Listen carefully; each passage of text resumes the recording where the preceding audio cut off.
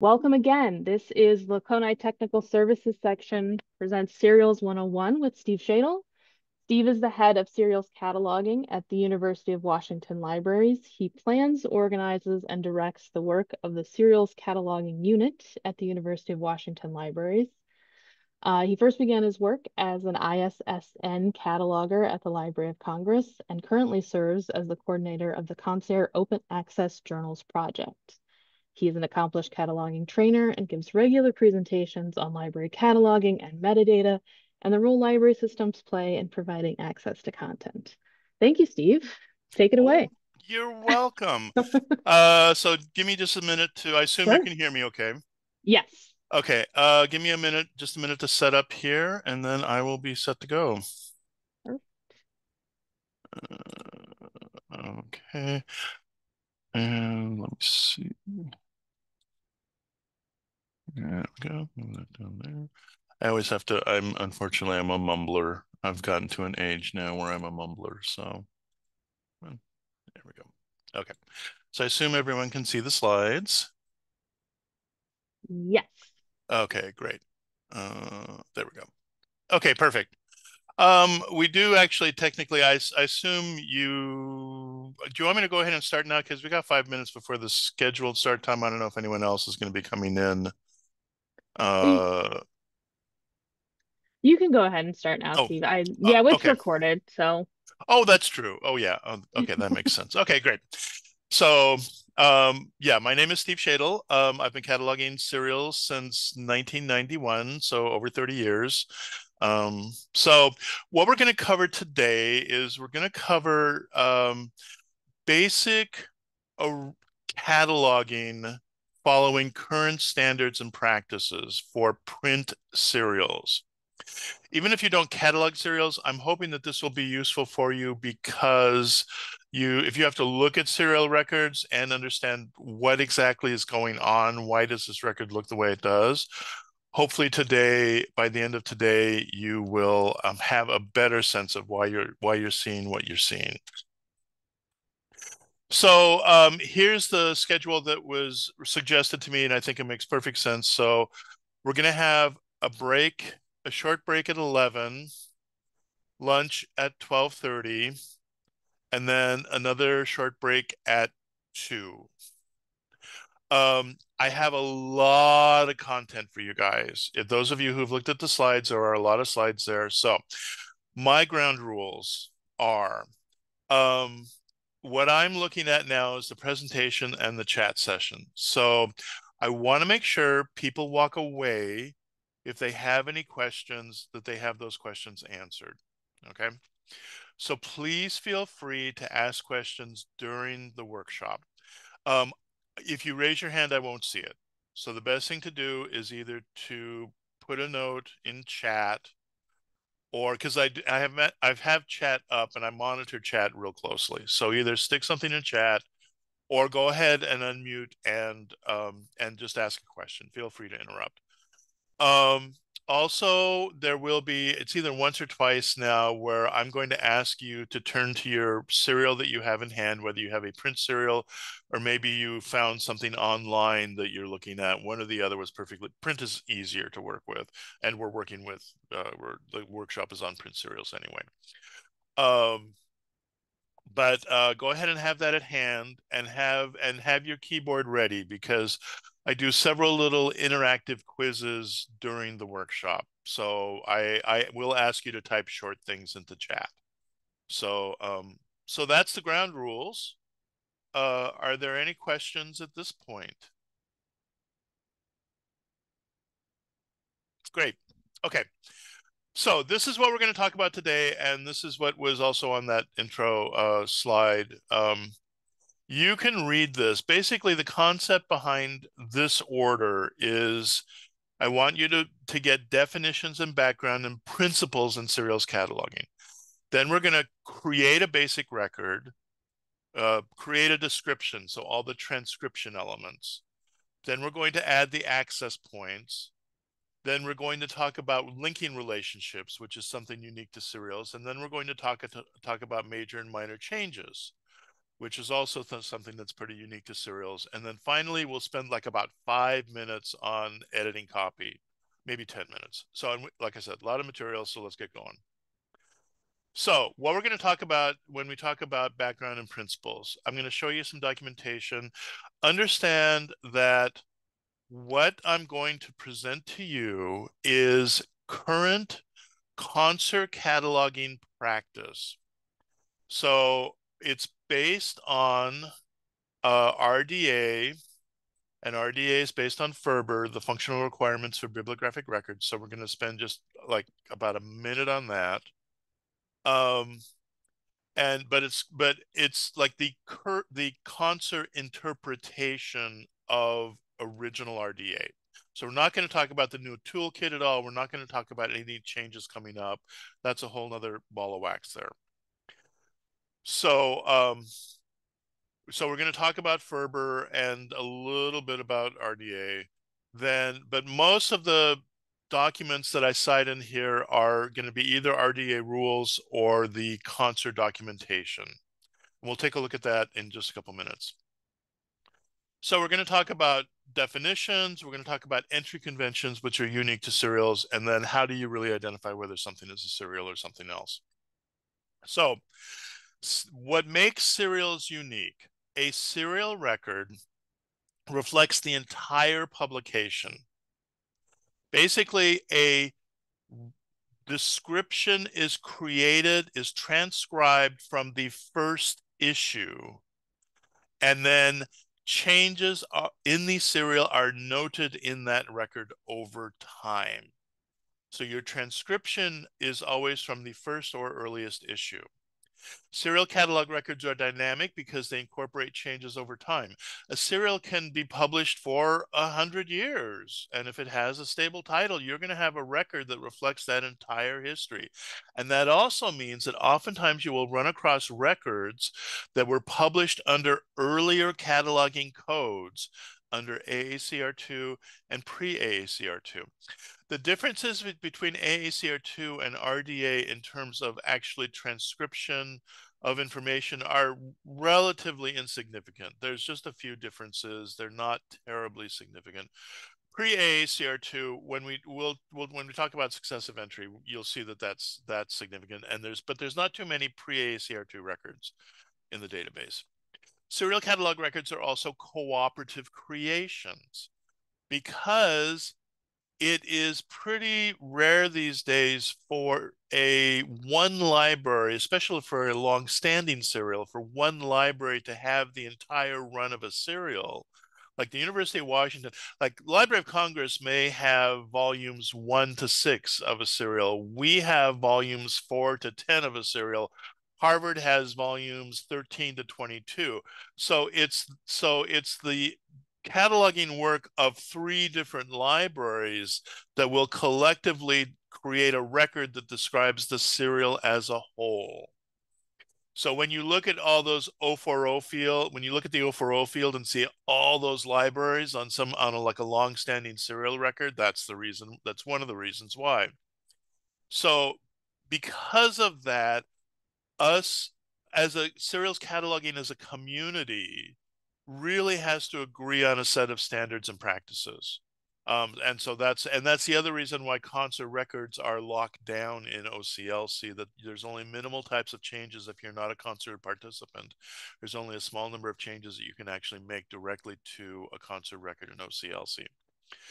Um, and also serial records are used not just for bibliographic discovery, but they're also needed for other aspects, for other functions of serials control within your library. So holdings, check-in, binding, all of that is, you have the serial bibliographic record as the basis for a lot of that stuff. So that's another reason why they're really important.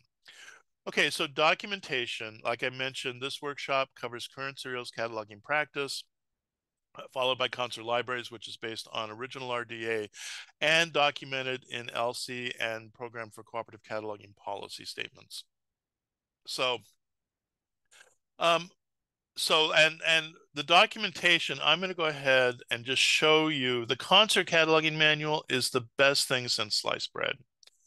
So the concert has developed an extensive set of training materials.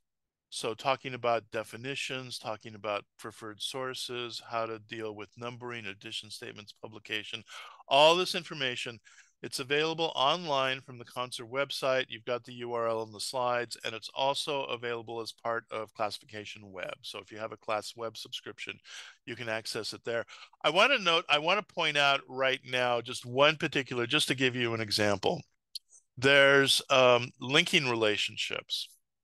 Um, Linking relationships is one of the things. We'll talk about it later this afternoon. Um, the use of 780, 785 fields to link successive, to link title changes, or the other linking fields to link related works. But let me just give you an example of this. If we pull up, here's the concert cataloging manual module on linking relationships. Now, one of the coolest things in here is when we start talking about linking relationships can be complex. They may not just be a straightforward title change. But if they are a straightforward title change, one of the things I love about this module and the cataloging manual is full of examples.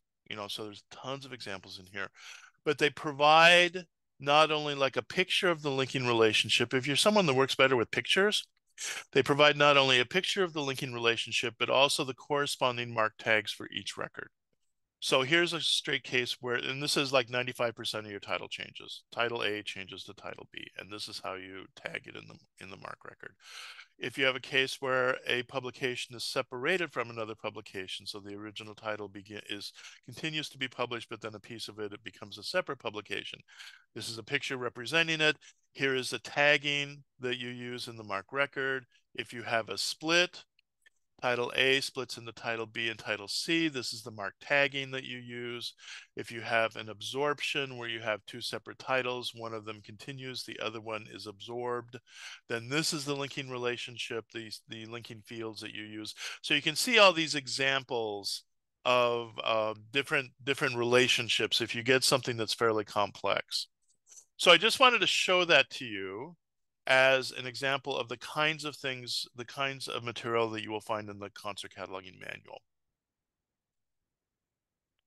So let's talk a little bit about Ferber. Now, Ferber follows what we call the WEMI, or Work Expression Manifestation Item model.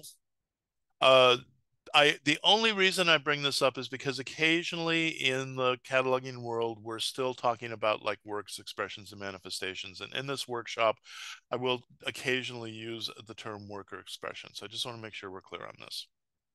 For a serial, like a periodical, you can have a serial work, like Good Housekeeping. Good Housekeeping is this abstract concept of a periodical that covers, domestic, things. I can't have a horrible. I should look at the subject headings. Then that serial work has different expressions, different content. In this particular case, you have a Spanish language expression called buen hogar and an English language expression called good housekeeping. Now, these are still intangible things, but we at least have the content there. And then we have a manifestation where that content is actually manifested in a physical object. Okay, so either a Spanish language print publication or an English language print publication or an English language online version. Okay. When we create records in OCLC, what we are describing is the manifestation that has work and expression elements in that manifestation record. And in fact, here are the OCLC record numbers for each of these manifestations. So just be aware that when I use the terms work, expression, and manifestation, this is what I'm referring to. Okay, we're going to look at definitions now. In RDA, the mode of issuance is a categorization reflecting whether a resource is issued in one or more parts, the way it is updated, and its intended termination. There are essentially three types of mode of issuance. monographs, which either can be issued in a single part or multi-part, multiple parts, serials, and integrating resources. If you're someone who works better with graphics, works better with pictures, those modes of issuance, those types of issuance can be considered either finite, meaning they're monographs, either a single part monograph or a multi-part monograph. But in both of these cases, the parts remain discrete. They just stack up on a shelf. Or a bibliographic resource may be a continuing resource, which is categorized as either a serial or an integrating resource. The primary difference between being a serial and an integrating resource is with a serial, the individual parts remain discrete. They stack up on the shelf. With an integrating resource, the updates do not remain discrete. They are incorporated into the resource as a whole. So if we look at the specific definitions, a monograph is a resource complete in one part or intended to be complete in a finite number of parts. A continuing resource, and the reason that a continuing resource is any bibliographic resource that has no predetermined conclusion. It's an umbrella concept that is meant to group serials and integrating resources together because there are similarities in how they are cataloged. It used to be a title, an AACR2 chapter. There was a set of rules that specifically dealt with continuing resources.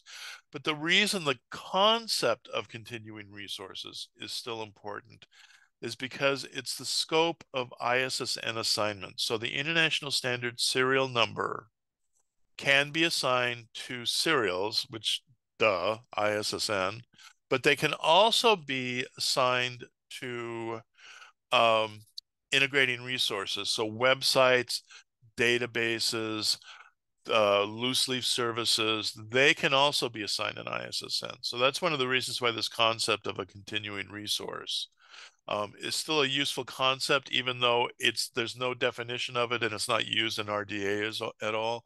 It's a holdover from our AACR2 days. So the definition of a serial is issued in successive parts. Usually the parts have numbering. An unnumbered monographic series technically can be considered a serial, even though it doesn't have numbering or some way to identify the individual parts other than the analytic title. And it has no predetermined conclusion. If it has a predetermined conclusion, it is considered a multi-part monograph, generally. So some examples of these are journals, electronic journals, newsletters, the kinds of things that you would be getting in your collection that are pretty straightforward. You look at that and you go, oh, that's a serial. Monographic series are also, especially numbered monographic series, are by their nature also considered a serial. So an integrating resource is a resource that is added to or changed by means of updates that do not remain discrete but are integrated into the whole. Integrating resources technically can either be finite or they can continue indefinitely, not have a predetermined conclusion. They're still considered integrating resources in the sense that they are one resource that is changed over time rather than a succession of volumes that are lined up on a shelf.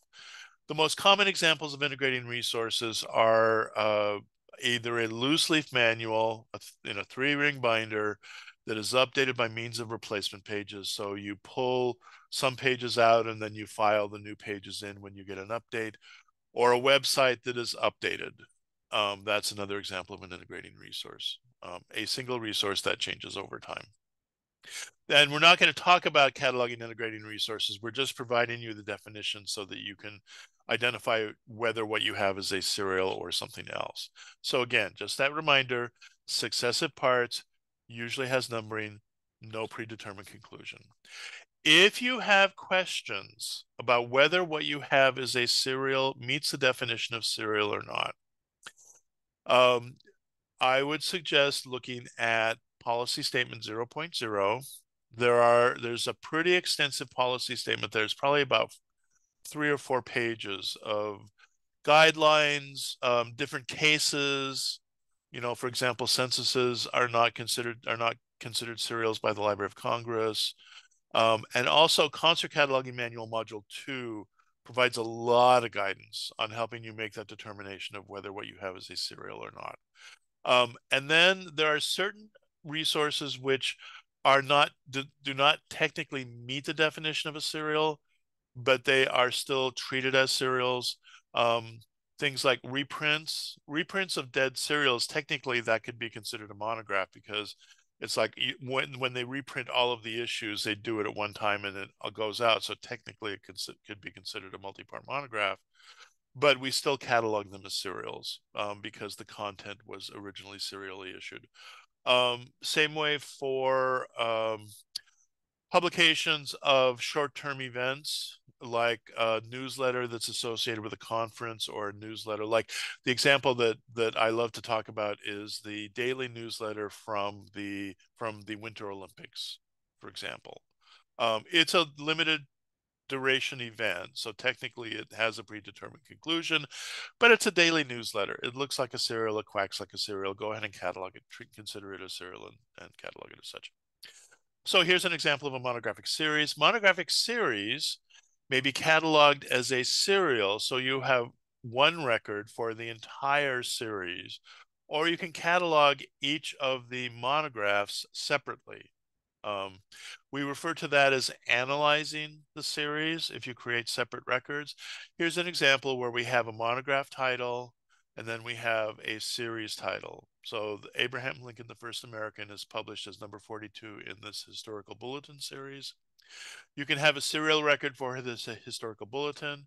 You can have a monograph record for Abraham Lincoln, or you could actually have both. You could class it as a serial so that all the volumes are together on the shelf, but then you could have separate monograph records for each volume in that series.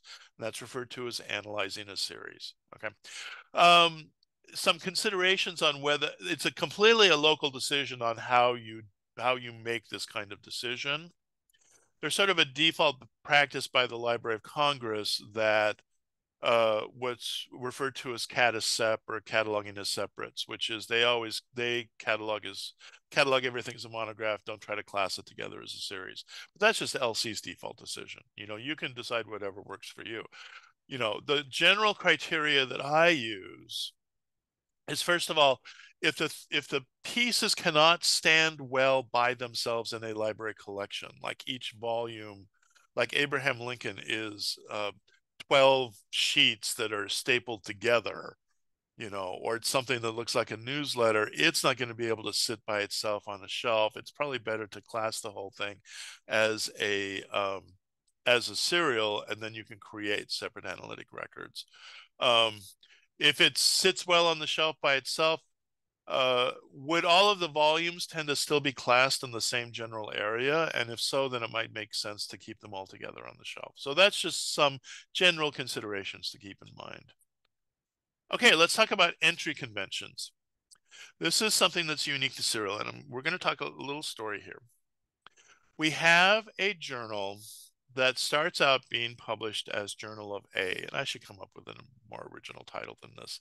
Then at some point, maybe after 4 years, it changes to Journal of B. So we have a title change there. It changes from Journal of A to Journal of B. Now, think back to prior to the Civil War, prior to the mid 1800s, when a book catalog, when a library catalog was literally a book or a series of books that people wrote entries into. So they had to have a record for this journal. So when they got the first issue, they created a record under the title Journal of A, okay, and described the publisher and when it began and the basic description. And then at the point that the publication changed to Journal of B, well, they didn't want to, they couldn't erase what was already in the book, and they didn't want to have to rewrite everything to indicate that there was a change. So all they did was under the title Journal of B in the book, they would write a reference to say, see Journal of A, and then they would continue to update that Journal of A entry in the book catalog. That So they put everything on one record in one entry. The entire serial was described in one entry. That entry is referred to as earliest entry. The title of the bibliographic record is entered under the earliest title. How that's represented in a mark field, in mark sense, is you could have the 245 would have the earliest title, and then the later titles would be represented in 246 fields, title added entries. Okay.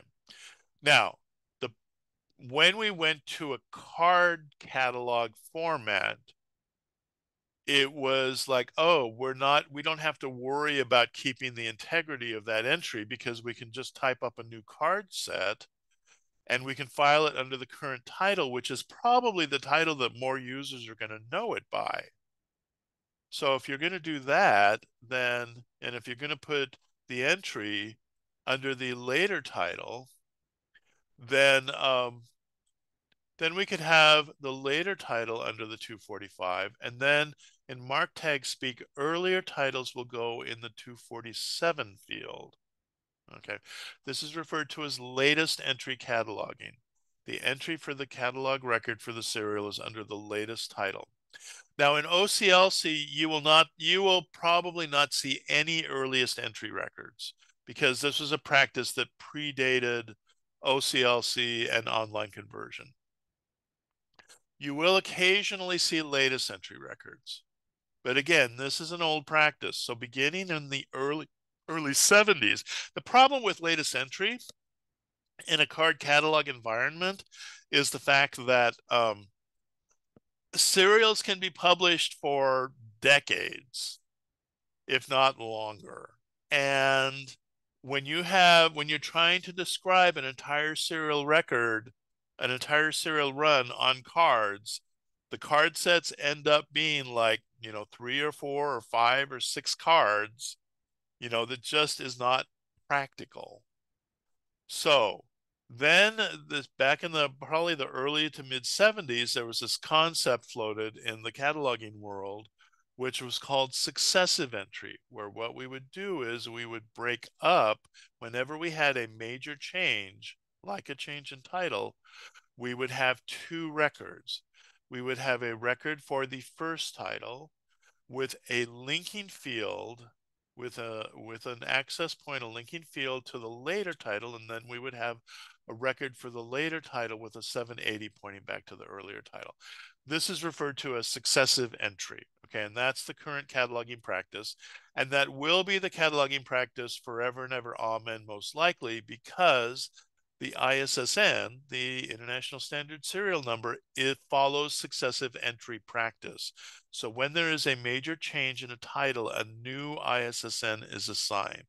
So because the primary identifier is successive entry, the serials catalogers will continue to follow successive entry. I'm sure it'll be future versions of rules.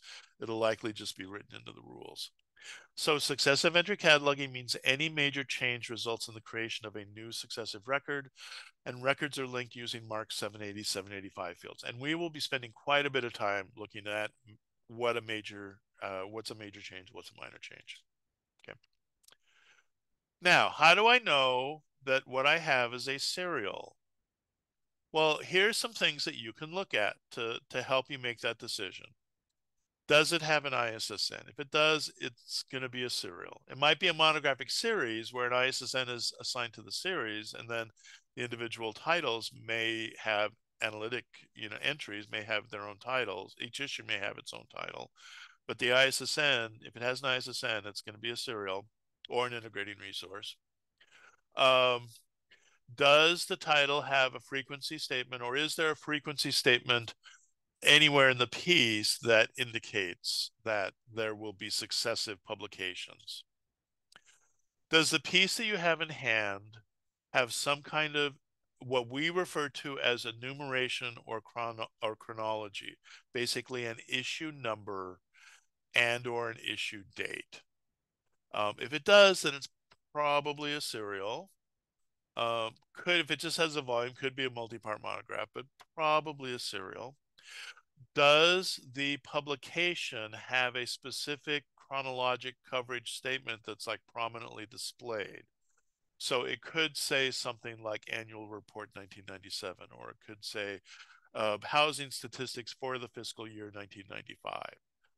These kinds of phrases don't necessarily mean that it's a serial. It could be that the maybe an agency was required to just create this one report for this particular time frame, and there was no intention for it to be a serial.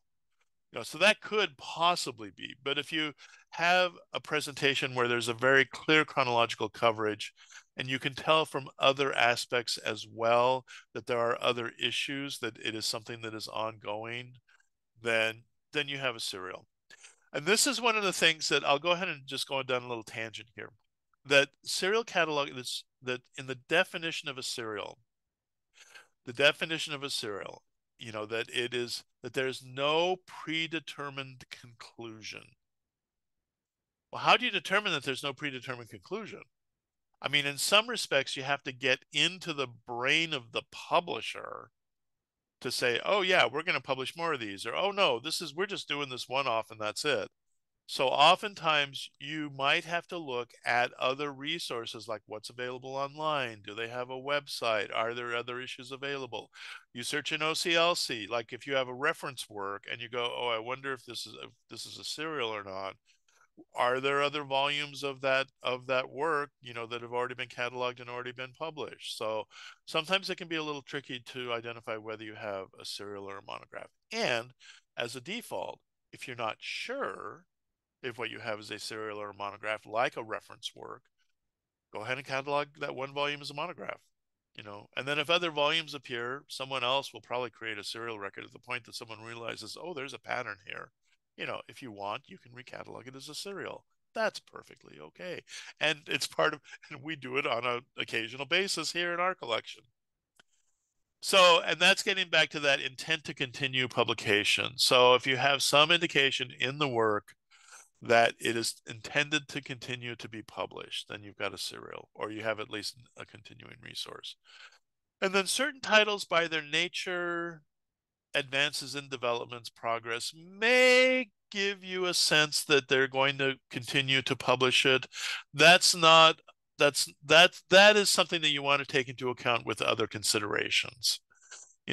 Just because the title is Trends in African Linguistics does not necessarily mean they're going to be publishing future volumes. So, in summary, talking about definition, different modes of issuance are cataloged differently. Serial catalog records are dynamic.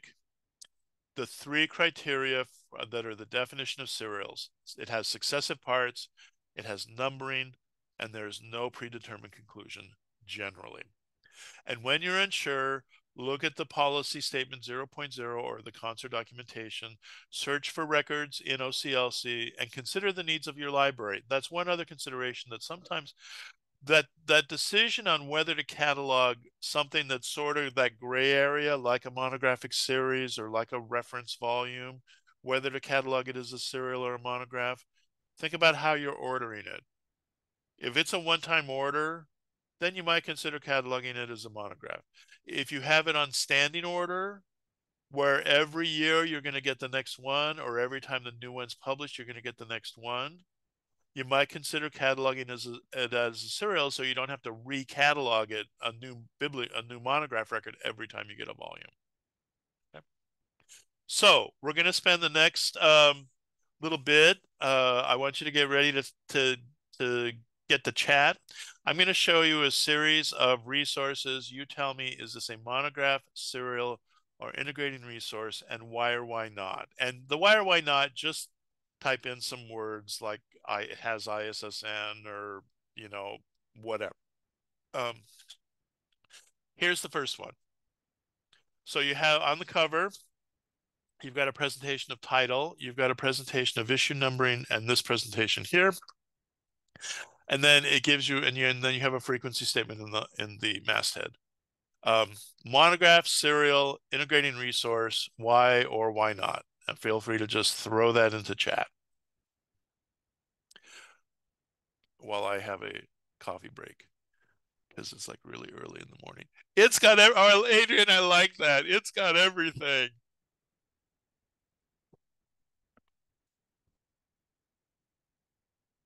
Yeah. Yep, we're starting out with the easy one. This is a serial pretty clearly. Okay, our next one. We actually see the cover here. And then back in the masthead, we also have a little statement that says publication time frame 2 times per year. Is this a serial, monograph, integrating resource? Why or why not? Yeah. Yeah, this was pretty much a duplicate. I'm starting you out with the easy ones.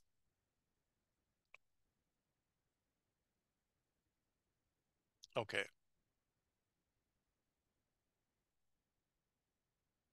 great. Okay, let's go on to the next one then. This one is, the title is Out of Reach, subtitle The High Cost of Housing. It's published by this National Low Income Housing Coalition. You can't see it in the graphic really clearly, but right here it says 2023 on this issue. And then on this issue, it says 2022 right here. So, monograph, serial, integrating resource. And these are two physical volumes. There's like a 2022 and a 2023.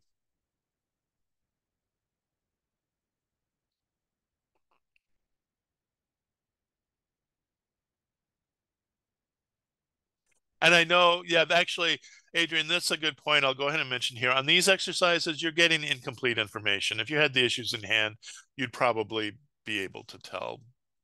Yeah.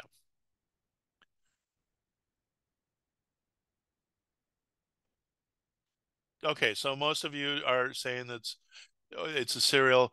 Well, now, okay, now if you say it's a monograph, then these are two separate volumes. So you're going to be cataloging the 2022 report separate from the 2023 report. You're creating two separate reports if you're saying that this is a monograph. Okay. Um, so generally, given again, if you look elsewhere, you would probably get a much better sense. This is just for exercises. This would meet the definition of a serial in the sense that it has an issue date on it that distinguishes the unique volume. It has a stable title, and the other information about it is stable. You could catalog the individual volumes as monographs, but I think most catalogers would treat it as a serial. Depends on whether it has a predetermined conclusion or not, which you don't know from this presentation. But generally, it's a serial. It's not an integrating resource because they are two different physical volumes. Nothing's integrated like a pull and replace loose leaf. Okay. Yeah, anything that has a stable title that's published annually, just think about this. It's if you know that it's published annually based on any number of reasons, and it's a stable title, I would just catalog it as a serial. I mean, don't create separate monograph records that are more or less identical except for the year and the title and maybe some changes in like editorial staff or something else. Um, and everything else is pretty much the same. Okay, so here's another example. The title page has this presentation, World Stock Exchange Fact Book. The cover has this presentation, World Stock Exchange Fact Book 2012. And then in the masthead, there is a statement, the World Stock Exchange Fact Book is published annually in one volume. And then you have an ISBN and an ISSN. So monograph, serial, integrating resource.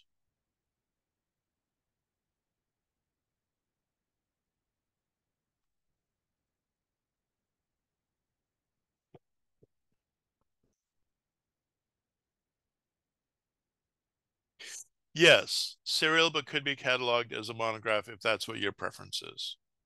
Yeah. But it does have an ISSN here. It does have a frequency statement. So you could also catalog it as a serial. And in fact, at our institution, we would pretty much automatically catalog this as a serial without even, if we have a clear intention that there's future issues and it has a stable title, then we would catalog this as a serial, um, even with the ISBN. But again, some of that depends. Is it a one-time order for you, or do you have an on standing order? Okay. Okay, great. Let's go on to the next one. Sorry, I'm sort of rushing through these, but I know I tell you, I'm squeezing 6 hours of content into about 4.5 hours of presentation. So I've already cut some stuff back, but we got a lot of content today. So we have this title, then we have a statement inside the first volume that says, in 3 volumes, the Cambridge history of the age of Atlantic revolutions brings together experts on all corners of the Atlantic world, and then there's a copyright date. So monograph, serial, integrating resource. Yeah. And in fact, as one of you pointed out, it's a multi-part monograph, but it is specifically 3 volumes. There's a predetermined conclusion. The publisher's already said there's 3 volumes. I wouldn't call this a series based on what you've been presented with, because it doesn't have additional analytic monograph titles. So this technically, from the information you've been given, it's a multi-part monograph. But yes, it's definitely a monograph. Okay, here's another example. I'm just going to let you take a look at this. This is the title here. Actually, no, actually, this is the title. This is the subtitle. You see the phrase annual report here. You have a description, and then you have the 2020 can be used as a date, as the report date, as an issue date, and then you have some other a release date and some other information here. So monograph, serial, integrating resource.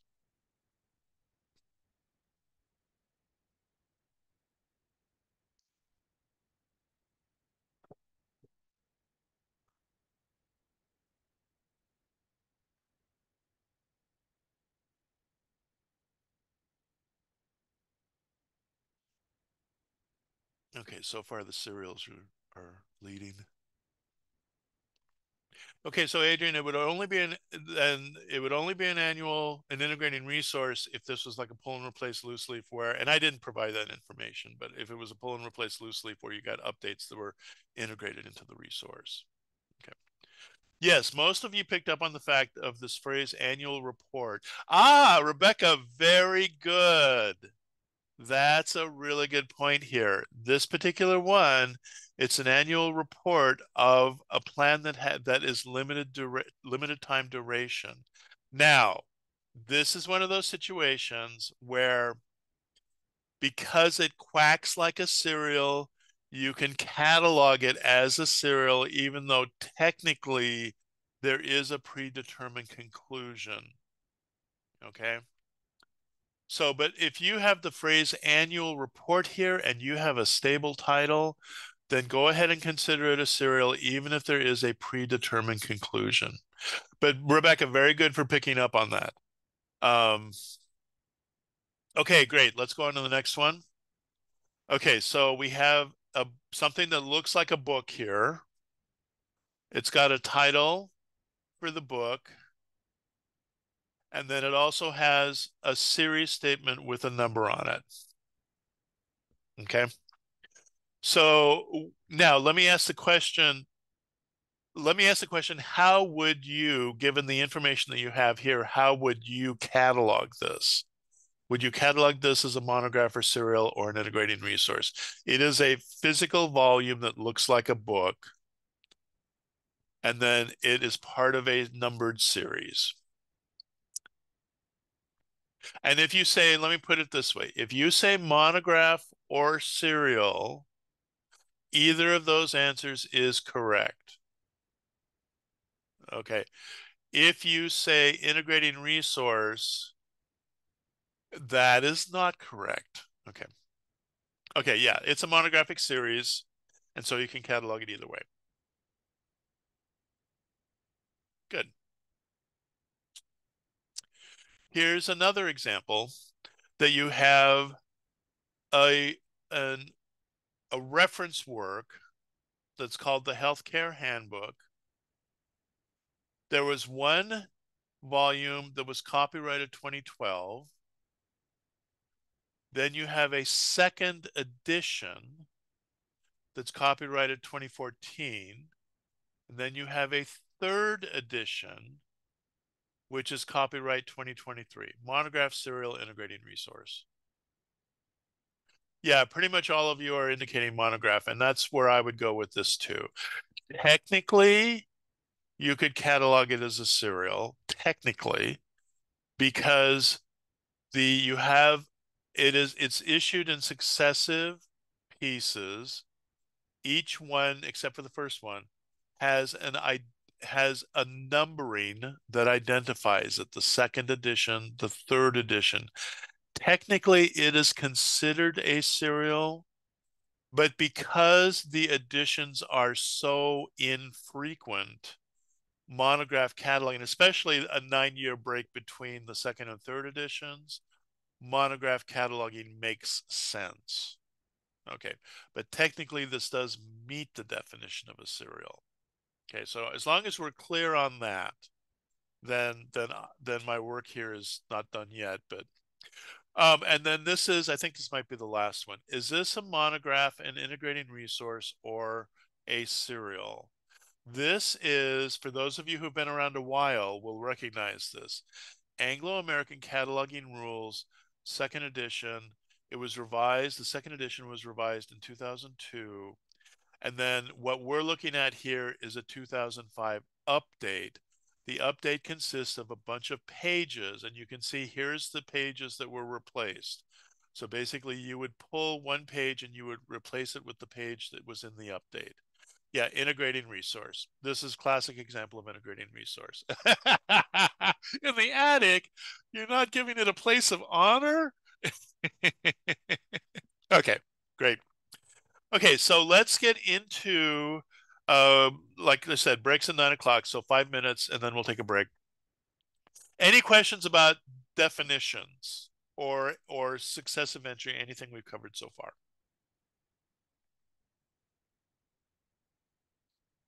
Great. Okay. Then we'll go on to basically transcribing information from the issue to create the record. That's creating a description, and these are the specific elements we will look at. So the first question is, when you have multiple issues and they don't look like monographs, where do you transcribe information from?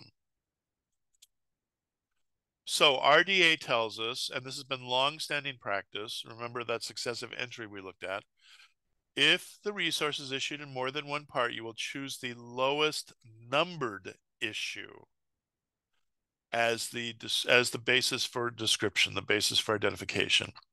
If the resource does not have numbering, it has unnumbered issues, but it has dates, then choose the earliest date of issue. This is the first time we're actually looking at mark tagging here. Oh, I guess we looked at the 780, 785. So if you have the actual first issue in hand, you will have this combination of mark fields. The 362 fields describe the beginning and ending of, I think that technically it's called like issue numbering designation chronology statement. The 362 basically describes when the serial began and or when it ceased. So if you have the first issue in hand, you know when it began. It began with that issue. So you go ahead and transcribe the issue numbering here, and you have a statement that says began with, and then your 588 field, which is your cataloger's note, will actually, you will record the issue that was used as the transcription source, as the basis of the description. So if you have the first issue in hand, the 362 and the 588 numbering will be identical because you have that first issue in hand and you created the catalog record from that first description. And then the other piece of information that appears in the description based on note is also the title source. Now, RDA follows the same practice as monographs in that if the title source is from the title page, you don't need to record it. Concert practice is to always record the title source just to make it clear. So if the resource had a title page, you would say title from title page. It's one of the differences between serial and monograph cataloging practice. Or here's another example where you have the first issue. It might be something like an annual report. It doesn't have a numbering statement. It doesn't have an issue number. It only has a date that you can use as the issue date. The same practice with the 362 that says began with the issue date, and then you will tell other catalogers, okay, I had the first issue in hand right here. It's the same as that. And then I cited the source from the title page. Okay. Now, if you know when a publication began, but you don't have that issue in hand, say, for example, you know, maybe the record already had this information in it and you were editing it, but you were recataloging, but you didn't have that first issue in hand. Or say the online version, you had access, you could see from a website that the title actually began with this issue. You can provide the 362 as a note to indicate this is when it began, but this is the earliest issue that I had in hand to transcribe from. Okay. And this is an example with issue numbers. Again, a different example with issue dates. If you know this annual report began publication in 1998, but the earliest issue that a cataloger had in hand was 2000, then go ahead and you tell other catalogers, this is the issue I transcribed from. I will make one other comment here. Oftentimes for these 588 fields, instead of using the indicator value 0 or 1, and you'll see an example of that in a second, they'll use they'll have a statement that says description based on. Okay, so that was earlier practice. There was a point when 588 was first implemented in MARC. We had the indicator values that were basically shorthand for that text, for that note, but LC catalog, Voyager, the LC catalog couldn't handle that. So there was still a period of time where you actually see a note, and you'll see a lot of serial catalog records that have that note that says description based on or latest issue consulted. That's basically the equivalent of using the indicator value. Okay. Okay, this is a good time to take a break. So let's be back here at 11 after. And if you have any questions in the meantime, go ahead and throw them in the chat and we'll address them when we come back. I'm going to go ahead and keep up. Great. Thank you for the recording. Put you in the recording button because I always forget that kind of thing. Since there weren't any questions in chat, I'm going to go ahead and continue. So when you have multiple pieces, multiple issues, and then you've identified which one you are going to use as your transcription source, the first or the earliest one, then you have to identify what source you transcribe information from, because serials are catalogers of commercially published monographs have it so flippin' easy. They have a title page. They start at the top of the title page and they type into the 245. They work their way down.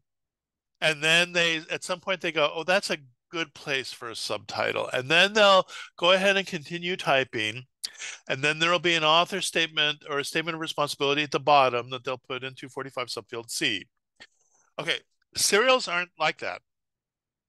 Unless you have something that is like maybe a revised reference work that is commercially published, and then you will have typically a stable book-like pattern. But other than that, there's any number of sources that a title can be transcribed from. So in RDA, and this was practiced in AACR2 as well, we have a priority order of bibliographic sources. Remember that in serials cataloging, we as a community have to agree on the practices so that we create consistent cooperative records. So we have to agree what our bibliographic sources are as a community. So basically we have a priority order of sources here. If you have a title page, consider that your preferred source and start your transcription from there. If you don't have a title page, then select the cover or the jacket, just in case it has a jacket, but we're talking about covers. If it doesn't have a title page or a cover, then use the caption. The caption is defined as the presentation when you have a newsletter, the formal presentation that appears on the top of the first page of the newsletter, that is a caption that then has text below it. That is a caption. If you don't have a title page, a cover, or a caption, then you will identify the masthead within the work. The masthead is like a formal publication statement within the work. If you don't have any of those sources, then you will use the colophon, which is similar to a masthead that's used mostly in Asian serials, East Asian serials. That it's a statement that appears at the very end. It's a formal statement. Usually specifically formatted in a way, but it's similar to a masthead. And then if the resource that you are working with has none of these types of presentations, it doesn't have a title page, it doesn't have a title presented on a cover, doesn't have a title presented in a caption or in a masthead or a colophon, then just use another source within the resource that has a title, like maybe it has a running title that the title appears, or maybe the title appears in the introduction. You know, rarely will you have to look elsewhere for a title source. Probably about 10% of your serials are going to be title from title page, maybe 5%. And like 85% are going to be, or 80% are going to be title from cover. And then the other 10% are going to be title from caption, depending on those three sources are the most common sources. I will mention here as an aside, if you work with newspapers, catalogers define these terms differently. For a newspaper, we still use the same ordered list, but for a newspaper, what we think of as a newsletter, what I think of as a newsletter caption, the presentation that appears at the top of the first page, newspaper catalogers refer to that as a masthead. So if you are looking at a serial catalog record for a newspaper and you see a statement titled for masthead, that means the title has appeared on that first page up at the top, like how most newspapers present. But they refer to that as a masthead and not a caption. Okay, just be aware. Now, if you don't have a title appearing anywhere on the piece itself that you can use, then look at accompanying materials. Was there more like with CD-ROMs that have, that come in boxes, but look at accompanying materials, look at other published descriptions of the resource. Is there any information online that you can use? Are there online versions you can use? Is there a Wikipedia entry? I hate to say that, but um, or is there, or you can use any other source, including like if there's a reference source. We occasionally have, we have a pretty extensive Central Asian collection that occasionally we get pieces that aren't titled at all, and the cataloger will have to use some reference source uh, uh, to use as a transcription source. So I'll mention here, RDA emphasizes transcription. So when we're talking about the bibliographic description, basically the catalog record, RDA tells you to transcribe stuff. Now, in concert practice, some elements are transcribed exactly or with some adjustments, and then other elements are recorded. So when I use the words transcribed and recorded, transcribed means a very specific transcription. Sometimes it makes adjustments. When I talk about recording an element, I'm typically talking more about just the information about that element is in the record, but it's not necessarily transcribed. In fact, often it won't be transcribed. And we'll see an example of that in a second. Concert has guidelines which indicate which fields are transcribed and which are recorded. And as we hit element by element, we will talk about that. So, but these are the elements that are transcribed elements. Again, they can be adjusted from the transcription a little bit, but these are transcribed. These elements are recorded. So frequency, notes, extent, and any additional elements are generally recorded elements and not actually transcribed from the piece. Whereas these elements, title, parallel title, edition, numbering, publication series, are transcribed from the piece. Okay. Okay, so looking at your serial now. So go ahead and get that issue up. Okay, first of all, what is the earliest issue that you have in hand? So what I want you to put into chat is if you find the issue number and or the issue date. Find that earliest issue if you have more than one issue, and in chat just put in what the issue number and issue date. And if or the issue date. Okay.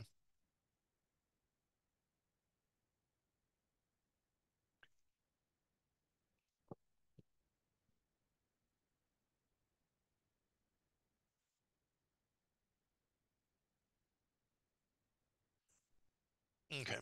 Good. Okay.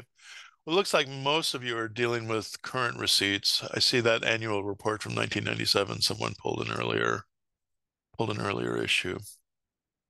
Okay, good. The issue numbering, in terms of bibliographic sources, you will transcribe the issue numbering from the preferred source. Oh, we'll get into this actually when we talk about issue numbering. So I always preempt myself. But it looks like you guys have been able to identify your issue number and or issue date. And then is this the first issue? Not is this the earliest issue that you have, but is this the first issue of the serial? Yeah, and I'm guessing pretty much all of you, and no idea, then that's perfectly great. That yours, I know yours was the annual report, and that's fine. I see most of you had like volume numbers that were not volume one, so it was pretty clear it probably wasn't the first issue. So, okay, great. If this isn't, do you know? Oh, so you have an e-journal sitting in front of you, Rebecca. Okay, yeah, that's perfect. If this is not the first issue, do you know what the first issue is or when the publication started? So like take a minute. If you're dealing with a print issue, don't spend a lot of time, but if you're dealing with a print issue, maybe there's a statement inside, or maybe you've already done the research and you've looked up a record and you saw when it began. So do you know what the first issue is, or when the publication started? Just give me a yes or no. And no clue is like perfectly appropriate if you don't really know. Oh, only the company was founded in 1987. Seems to be 1988. Okay, great. Oh, okay.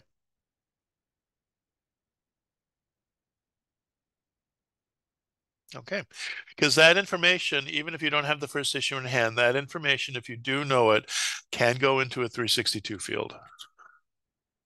Now, looking at your issue, what is the preferred source on that earliest issue that you will use for title transcription? Is it a title page? Is it a cover? Is it a caption? Is it a masthead? Remember thinking through that priority list. Title page, cover, caption, masthead, colophon, or something else.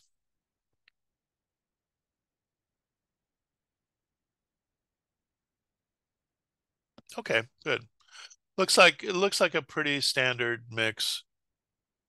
More title pages than I would have expected, but maybe some of you have like reference works or that kind of thing.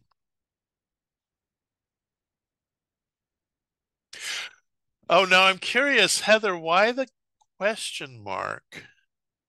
Because it covers basically identified as the first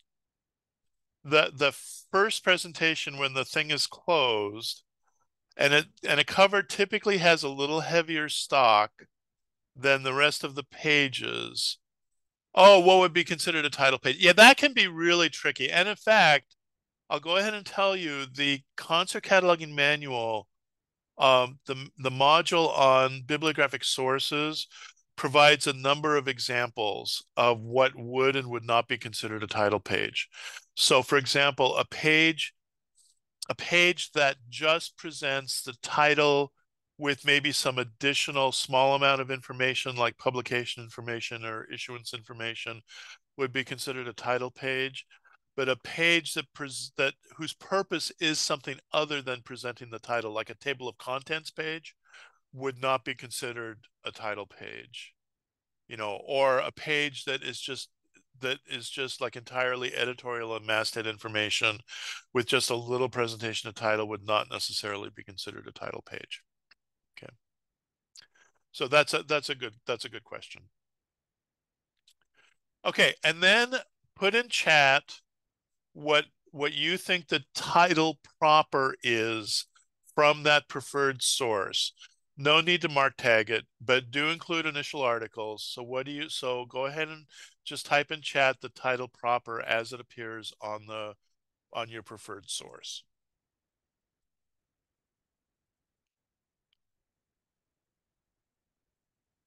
Oh, trends. I love that one. Can't get more generic than trends or annual report.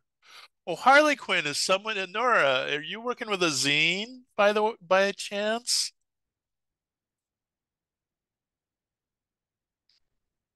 Oh, it's a comic. Okay. Okay.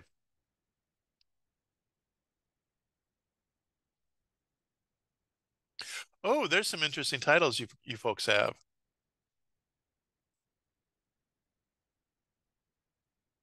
Okay, great. So let's talk about that title transcription now. You will transcribe it as it appears on the preferred source. You will not change the order or the spelling of the words unless you have a typo. If you have a misspelling and it's very obviously a misspelling, then you will transcribe the correct form, and we'll see an example of that in a second. Capitalization and punctuation may be changed, and non-stable elements will be omitted. Again, we'll look at examples of each of these. And then if the layout or typography causes doubt about what the publisher intended to be the title, then look at other presentations on the piece. I refer to that as the look elsewhere rule. If you're not sure exactly what the title is, one thing you can do is look elsewhere on the piece. So here are just some examples of title propers that are transcribed. This first example here, you will see, we'll take a look at another example of this in a second, but this includes the part title and the common title. So there's a common title for this work, Progress in Nuclear Energy. It's issued in a number of series. The specific series that you are cataloging, which is issued as a serial, is series 2 with the part title of reactors. Here's an example that includes a subtitle, just an example in German that shows that you can capitalize as you would for the language, same way with this example in Russian. Here's an example showing a mark of omission. Again, we'll look at the rules for this in a second. And here's an example that shows the capitalization that carries over the capitalization from the resource itself. So ambiguous presentation. Publishers love to be creative. Okay. So in this particular example, you have a presentation on the cover that could be read as Case Institute of Technology Engineering Design Center Research and Development Report. It could be read that way. But because of this topography, it's really difficult to determine how the publisher identified the title, actually what the title is. But then when you look in the masthead, you can see the publisher presents the title as Case Design Report, is published once each year by the Engineering Design Center. Okay, so it's obvious they're just trying to be clever. But you would transcribe, you could make a judgment about the topography to say this is the title proper. If you wanted to transcribe that whole phrase as an additional 246, you could, not an issue. But this is looking elsewhere. You can see this is what the publisher determined was doing as the title proper. And in this particular case, you could also take take these elements, because you can see that there's an issuing body here in the masthead. You could actually transcribe those elements in a statement of responsibility.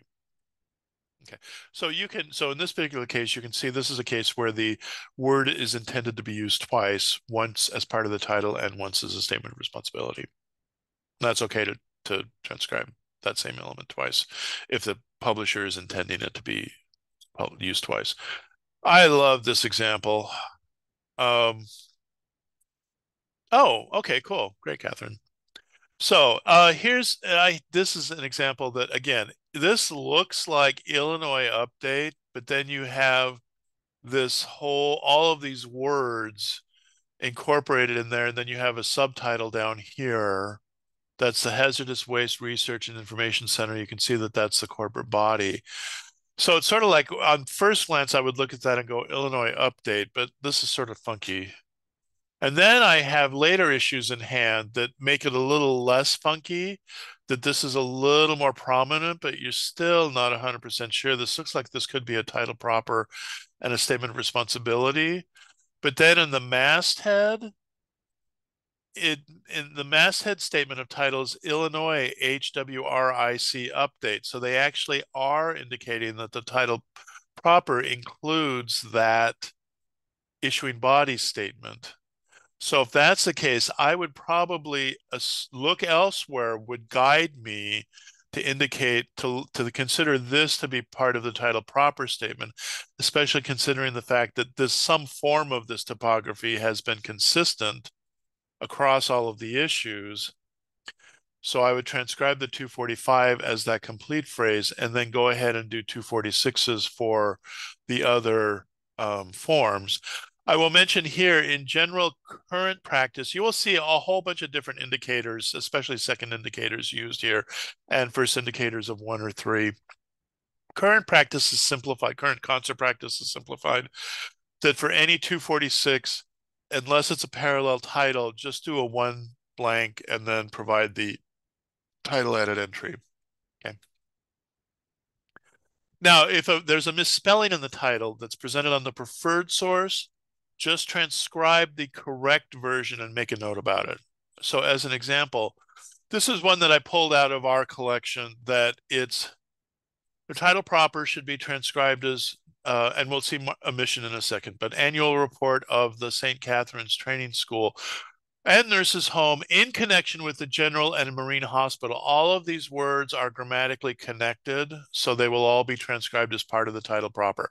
Monograph catalogers typically are going to go down, down, down, down, and it's like, oh, this is a good place to put in a colon. I'm going to put in a colon right here. It's like, no, if it's grammatically connected, the whole thing is one statement. But when I started to do the authority work, or to at least look for an authority heading, I couldn't find it under this St. Catherine's with an E.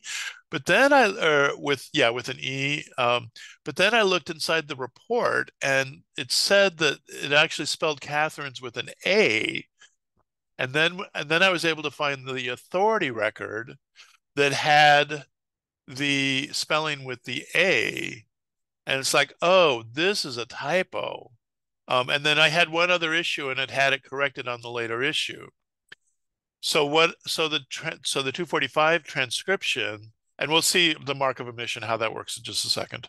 But annual report of the St. Catherine's, the corrected form with the A, and no reason to do square brackets, no reason to say sick. We're just going to transcribe it, especially if we have confirmation on later issues if it's already corrected. And then you could have a 246 with a subfield I for a note saying title misspelled on first issue and provide that first issue. So here's an example where the title was incorrectly presented on the issue that we use as the transcription source. We just provide the correct form. We verified that the correct form appears on other issues, and then we just record the correct form. Okay, capitalization. RDA has a specific Appendix A that you are encouraged to, but not required to follow. So basically, here are the specific instructions for following that capitalization. I don't even bother with this because it's not required. I mean, basically, I capitalize it as we have been for decades, what I call library cataloging capitalization. But these are the rules for capitalization if you're going to follow Appendix A.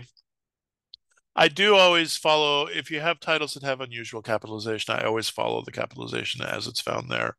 And then this is, again, an RDA thing. Don't capitalize the first word if you have the mark of omission, but actually, you don't have to worry about that either. Or you can transcribe the capitalization as it actually appears. So here's an example. We have the first issue, volume 1, number 1. Here's the title that's presented. So it's transcribed. The capitalization. This cataloger has recorded the capitalization of each of the letters. That's perfectly okay. Or all of these other ones, games would be would be uppercase, and all the rest of these would be lowercase. Either way is fine. It's not. Or in this particular case, you could capitalize as you normally would for library cataloging practice, or you can capitalize the each of the words, or technically because it's all uppercase, you could actually transcribe it all uppercase. I don't see many catalogers doing this, but technically you could. The reason why the take what you see provision was included in concert practice was for catalogers that are working with or transcribing from electronic resources that all they do is basically just copy and paste.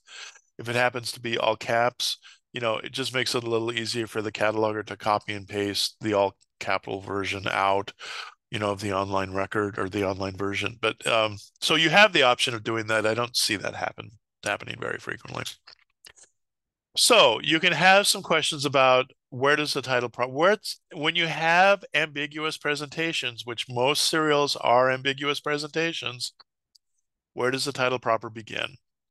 So it's very clear because the typography is different here and the look elsewhere rule, there's nothing look elsewhere that's going to help you with this.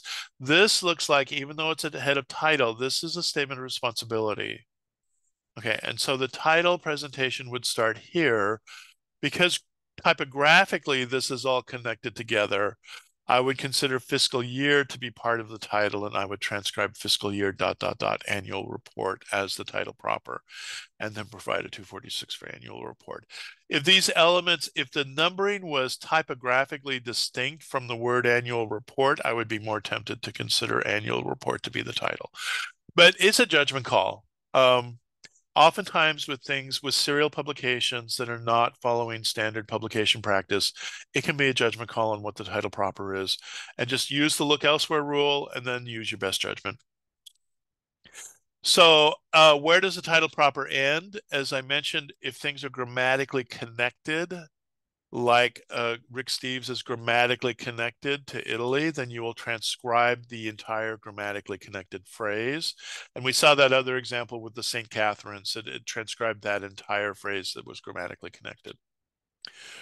Okay, another example of where the title begins. Words that serve as an introduction to the title, such as welcome to or something presents, should be omitted, should not be transcribed as part of the title proper. So here's an example of the cover from this Joy of Kosher. And this is issue, you can find issue numbering. This is a serial. This is a magazine that's published. But the title presentation that's presented on the cover is Bitoyavon presents Joy of Kosher with Jamie Geller. So the title is transcribed. The title proper is Joy of Kosher with Jamie Geller, and then you can provide a 246 for with the introductory wording if you think that's appropriate. Now, in earlier practice, because it was grammatically connected, this whole phrase was transcribed as the title proper. Then when I say earlier practice, I mean back in the 90s. So you may occasionally see a record like this. But then what happened? But then the internet happened. And when we started cataloging e-serials, I can't count the number of electronic serials in the beginning of web publishing that presented a homepage presentation of welcome to the Journal of ABC. Because it's grammatically connected, we as serial catalogers, and if we only had the journal page as a transcription, the journal homepage as the transcription source, we would be required to transcribe welcome to the as part of the title proper. And you will see, one of these days I've been meaning to just do a title browse search in OCLC to see how many serial records for e-serials are still have welcome to as the beginning of the title proper. So it's sort of like after we were doing this for a year, it's just sort of like, well, this is stupid because we know the publisher doesn't intend that to be part of the title. And then we looked at AV catalogers, because catalogers that create records for commercial films or just films in general ignore introductory wording because most commercial films, many of them will say something like in the title frame, like Disney presents or David O. Selznick presents or whatever. But that's really not intended to be part of the title of the film. So we took that practice that was done in AV cataloging and basically applied it to serials and say, in these kind of situations, don't consider it part of the title proper. Now, where does the title proper end? We already talked about the fact that we don't abridge a serial title if it's all grammatically connected. And there's a specific rule in RDA that allows you to abridge a title proper, but it's generally only used for pre-20th century works. Actually, we could probably have applied it to that St. Catherine's, um, but I chose not to. But there is a rule in RDA that allows you to do that. With concert practice, we generally don't. And you will go ahead if it's, as long as it's grammatically linked as part of the title proper, even though it's a secondary phrase, you will transcribe it as part of the title proper. So here's just an example of another one of these really long titles. Um, Most of you working with commercially published serials, you're only going to get this generally if you're working with either government publications or historical, much older serials. That's really the only time you're going to run across this. But here's an example of a government publication that you will transcribe the title proper as this entire thing because it's all grammatically connected. You will not insert a colon and say, okay, well, this is actually a subtitle. It's like, no, it's grammatically connected. It's part of the title proper. What to omit, what to not transcribe as part of the title statement. If you have any elements, generally numbers or dates, that vary from issue to issue, then you will not transcribe it as part of the title statement because remember the serial catalog record describes all of the issues of the serial as a whole. So in this particular case, this is an issuing body, this is a title, this is all grammatically connected, so you will transcribe that entire statement as the title proper, but 2009 changes with each issue. And the name of the governor, it won't change with each issue, but at some point it will likely change. So that also is not transcribed. Instead, you use a mark of omission for that as well. So in addition to numbers and dates, you will also omit any names that may change over time as well. And in general, if there's a specific element that you look at and you go, oh, I know that's going to change over time. As an example, this particular report, this is an annual report that's an annual investment review. The entire statement is transcribed as the title proper. This changes with each issue, 1962, 1963, so that's the mark of omission. But also the number of Australian companies. You might not be aware of this if you only have the one issue, but if you have a couple different issues and you look at this and go, oh, the number of Australian companies has changed over time, then you'll go ahead and provide a mark of omission. And if you want to have a cataloging note in here saying number of companies varies with each issue, if you want to provide that, that's fine. The classic example I think of is that travel guide, that annual travel guide, Europe on blank dollars a day. That when I was in college started out at like $5 a day, and now it's like I don't know what it is now, $75 a day or something. Um, but everything else about the title has remained consistent. So at one point, I think the catalog records for that particular annual publication, they started out transcribing the number of dollars and then they had to go through a series of title changes, and then at some point they went, well, this is stupid, why are we doing this? They just and included a mark of omission and then just had everything on one catalog record. Okay, now occasionally when a serial changes and absorbs another serial, the publisher will retain the earlier title to alert the reader to the change. If there's like an absorption, typically is the most common case. After a period of time, that earlier title is usually dropped.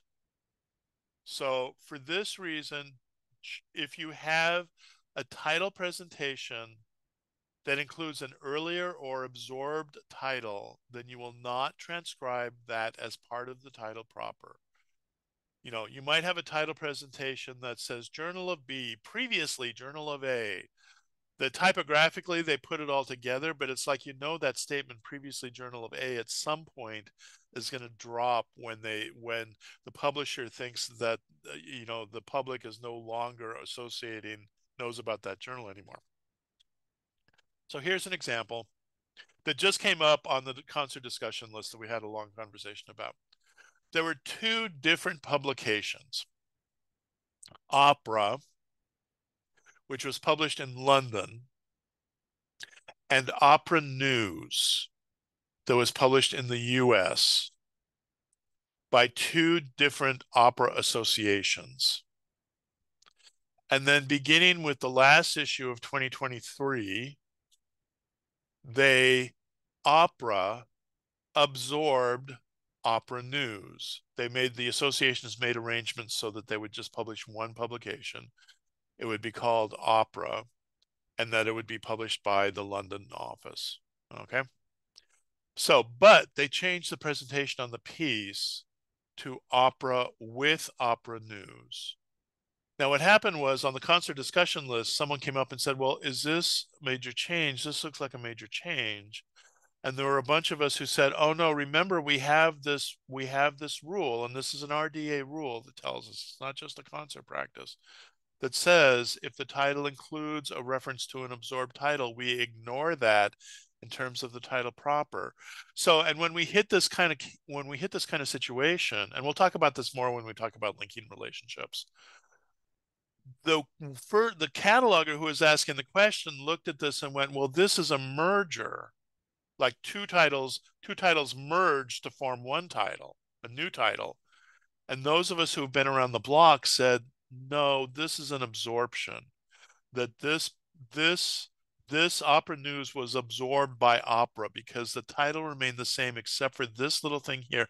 And dang well, at some point, this phrase, which is not typographically part of the main title, dang well, at some point, this is going to disappear. And in fact, when you looked at their website, the only presentation that they had with this phrase was when they presented the covers of the print periodical. Everywhere else on the website, it's still referred to it as opera. So it's sort of like, so this is an example where if you're looking at an issue that has this kind of presentation, that is not considered part of the title proper. So the 245 will be opera. So the cataloger did add a 246 with dates to indicate that the actual issue was appearing with this phrase. But then they also added a 78005, second indicator 5 indicates this was an absorption, that opera absorbed Opera News with this issue. Okay.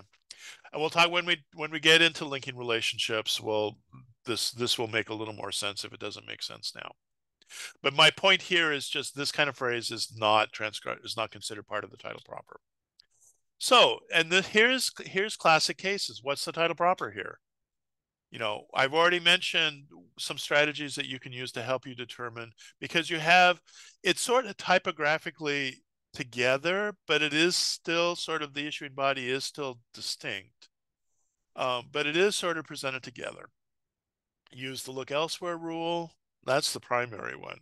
So, and depending on what you decide, it could be either a 245 of the entire phrase, or it could just be newsletter, and you would consider that an issuing body statement.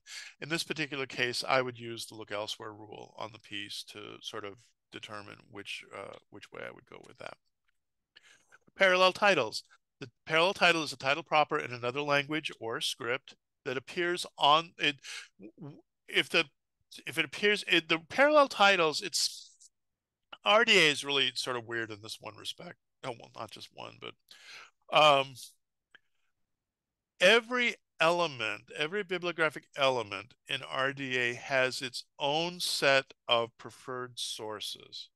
The preferred source for the title proper is the title page or that list of sources that we looked at.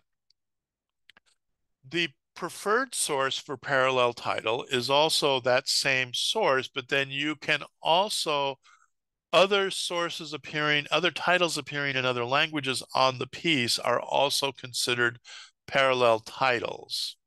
Okay. So when I use the word parallel title, it's talking about any title appearing in another language appearing on the piece.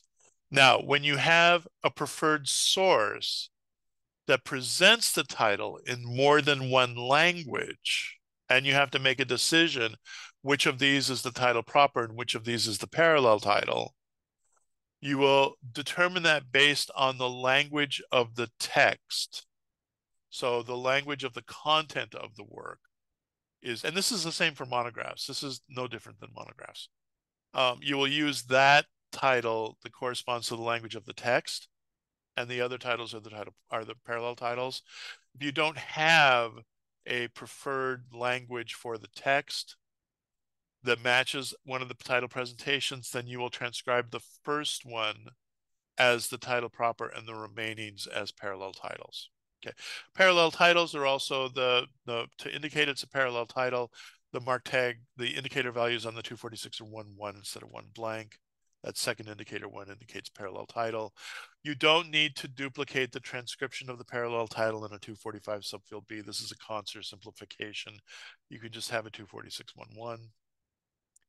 Now, like I mentioned, to select the title proper when you have more than one language presented on the preferred source, consider the predominant language of content, and then if there's no predominant language, use the first title presented. So here's an example where we have the title is Bulletin of Mathematics Science Application, Pure and Applications in English.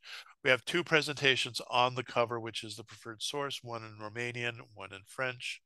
Okay, if the publication is primarily in Romanian, you will use the Romanian. If the publication is primarily in French, you will use the French as the title proper. If there's no clear language, then you will use the Romanian because it appears first in the presentation on the preferred source. And in this particular case, the Romanian is the primary content. So you would select the Romanian title of the Romanian sources as your 245 and then provide the parallel title, transcribe that into 246.11. This was an example of publishers just being completely wacky. We got a couple issues of this thing called Arts of the Working Class. We just cataloged this a few months ago. And if you look closely at this, you'll see we got a really clear presentation here. We got numbering here. This first issue, obviously, this is a serial. But then if you look in these little tiny letters here, there's like 15 or 16 different parallel titles, including in Khmer, in Arabic, in Chinese, in Japanese, in Hindi, in just a bajillion languages. There's a judgment involved here, and I sort of doubt that that the cataloger is going to identify any of these as the title of this serial. So at first I was thinking, okay, I'll just have a note that says, issues have numerous titles in other languages or something like that, and not provide added entries for these. But then we got a later issue that had the title proper presentation in French, even though the content was still in English. So it's like, oh, crap, what's going on here? So then I went online and started looking at issues, and most of the issues were in English, but then we had an occasional issue in another language, including, actually, this isn't Hindi, it's a different Indic language that I remember now when I did the research.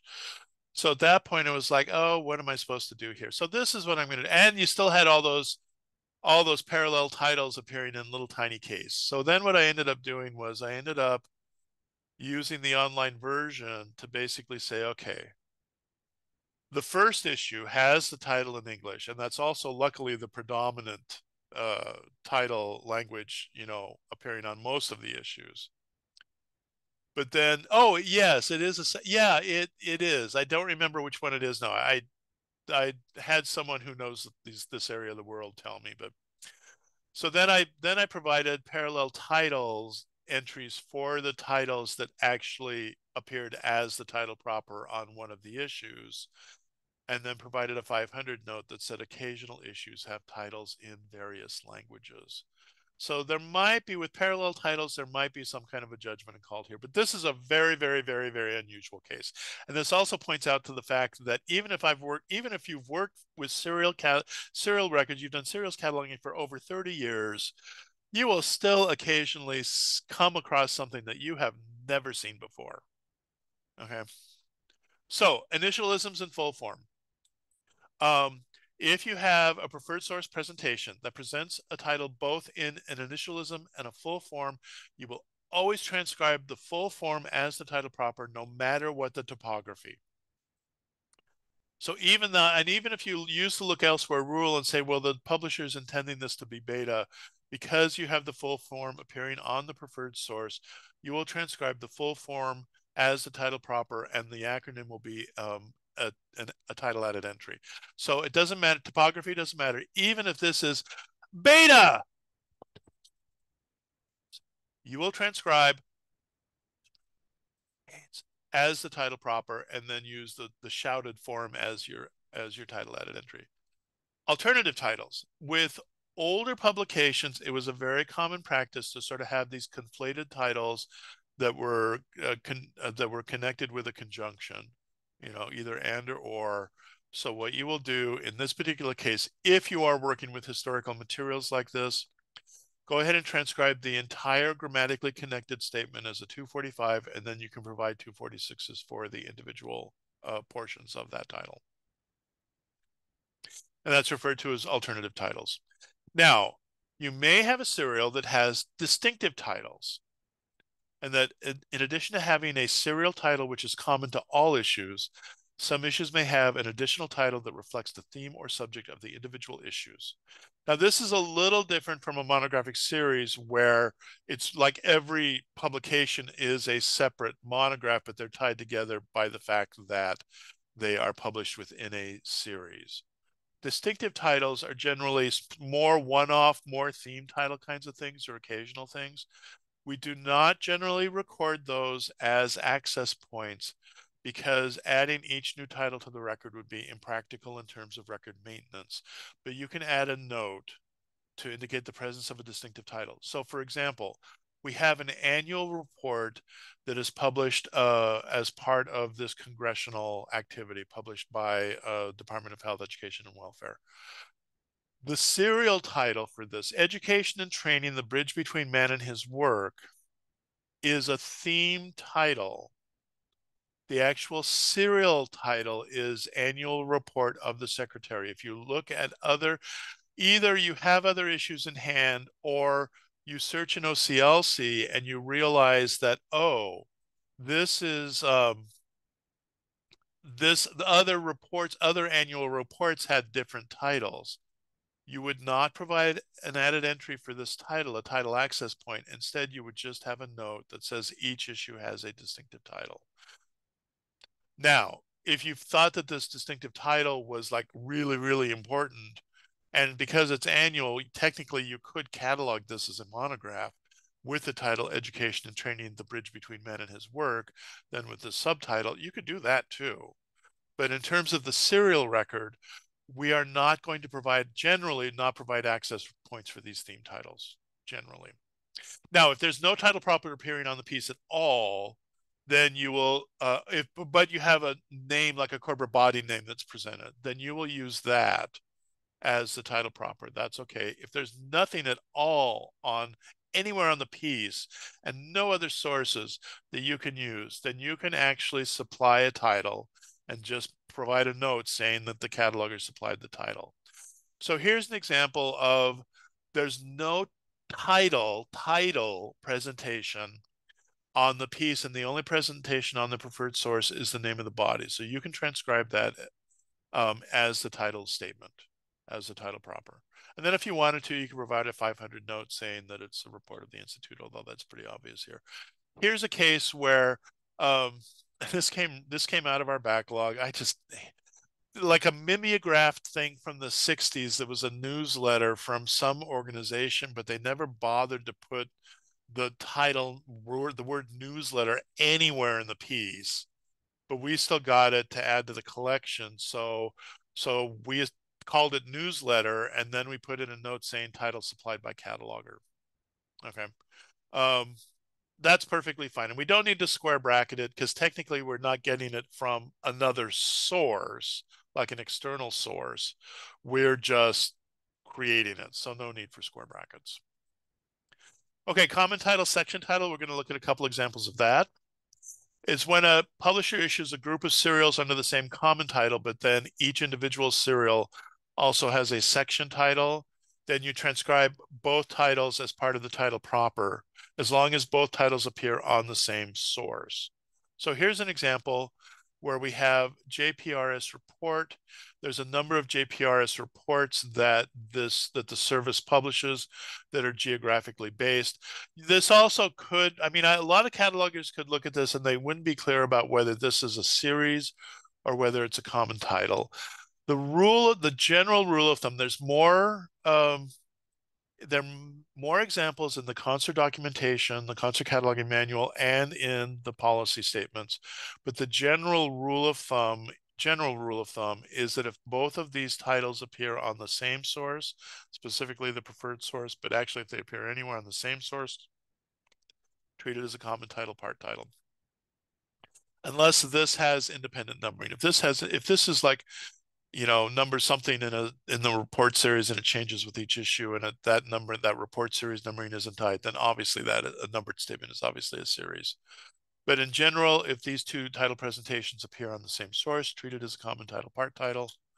So here's how you would transcribe that title statement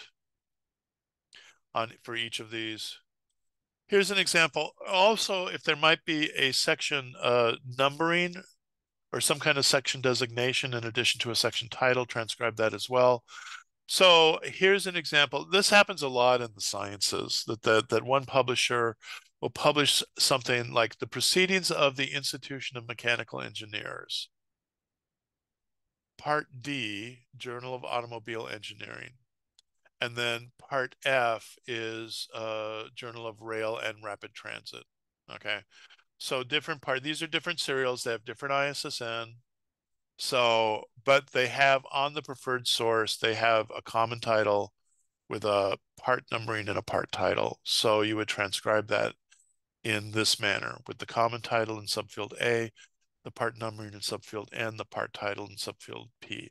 And all three of these subfields together constitute the title proper. And that gets important when we start talking about major and minor changes. Subtitles, other title information. Here's the definition according to RDA. Basically, a group of characters that appears in conjunction with but is subordinate to the title proper. You transcribe subtitles only when they appear in the same source as the title proper. If you have statements that look like subtitles but they don't appear in the preferred source, if you want to, you can give those in a note. The only time, according to RDA, there's only one situation where a subtitle is required to be transcribed, and that is if the statement of responsibility is embedded in the other title information. Okay. Otherwise, it is optional. So here's an example of that you have catalog and you have a title proper here, and then the subtitle is periodical of the Library Association Cataloging and Indexing Group. You are required, but per RDA, to transcribe that particular subtitle because it basically also serves as a statement of responsibility. So concert practice is to use judgment when considering, other than that situation, to use judgment when considering whether to include a subtitle in the title proper in the 245, as it's likely to change over time. So here we have a presentation that the title proper is Psychotherapy Today. It has a subtitle, The Independent Psychotherapy Newsletter. This subtitle really adds little to the understanding of the title, and so it is not transcribed as part of the title statement. If the cataloger felt it important, they could make a note about this subtitle, either have a quoted 500 note that says the Independent Psychotherapy Newsletter, or some kind of a note that says has subtitle. But there are times when a subtitle can be useful to help you identify a serial that has a general title. So here are these first two examples. the title proper is Montana, that's uh, that's pretty general, and the subtitle is the Magazine of Western History. Really helps scope down what the content of the work is.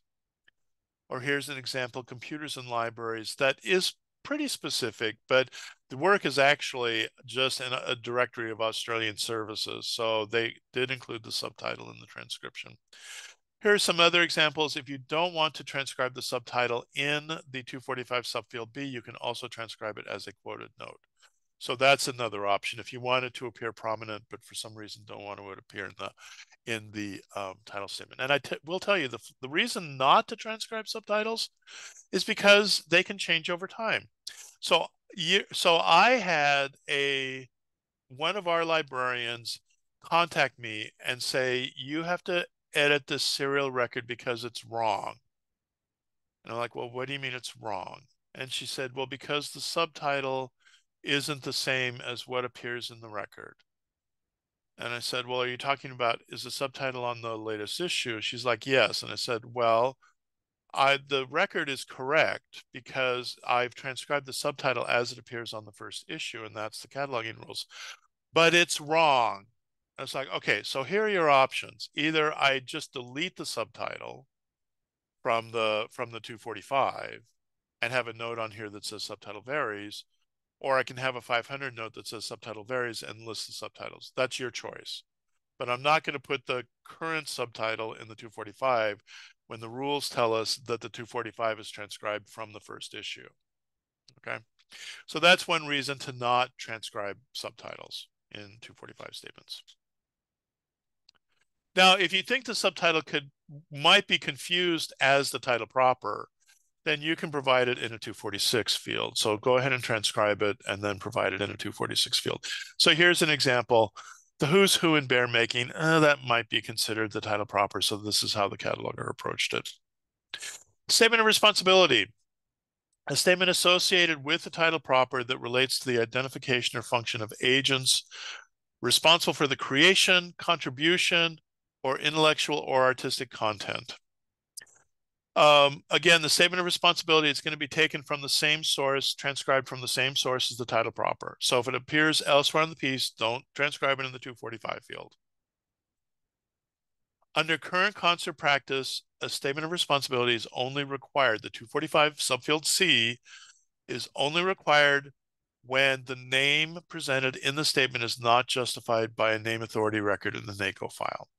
It's optional. You can always transcribe it if you want to, but you aren't required to. The only time you are required to is if there's no authority record that essentially documents that usage. So otherwise, the decision to transcribe a statement is left to the cataloger. The thing is that when a couple decades ago, when we were looking at simplifying serial cataloging practices, one of the things that really obviously became redundant was this transcription of statement of responsibility. If you had that same statement already presented in a 110 field, if it was like an annual report, a 264 field, if it was the publisher of the work, a 610 field, if it was an annual report of that body, and and you didn't need to see the same body presented 4 times in a serial record. So that was the reason for this simplification, to make that transcription of statement of responsibility optional. As a general practice, corporate body, a statement of responsibility could be presented with some type of prefatory words. You would transcribe it with those words if it appears that way.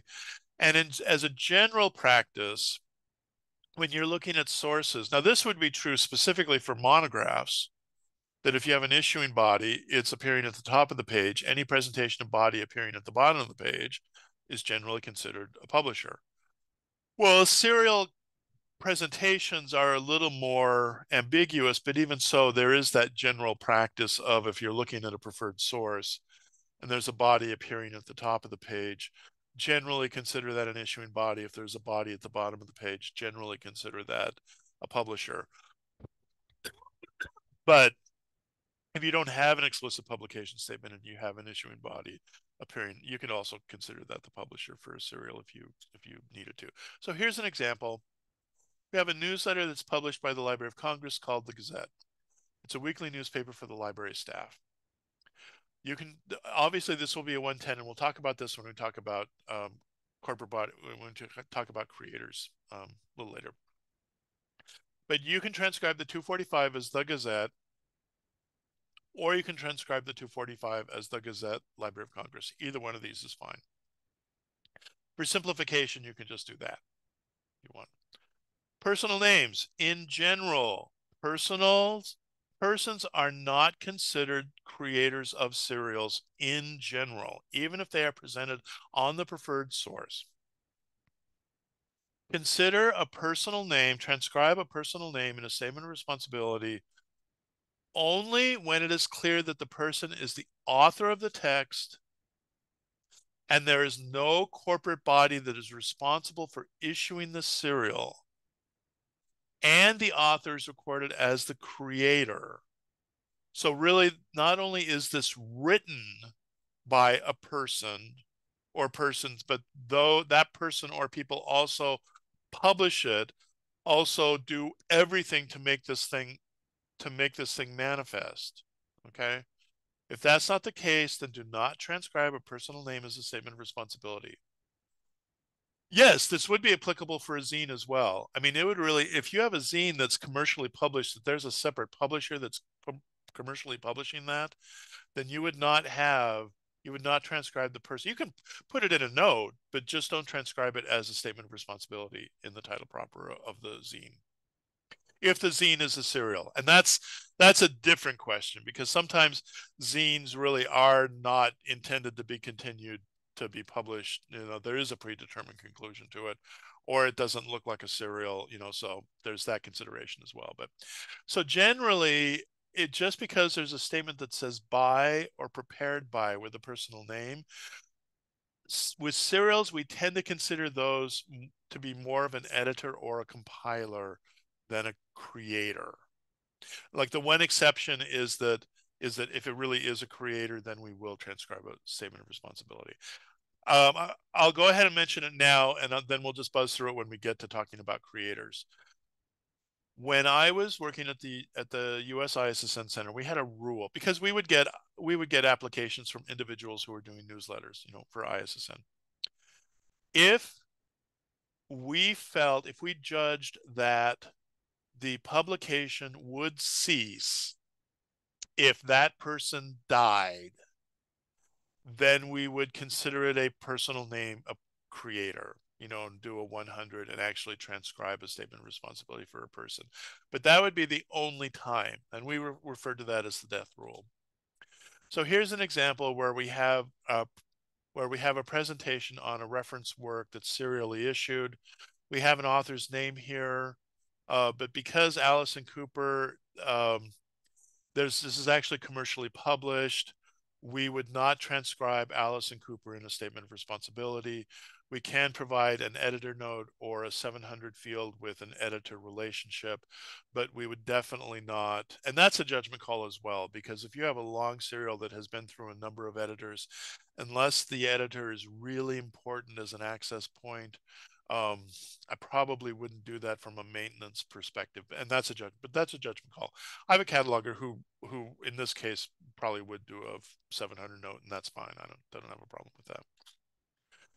So combining the different subfields in a 245 can be a little complex, so I refer you to the Concert Editing Guide 245. Concert Editing Guide is basically a condensed version, smaller version of the MARC documentation that has all serial examples, and there's also some specific concert practices and guidelines in there as well.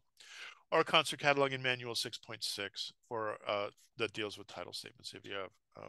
So looking at your serial, I know we already looked at this and you already identified your title proper, but looking at your serial, type in chat the 245. You don't have to worry about the 245 and the indicator values, but go ahead and do the subfields as well. Subfield A, subfield B, subfield C if you need to, or subfield N and P if you have a common title, part title. Looking at your serial, type in chat the 245 that you would record from the preferred source of your earliest issue. So go ahead and take a minute or two to do that.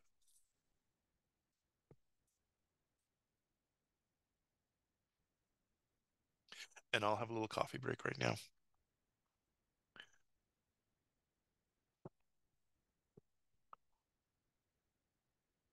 Probably should have had you do the 245 because the filing indicator, the second indicator, is probably also useful. Okay.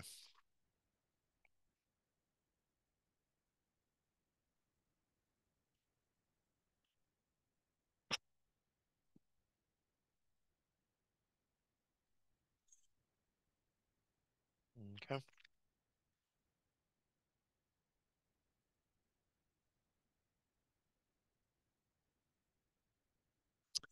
Well, these are really straightforward title. This is boring. Nope.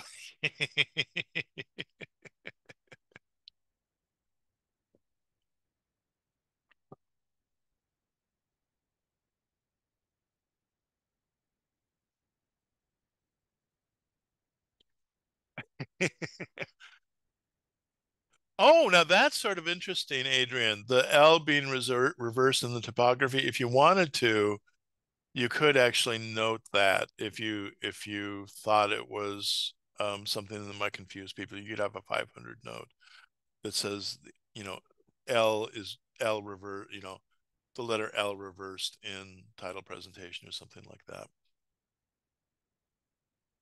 Oh, okay. So, Rebecca, the since you have on your preferred source, it sounds like you have both the full form and the acronym. You correctly chose the full form as the title proper, and then you would have a 246, which we haven't really talked about, additional access, additional title access, but you would have a 246.11 with the acronym form.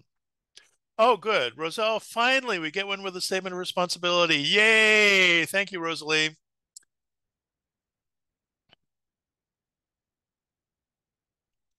Okay, we'll hang out here for just another minute and see if anyone else is going to submit something.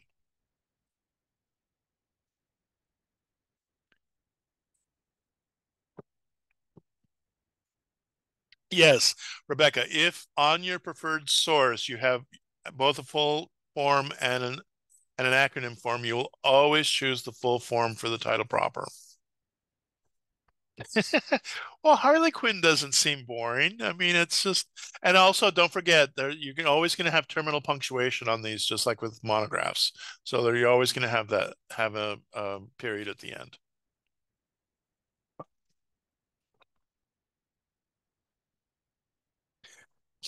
Okay, great. Well, if anyone has any other ones, you can go ahead and keep working on those. We're going to go ahead and now we're going to talk about um, variant titles.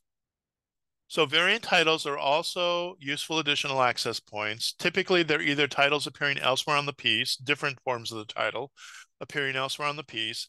Sometimes they're variants that are derived from the title proper. So those of you who know cataloging know that if you have an ampersand in a title proper, you're going to provide a 246 for the spelled out A and D. Parallel titles we've already talked about, and minor title changes on later issues. So and when we talk about major and minor changes, we'll talk about that, but I'll give you an example right now. So if we have a 245, we could have this first 246 as an example of a minor change that happens on a later issue. So if you have a minor change, like for example, a title changes from um, journal on scuba diving to journal of scuba diving. We wouldn't create a new record for that. That's considered a minor change. Instead, we would have a 246 that says issues for 2024 hyphen have title and then provide the later minor title change. Or if you have a parallel title that appears on later issues, that doesn't appear on the first issue or the issue that you are recording from, but it appears on later issues, you would have a 246 that says issues for and give the dates, have title in English, and then provide that, or title in Arabic or title in whatever, you know. Or if you have a variant title appearing elsewhere on the piece, just provide a 246.1, like a spine title, running title, the title in the introduction, anything like that. Just put a 246.1, and then if you want to, you can indicate dates that that variant title appeared on the piece. So here's an example. Géologie de la France, the first 246 here, the note says issues for 1980 to 1999 have title. So it doesn't say has additional title or also has title, it just says have title. So that indicates that there were 2 years where this is a minor change, and we'll see that when we talk about major and minor changes. Géologie de la France, the abbreviated form, is considered a minor change. You don't create a new record, but you do provide a note indicating that there's those for 2 years that had this title. This is like some kind of a government report out of out of France, some French government office and it's not uncommon for those kind of titles to change. Then there was a period of time for 7 years where the issues also had the title appearing in English, Geology of France and Surrounding Areas. So you indicate the dates that note applies to, and the saying have also indicates that it's an additional title that's appearing in English. Then here's an example. The acronym just appeared on the pieces from 1995 to 1999, so the cataloger added a title added entry for that. Okay, so that's variant titles. Publication statements. Now we're going away from the title and we're talking about the rest of the catalog record. Capitalization rules are the same for publication information. They're the same for every element, but I just put this in for when we talk about every element. 264 field is the publication statement. That is a relatively recent change. The mark tag used to be 260. So you will see either the 260 or the 264 field used. Either one of them is fine. If you're doing new cataloging practice, you're doing new cataloging, use a 264 field. If you're working with a record and want to change it to 260 to 264, that's fine, or you can leave it. Only per concert practice, only the first place and the first publisher are required. But generally serials catalogers will record if there are changes in place and publisher, they will record those in subsequent 264 fields. And then the publication date in 264 subfield C is only transcribed if you have the first or the last issue in hand. The reason why is because that publication information is a transcription field.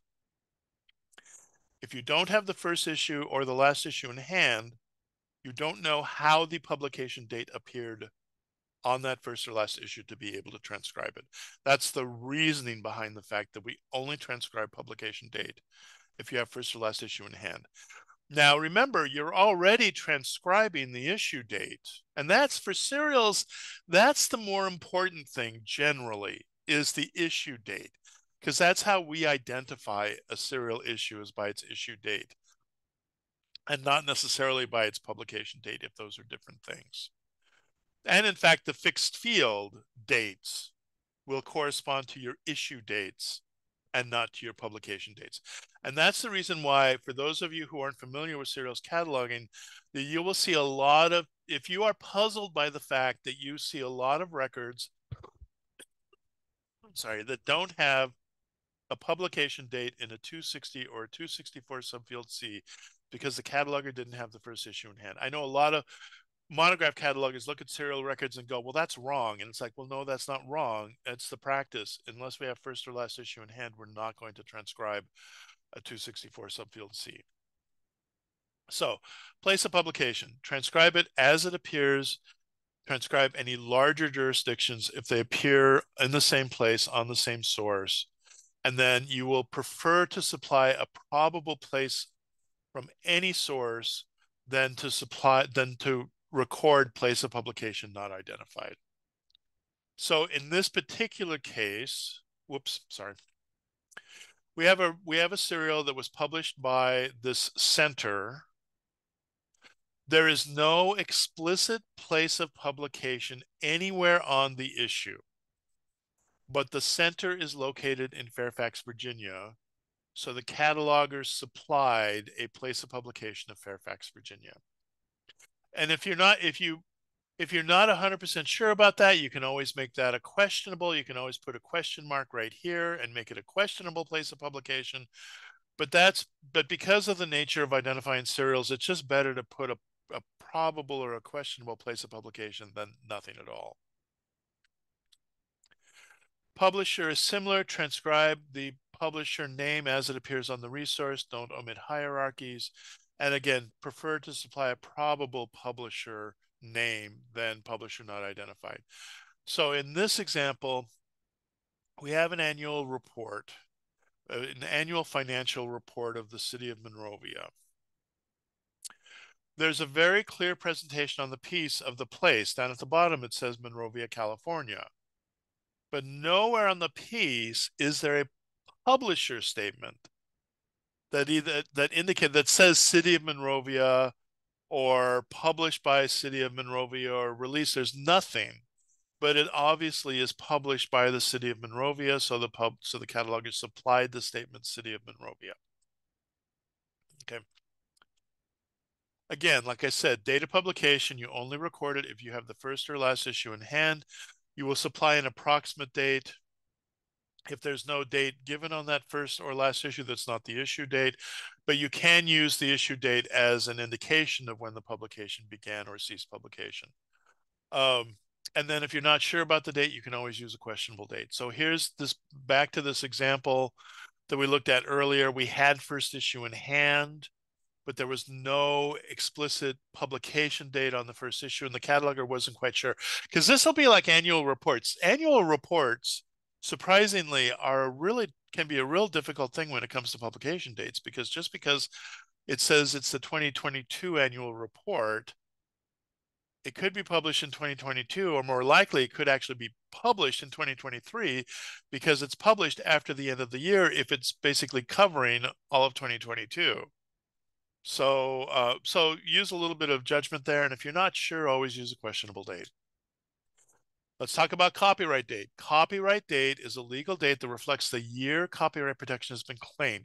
Do not use it as a publication date. It's the year that they applied for copyright, which is not necessarily the same as the publication date. You can use copyright date of an issue date if there's absolutely no other issue date, issue number, anything else to identify the issue. Then you can use copyright as an issue date, but do not use it as a publication date. If you're going to transcribe, use a copyright statement. If you're going to record it, then record it exactly how it appears. Okay. But you can use copyright date. If you have no publication date, you can use it as an indication of when it was published and provide a date in square brackets. Okay. So here is an example of, I just want to do one 264 example, and then we're probably going to get lunch at this point. So we have the Huguenot Society Journal. This is the title page, and this is the back of the title page. This is the first issue after a title change. So the title presented on the piece is the Huguenot Society Journal. But then there's a statement directly underneath. Formerly, Proceedings of the Huguenot Society of Great Britain and Ireland. So remember when I talked about before, even though this is grammatically connected, it is not part of the title proper. It's not transcribed as part of the title proper. So this first issue is volume 30, number 1, dated autumn 2013. And then we have a presentation of publication information down at the bottom of the title page. And then we have this presentation appearing on the back of the title page. Okay, I'm going to buzz this through here. I'm not going to force you to type things in chat because I can tell we're already starting to get a little low on time. Okay, so publication information here. Subfield A, place publication. What appears on the piece is London. It's going to be transcribed as London. Publisher statement. What's appearing on the preferred source is the Huguenot Society of Great Britain and Ireland. So it's going to be the Huguenot Society of Great Britain and Ireland. Publication date. Now you do have first issue in hand. So there will be a 264 subfield C.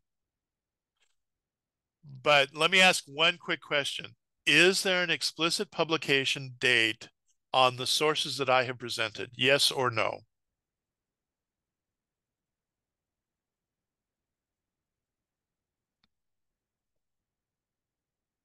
Okay, great. Yes, you're paying attention. All you have is a copyright date. Okay, so you can use that copyright date as a basis for recording a publication date, but you can't actually record this as a publication date. Okay, and then that's the full form. 264, I have not mentioned this yet. I'll mention it right now. When you have a change in publication information and you have successive 264 statements, we'll see an example of this later, but I'll mention it right now. The first indicator will indicate whether it is the original or the earliest publication statement. So if it's blank, it means this was the first publication statement. If this is a 3, so this is 3-1, then that means that is the current publication statement. Publication statement appearing on the current issue or the latest issues you have in hand. And if this is a 2, then it's the intervening publication. Intervening issues had that publication statement. Okay. Okay, let's just go ahead and numbering. I got a couple minutes left. Numbering is really important for serials, and these are the RDA rules that govern numbering. Numbering is generally recorded in the 362 and the 588 fields, like I already showed you examples for. The sources are basically the same. You will use the preferred source. You will use the source of the title proper to transcribe numbering from, but if you have another source that has a more complete presentation of numbering, then you can go ahead and transcribe that numbering as your preferred numbering, your issue number and issue date. And also, if the issue number or the issue date can be pieced together, it's like I've seen this occasionally where the publisher just might put the month in the running title, but then they have the year on the cover. And if it's the intention that that month and year together is the issue date, then you can transcribe an issue date based by pulling it together from different sources. That's fine. We've already looked at examples of this.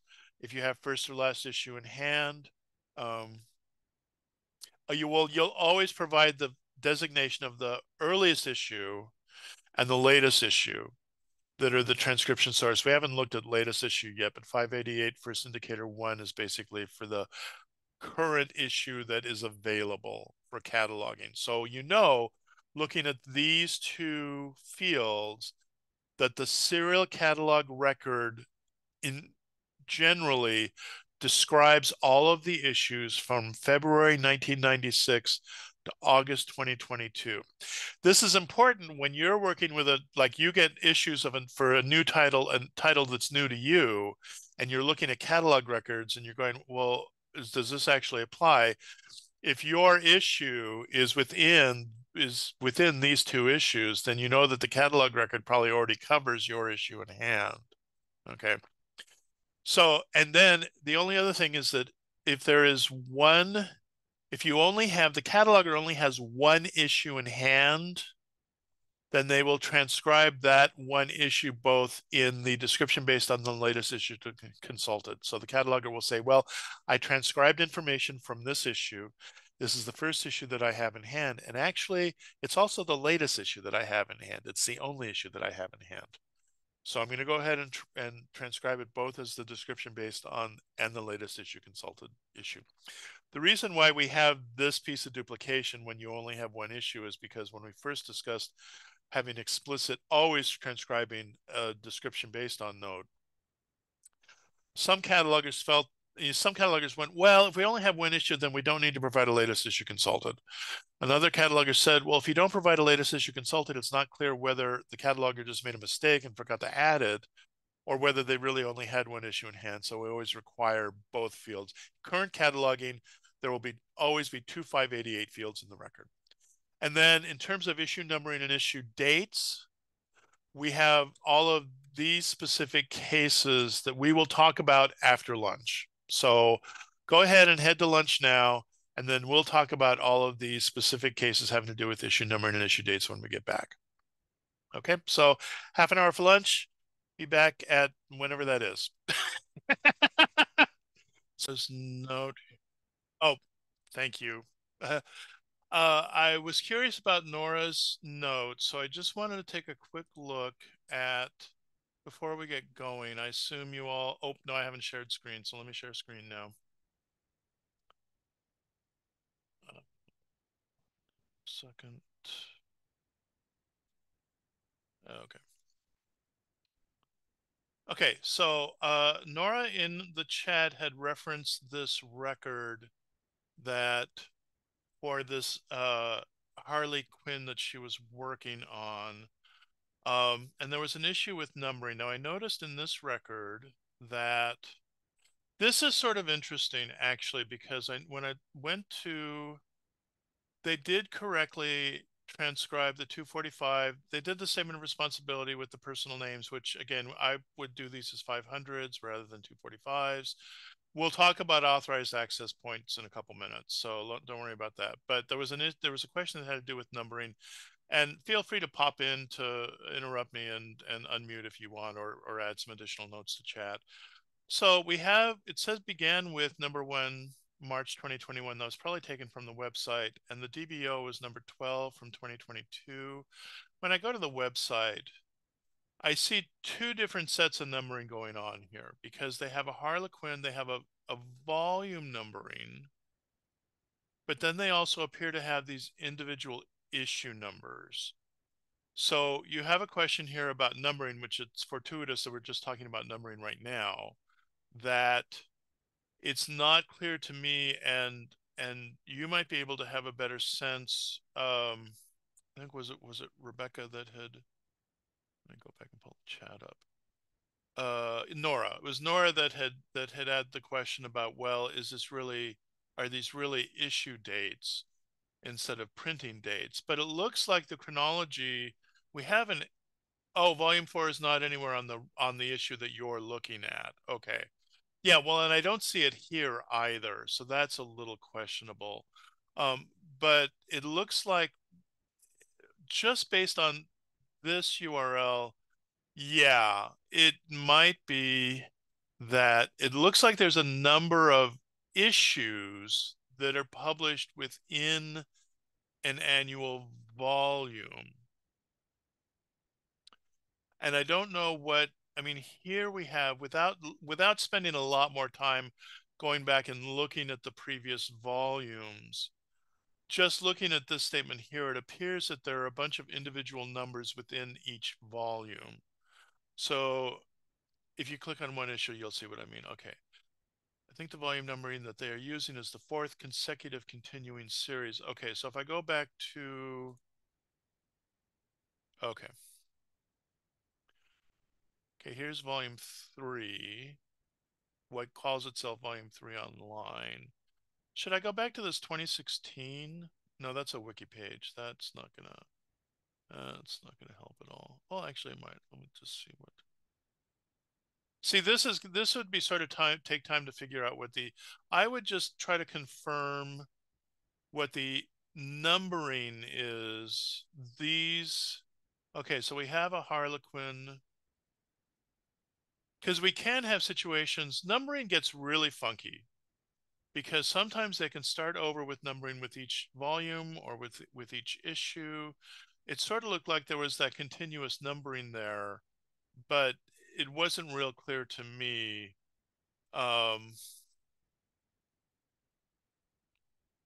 Volume numbering that they're using is the 4th consecutive continuing series.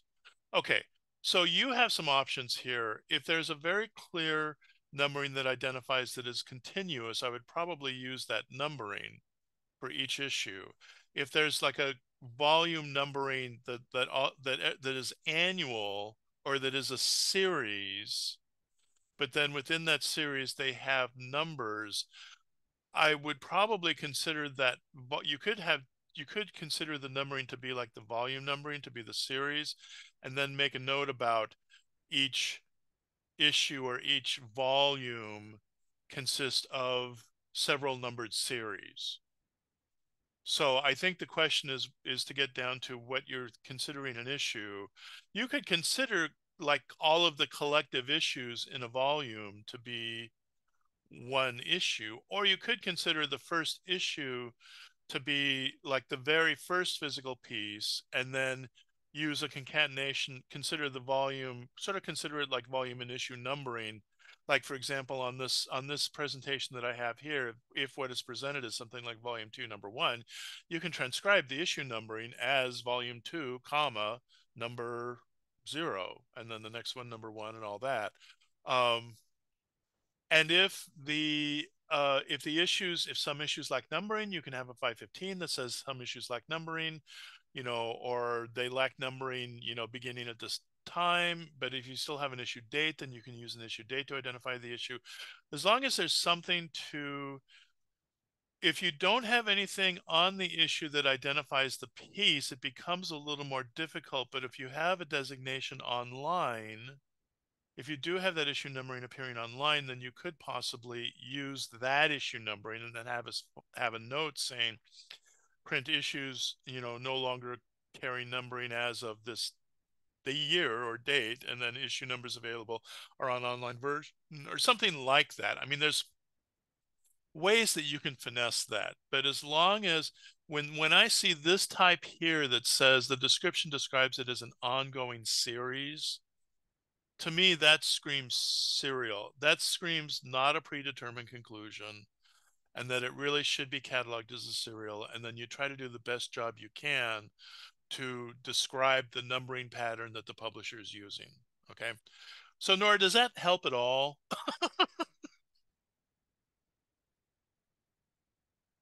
um Somewhat. Okay.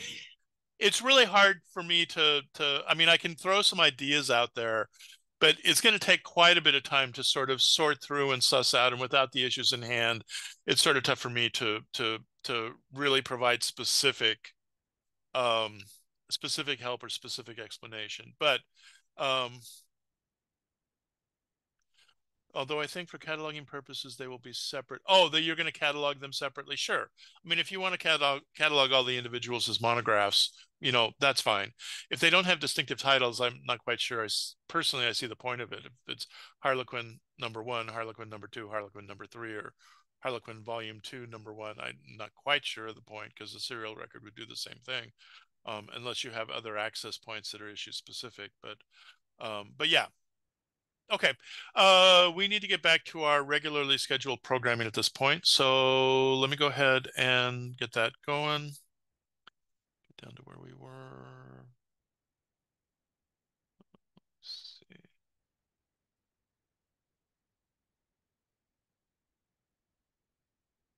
Okay, we were right here.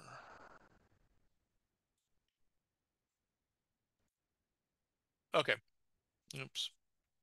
So I assume all of you can see my screen. This is where we ended up. Okay. So we're going to buzz through numbering real quick. The way that the concert practices, and this is sort of backed up by RDA, there's sort of an explicit version of RDA, is whenever you are transcribing issue numbering and issue date, specifically in 362 or 588, you will always transcribe, first of all, capitalization, same rules, either do it exactly as it appears or do it in a numbered fashion. But you will always transcribe the issue number first, followed by the issue date in parentheses, if you have both an issue number or issue date and issue date. If you only have one of those elements, say they don't have numbers, but they do have dates, or they don't have dates, but they do have numbers, then you'll just transcribe that. If you have an issue number which has multiple levels of hierarchy, you will separate those levels of hierarchy with a comma and a space. Okay, so in this particular case, when the presentation is this presentation here, volume 9 dot number 3, you will either transcribe this and the full form of the month, or if you want to follow the capitalization, you can follow it, but you would not do this because you are required to have a comma between the levels of enumeration. Okay, European publications oftentimes use the year as a volume number, and you are not aware of that until you see multiple issues, and you can see that the volume numbering starts over again. So here's an example. When you look at this numbering, this looks like it would be 1919 would be the issue number, and 2021 would be the issue date, or you could use as the issue date. But then when you look at the bibliography in the back, you see that the numbering starts over again with number 1 the next year. So essentially the year is serving as a volume number, and that is how you transcribe it. Okay, this is very common for European publications. Occasionally, you will have an issue date, which is a span of years. So that includes a hyphen. Okay, when you transcribe this, you will replace the hyphen with a slash. The reason why you just basically do that for clarity to make sure it's clear that you're talking about one specific issue here. For example, if you were going to do a holding statement where the first issue was 1990 to hyphen 2000 and the final issue was 2001 hyphen 2002, if you transcribe them exactly as they appeared, you would have that as a holding statement, which is really difficult to parse. So anytime you have a hyphen that it represents a span of coverage, either dates or issue numbers, then you'll replace that with a slash. So that is a much clearer statement to understand than that one. If you have numbers that are represented as words, you will record them as numbers. So here's an example. And you also, again, because what the publisher intends is volume 1, number 4, you can change the punctuation to make it the prescribed punctuation with the comma. So I'm going to give you a quiz here. What you're basically going to do is you're going to tell me which of these 3 options is the correct option. This is how the numbering is presented on the first issue. Will your 362 and 588 fields be number 1, recorded as number 1, number 2, or number 3?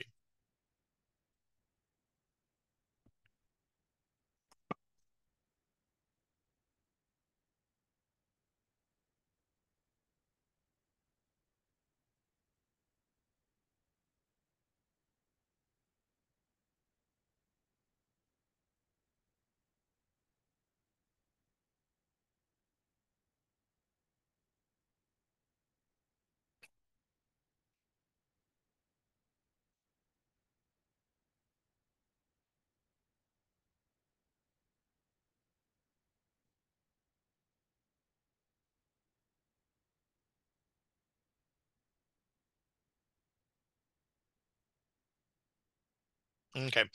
Okay, most of you got it right.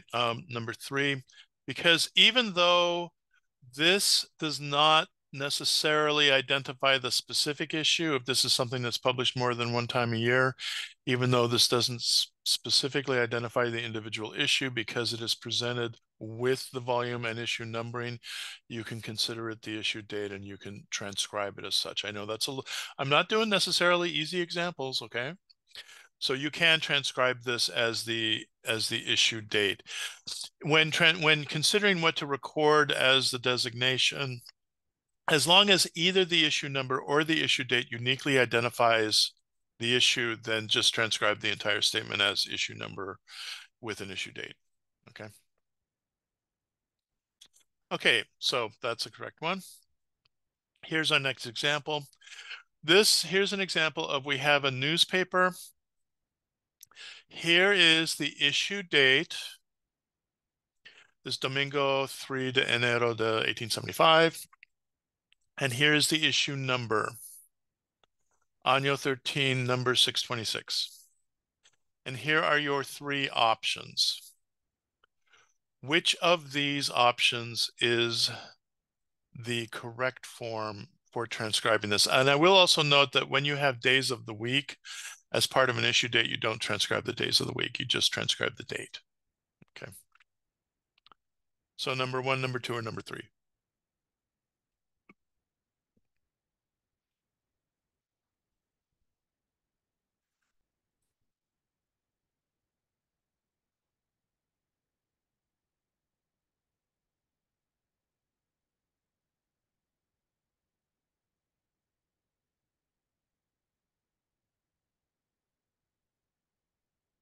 So basically on these 3 options, what I did was I did something incorrect on the 2 answers that were wrong.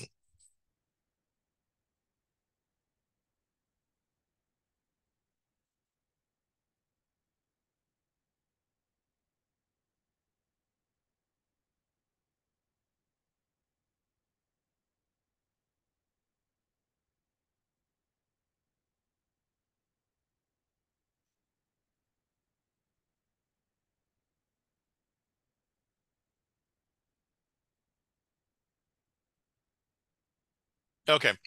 So we got enough people, but if you're still looking at it, go ahead and keep looking at it as well. But I will tell you that number two is the correct answer only because, first of all, when you record issue dates, you record it, you transcribe, it is a transcribed element. So you transcribe the issue date as it appears. So number one would not be correct because you're not transcribing the issue date as it appears. Remember, this is not a holding statement. Holding statements that appear in holdings records are reformatted to make them easy to read. In the bibliographic record, it's a transcription element, so you transcribe it as it appears. So this one doesn't match that, and the same way with this 588 as well, the date is not transcribed as it appears. Now, in terms of this Anyo, there might be some questions about this number 626 because this is a weekly, right? And it's really obvious that in the 13th year, there were not 626 numbers issued. So really the issue numbering that uniquely identifies the issue is this one, but because this is presented as like a volume and number, you will just transcribe it as it appears. Okay. So that's why you would choose this one. You could, if you wanted to, you could also transcribe the issue numbering just as number 626, but then you would want to have a 515 note indicating that it also has a yearly numbering associated with it that appears on the pieces. But this one is the one that transcribes this as it appears and transcribes that as it appears. Okay, here's our last numbering question. So we have the Marvel Quarterly Report. You have the only presentation of an issue designation is right here, 3 QTR 1991. So which of these three options is the quote unquote correct option? 1, 2, or 3? And again, this one's real tricky. Nothing is straightforward here.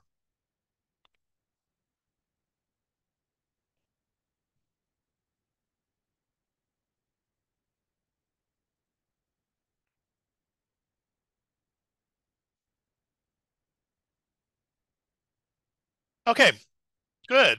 We're leaning more towards threes. We got a few ones. We got a one. We got a couple twos. Okay, so let me tell you that when I first looked at this, I went with this one, and thinking of this as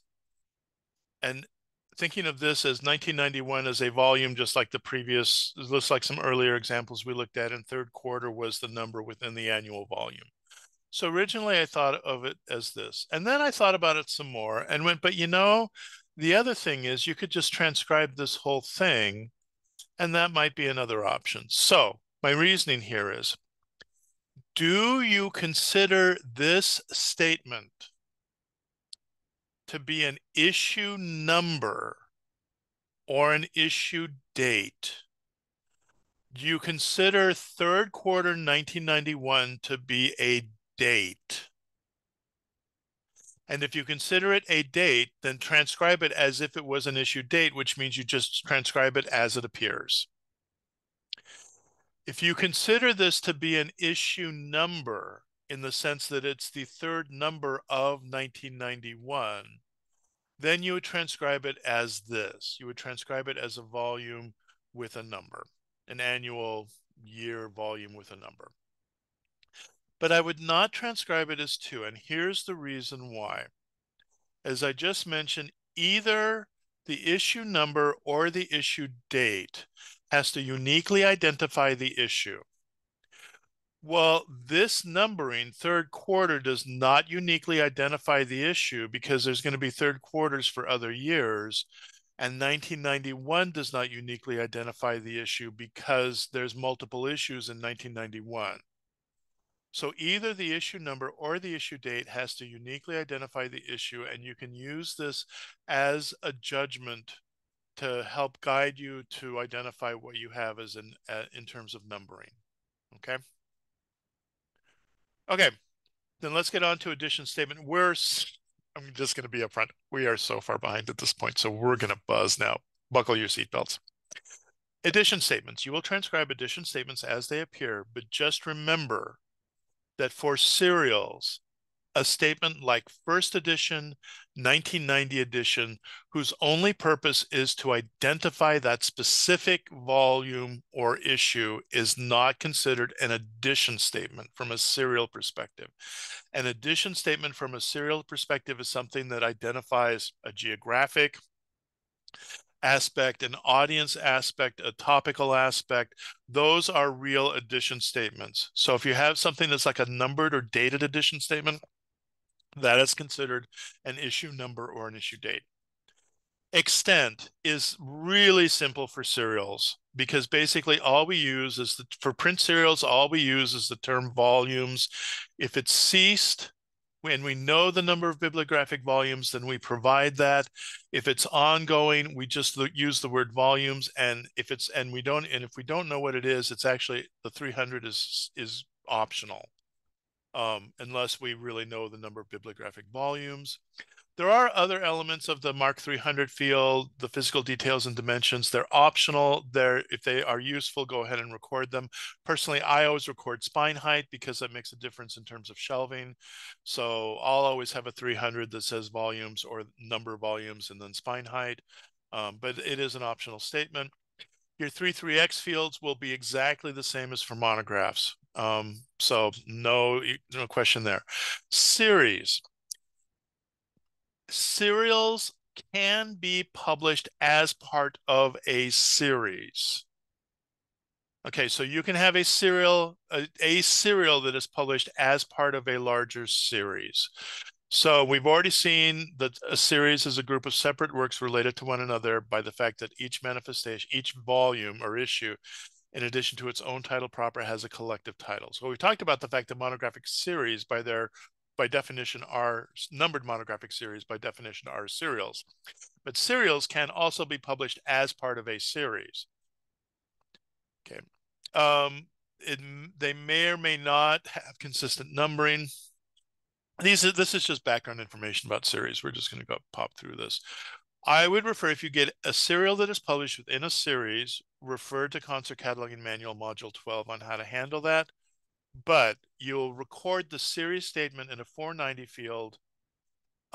For concert catalogers, it is optional, but most catalogers will also provide record an authorized form of the series in the 830 field. And what's most important is if the series numbering, you will only record the series numbering in a 490 field if it is the same for all issues of the serial. So if all issues of the serial have the same series numbering, then you will record the numbering in the 490 field. Otherwise, you will not. And here's an example. We have a publication called Economic Impact of Kentucky's Tourism and Travel Industry that appears to come out either biennially or annually. It is part of the Tourism Research Series, but it is different numbers in the series. So the 1981-82 issue is number 14 in the series. 1983-84 is number 26 in the series. 1984-85 is number 32 in the series. You will record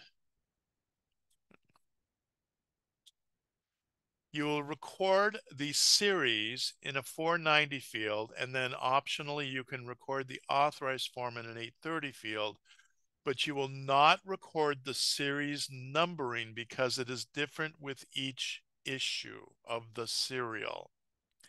There are some times when a publisher may have a serial that they publish that it's always the same number in a larger series. So like they might have an annual report that's part of a publication series. Every annual report, the 1992, the 1993, the 1994, is always number 5 in this series. And if that's the case, then you will record the numbering in a subfield V. But if it doesn't have the same series numbering with each issue, then you do not record the series numbering. There are a lot of notes that you can add to records. We're going to buzz through these fairly quickly. Some general guidance about notes. They can provide further information that is not transcribed, that is not found in the transcribed elements, but try to avoid too much detail. And for concert practice, you will give the notes in numeric tag order, okay, just to make it easier. And when a note does not apply to all issues of the serial, then you will include dates in that note to indicate the coverage of that specific note. Okay. So you can have some general notes about title statements that are very straightforward. Here's one where not all of the issues of the serial have the letter I in the title represented by a pair of columns, just these issues. So that's why there's dates in that issue, in that note. Another example of dates in a note that the subtitle has changed over time and the cataloger wanted to indicate which issues had which subtitle. I love this one. The statement of the title proper of this publication is RFD, which stands for, I think, Rural Farmers Diary or something. And it was a magazine from the 70s that was that the audience was gay farmers and gay male like rural people. So what the publishers deciding to be clever also provided additional titles, issue specific additional titles that had the acronym RFD. The cataloger decided this was important enough they wanted to at least provide a note um, that provided information about those titles. Okay. Numbering irregularities. Publishers can do funky things with numbers. So here's this first example. For some reason, they skipped the numbers 32 through 36, just provide a 515. In the second case, the publisher with the 11th annual report actually started numbering it 11th. So the cataloger provided a note. Some volumes lack numbering, some issues lack numbering. That's pretty standard. Or publication suspended. In fact, I just got this one a couple days ago that I had a cataloger who was working with a title that the serial record had said it ceased in 2021. She got a later issue, obviously, and then when we looked at the piece, it was like the editor said, "Oh yeah, we didn't publish any previously. We're back on board now," and they continued the numbering. So we just added a 515 that said publication suspended for these 2 years. Supplements. Serials may have supplements, either supplemental issues or supplemental titles. Generally, you can just provide a note if you're not cataloging them separately and the title is not distinctive of the supplement. You can just have an issue that has supplements. And if you want to catalog it separately, if you don't, you can do whatever you want to with it. In some cases, the supplement may have its own title, in which case in this particular case, you have a report that is supplemented by an annual yearbook, and the title of the yearbook is Outlook and Situation Yearbook, Oil Crops. The cataloger decided not to catalog it separately, but instead they provided a 525 and they also provided a 740 field. So if you have any questions, Concert Cataloging Manual Module 17 has a whole section dedicated to supplements. So if you have a question about whether to catalog a supplement separately, or if you're not, how to note it and how to provide access for the title is in that Concert Cataloging Manual. Issuing body notes. Oftentimes, if you have an issuing body that is not the publisher, you can make a note about it. Concert practice is to say that the 710, the corporate body access point added entry, is sufficient. You don't also need to make a note about it, a 550 note, but if you want to, you can, and you would tag it as a 550 for an issuing body. With serials, oftentimes you will have serials that have an aspect of multiple languages to them. So if you do, then you will provide a 546 that indicates the nature of the language. So here's an example, especially for like periodicals or journals, academic journals, might be in multiple languages. So here's an example of a note, chiefly in French with occasional articles in English and Italian. So if you have that situation, you would also have an 041 field because that's used by computers to do language indexing. You would have the first language be the predominant language and then the additional languages in subsequent subfield A's. The only other subfields in the 041, and of course the fixed field language will, if it's only in one language, that'll just like with monographs, the language will just be up in the fixed field code. The only other subfields that generally apply for serials in the 041 field are subfield B, which is summaries. Like, so if you have a journal that has abstracts in different languages, you would represent those. Or tables of contents, is subfield F. So if you have contents in additional languages, then you will note that and provide an 041 for that as well. Frequency. Current frequency is required for concert. It's a mark tag 310. Okay, so here's an example. Former frequencies, you can also note former frequencies in mark tag 321. It is not required if you are creating an original record, but if you're editing a record and the information is already in there, then you'll just retain it, just retag it as a 321. But the germane piece of concert practice is the fact that if frequency is not a transcribed element generally, so you could have a statement that says a frequency in a publication that says it's every 6 months, or it's semi-annual, or it's twice a year in January and June. Actually, it should be January and July. But all of these statements, 310s will not be transcribed.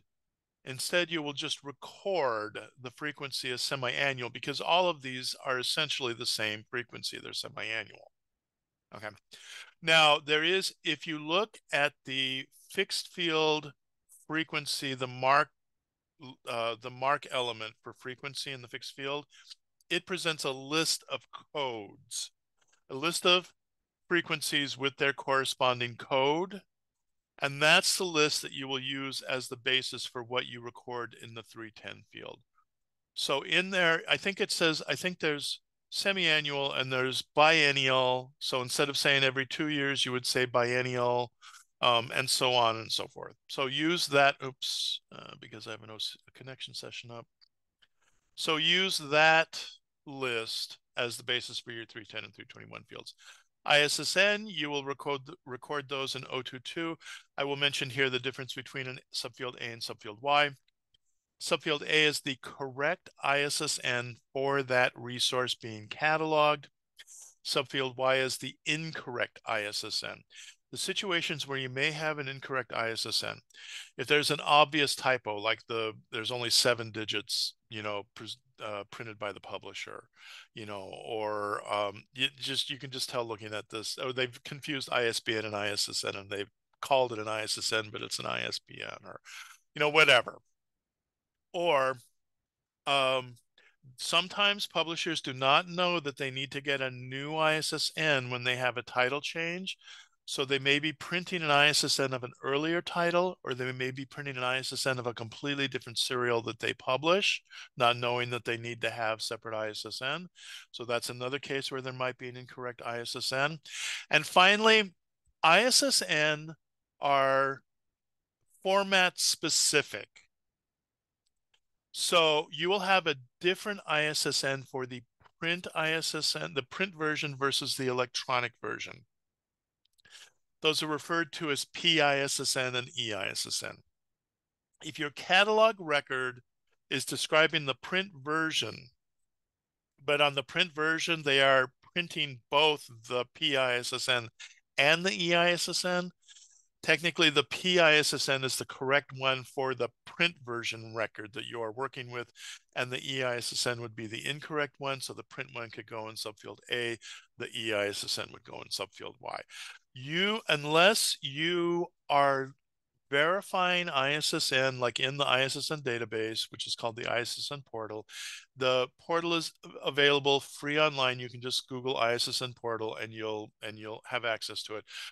The free version does not have, you can't look at the full level record, but you can at least verify an ISSN assignment and a title if you care to. But generally, what we recommend to catalogers is just record whatever. If you can tell that it's the correct ISSN, just record whatever is printed on the piece. If you're not sure whether it's the correct ISSN or not, you don't have any evidence one way or the other, then just record it in subfield A and move on with your life. Okay. So in summary, in terms of the description, the record that we create from the first and earliest issue. The title proper, subfields A, N, and P, omit information that changes over time. The statement of responsibility is not required for concert cataloging, but you can provide it if you want. Numbering appears in the 362 field. The publication statement in the 264. Remember, you only transcribe or record a date if you have the earliest or last issue, first or last issue in hand. Current frequency is required. Remember, you will always have two 588 notes, one for the description based on, one for the latest issue consulted, and you will always have your title source note combined with the description based on note. Other elements like in the 33X fields are similar to monographs. Okay. So are there any questions about, before we get on to the next section, any questions about creating a basic description for a serial? Basically, those elements that we have talked about over the last about 45 minutes.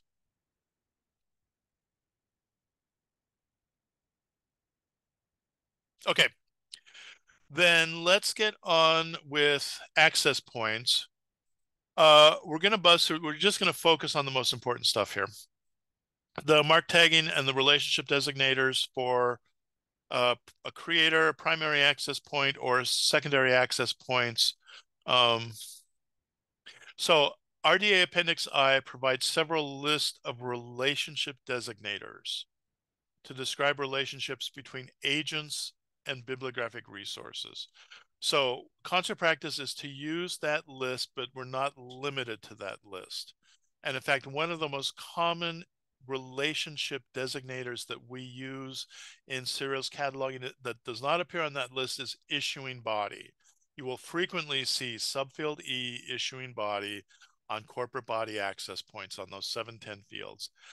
Issuing body sort of encapsulates a relationship that can't really be covered by any of the existing, RDA listed. So like if a journal presents itself as the official journal of a body, or the journal of, or issued by, but you don't really know what specifically that means, that is an issuing body.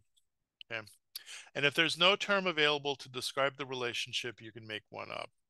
The terms, the access points will be tagged in a 100 for personal names, 110 for corporate names, or for conferences, 111.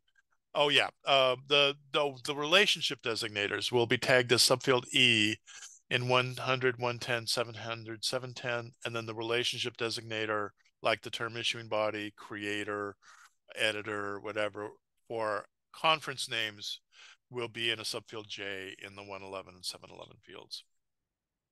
And you can repeat relator terms within a specific field if that body has more than one relationship to the resource. So here's some examples. Here's something where Don Gresham actually writes, is responsible. If he died, the publication would die with him. Here's an example of a department, a university department that creates the serial work, and we'll talk in a second about when you have a 110 and when you have a 710. Okay. But here's some more examples of using author, creator, sponsoring body.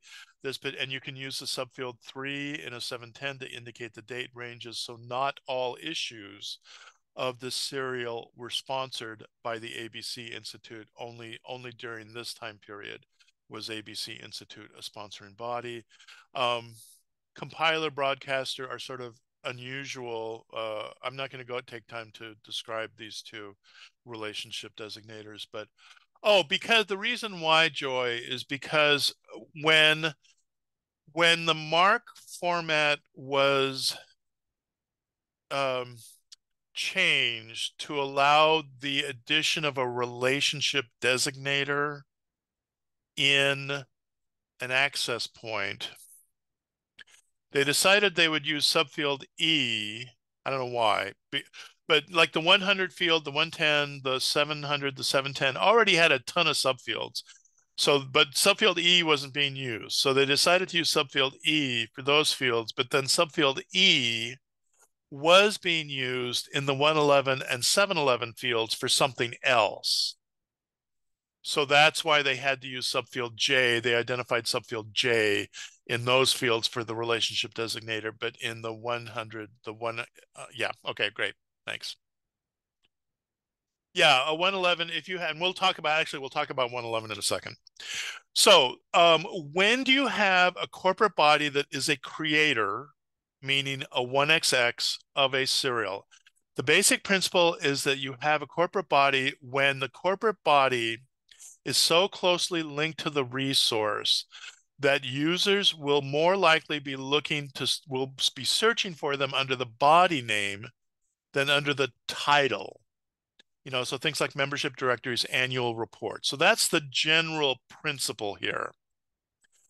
In these cases, the contents of the resource are generally about the body or express the opinions of the body.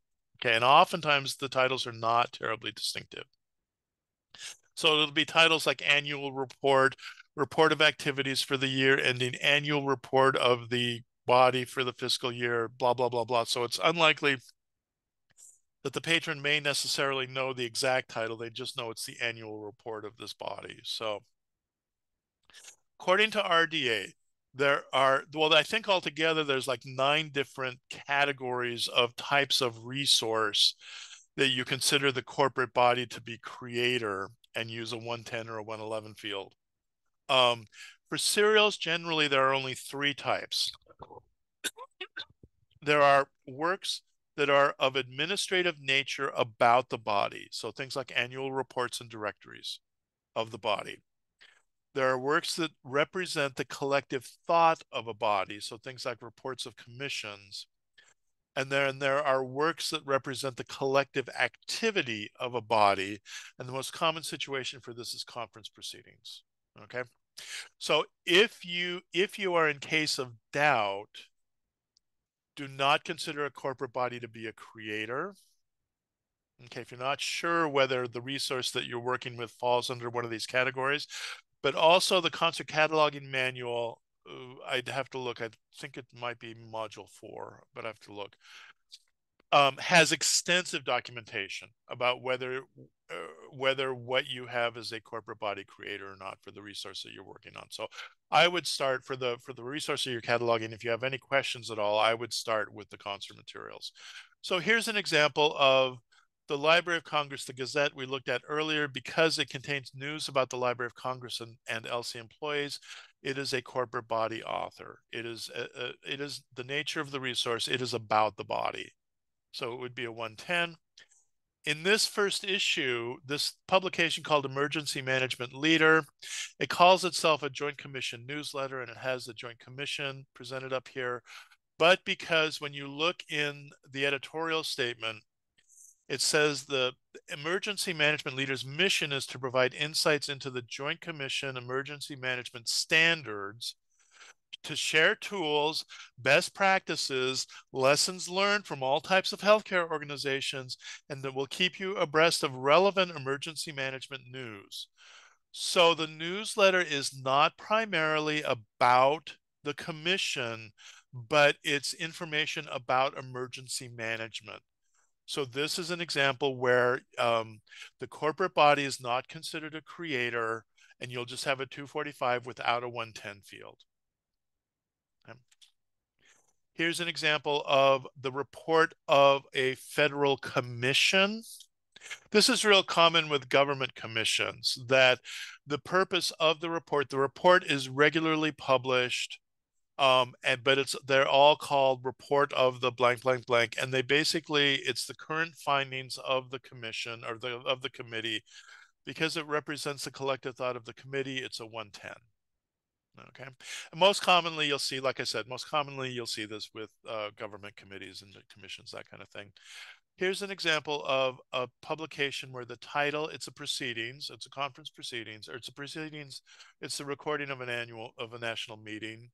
So because the title is ITA proceedings, it's the representation of the activity that happened at a national meeting. That would be a 110. Because this is not a named conference, but the only thing you have is a corporate body name and a generic phrase, national meeting, it would be a 110 with a subfield E. Here's an example of a conference proceeding that actually is a named conference. Okay.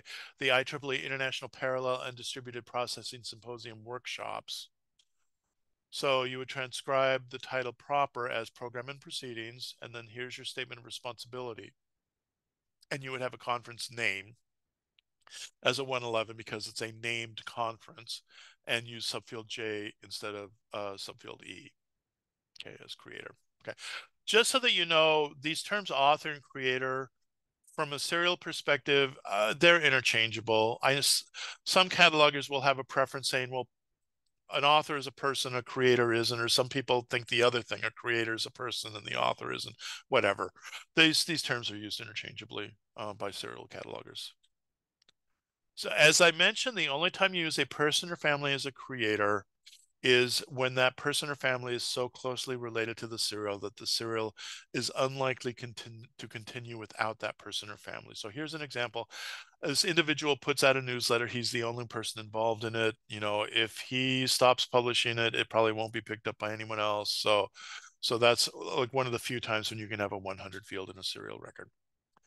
Okay, so just some more examples of corporate body access points.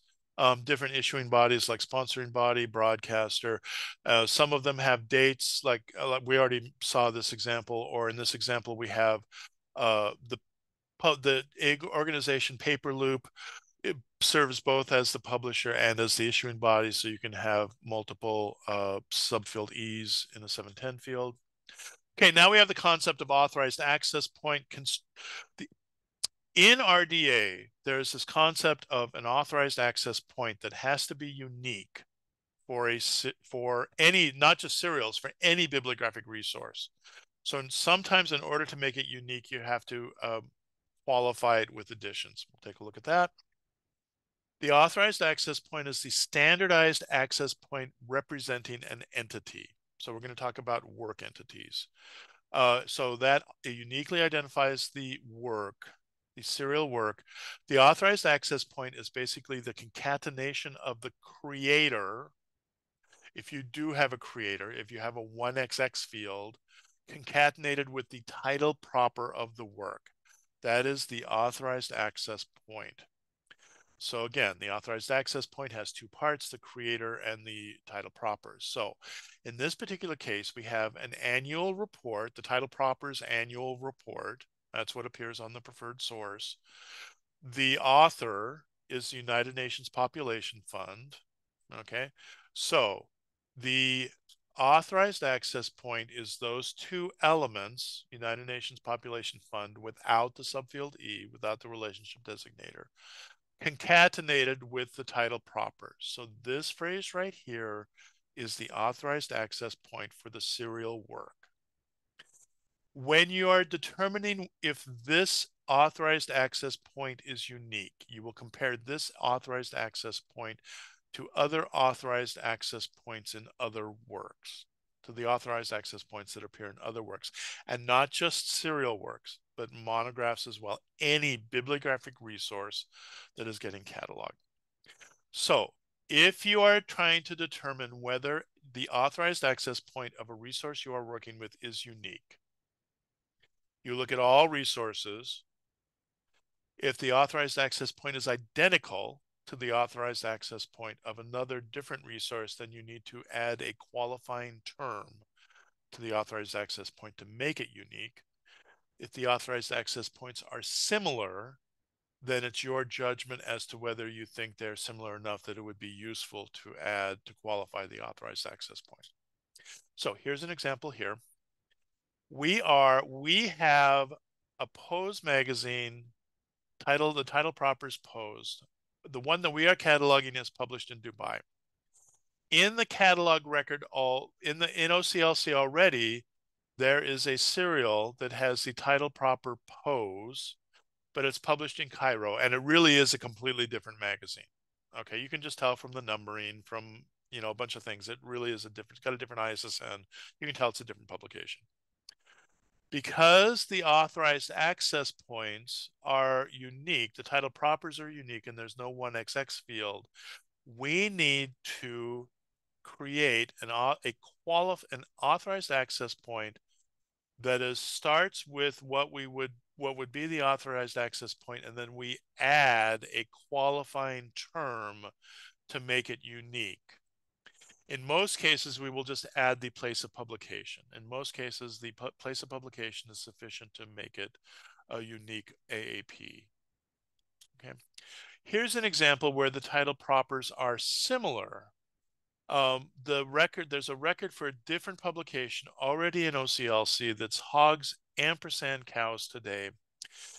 The serial that we are cataloging, that we have in hand, is hogs and cows today. The cataloger thought that was close enough that they wanted to add a qualified authorized access point to really uniquely identify this one. So again, they choose the place of publication. Let me mention here, you'll notice the place of publication is abbreviated here. California's abbreviated. When you use the place of publication, another term that you can use is the issuing body. When you use place of publication or issuing body, you will use the authorized form of that geographic name or that body as the qualifying term. So that's the reason this is abbreviated, is when you look at the authorized form that's like used in subject headings and whatever for Fresno, California, it appears in the authority record with the abbreviated CALIF. Okay. So that's the form that you use as the qualifying term. Okay. You'll notice that there's in the actual authorized form has the city name, has a city name, and then in parentheses it has a state name, just to make things a little clearer, because you're already putting parentheses around the qualifying term, you drop the set of parentheses around the state. So just go ahead and do a comma space and then the state. So as I mentioned, it's a cataloger judgment what qualifying term you use. You can use the corporate body, place of publication. These two are the most common because you typically uniquely identify the work. Sometimes you can use beginning date of publication if these two don't uniquely identify the work, or you can use any other descriptive data element. Okay. So here's another example. We have a title. There really isn't an order of preference. It's up to you. I think most catalogers will tend to use place of publication because it's the easiest one to identify. Um, Oftentimes, when you have generic titles that aren't 1XX fields, but they're still titles that are pretty closely associated with an issuing body, they'll use issuing body in those cases. In fact, we'll take a look at an example in a second. So here's an example where we just have a title proper, no 1XX creator. It's not unique. So the cataloger adds place publication as an access point. You can also use multiple qualifiers if one qualifier isn't sufficient. So Volshebny Fonar, apparently this is a very common title in Russian. So in order to create a unique authorized access point, the cataloger used both the place of publication and the date as the qualifying term. Apparently there's more than one of these published in Moscow, and there are more than one of them that began publication in 2012, so they had to use this combination of place plus date to qualify. Whenever you use multiple qualifiers, just separate by space, colon, space. So I got a quiz. We got two things on the quiz, and then we'll take a break. Okay, so do you need to add a qualified authorized access point to the thing that you are cataloging?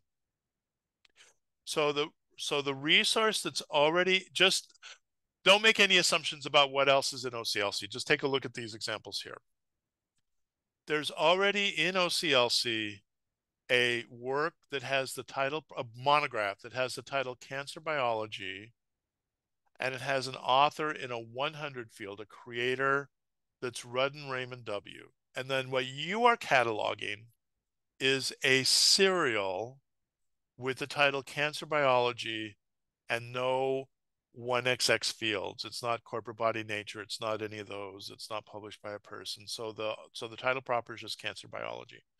So the question is, do you need to add a 130 to the serial record to create a unique authorized access point just based on this specific conflict?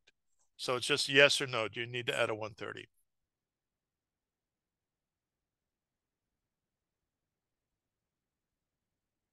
Okay, it's about half and half. Okay. Okay, so the answer is no, because remember the authorized access point for the monograph, and actually monograph catalogers, this is an RDA thing that applies to all resources. So technically, monograph catalogers are supposed to be doing this same thing, but I think a lot of monograph catalogers don't realize this. The authorized access point for the monograph is, again, the creator in the 1XX field concatenated with the title proper. So that means the authorized access point for this work is Rudden, comma, Raymond W. period, comma, 1936 hyphen, period, cancer biology. So the authorized access point is the author concatenated with the title proper, which is different than the authorized access point for the serial, which is just cancer biology. Okay, the two authorized access points are different. So there's no need to qualify the serial. So there's no 1x 130 field here in the serial record. Now, here's a different case where you have a record already in OCLC for a serial called Le Tableau that's published by a library in Quebec. Okay. The resource that you have in hand, the title is Tableau, but it's published in Chicago by the University of Chicago Division of the Humanities. Okay. In this case, the title that you are cataloging now, do you need to add a 130 based on is there a conflict? Yeah. Oh, very good, Nora. You actually provided the qualifier as well. Perfect. Yeah. So, okay, so you all figured that one out. And you actually have two options. You can do as Nora did, and you can qualify with the place of publication, or you can qualify with the issuing body, that in this case is also serving as the publisher. Either one is appropriate. To get back to that question of what a preference would be, when we get to major and minor changes, I'll go ahead and tell you this now. When we get to major and minor changes, you will see that if the corporate body qualifier in an authorized access point changes, that is a major change and you need to create a new record, a successive record. But if the place of publication in a qualifier changes, that is not considered a major change and you don't need to create a new record, which is why most catalogers tend to use place of publication as a qualifying term, because if it changes, it means you will not need to create a successive record based on that change. Okay.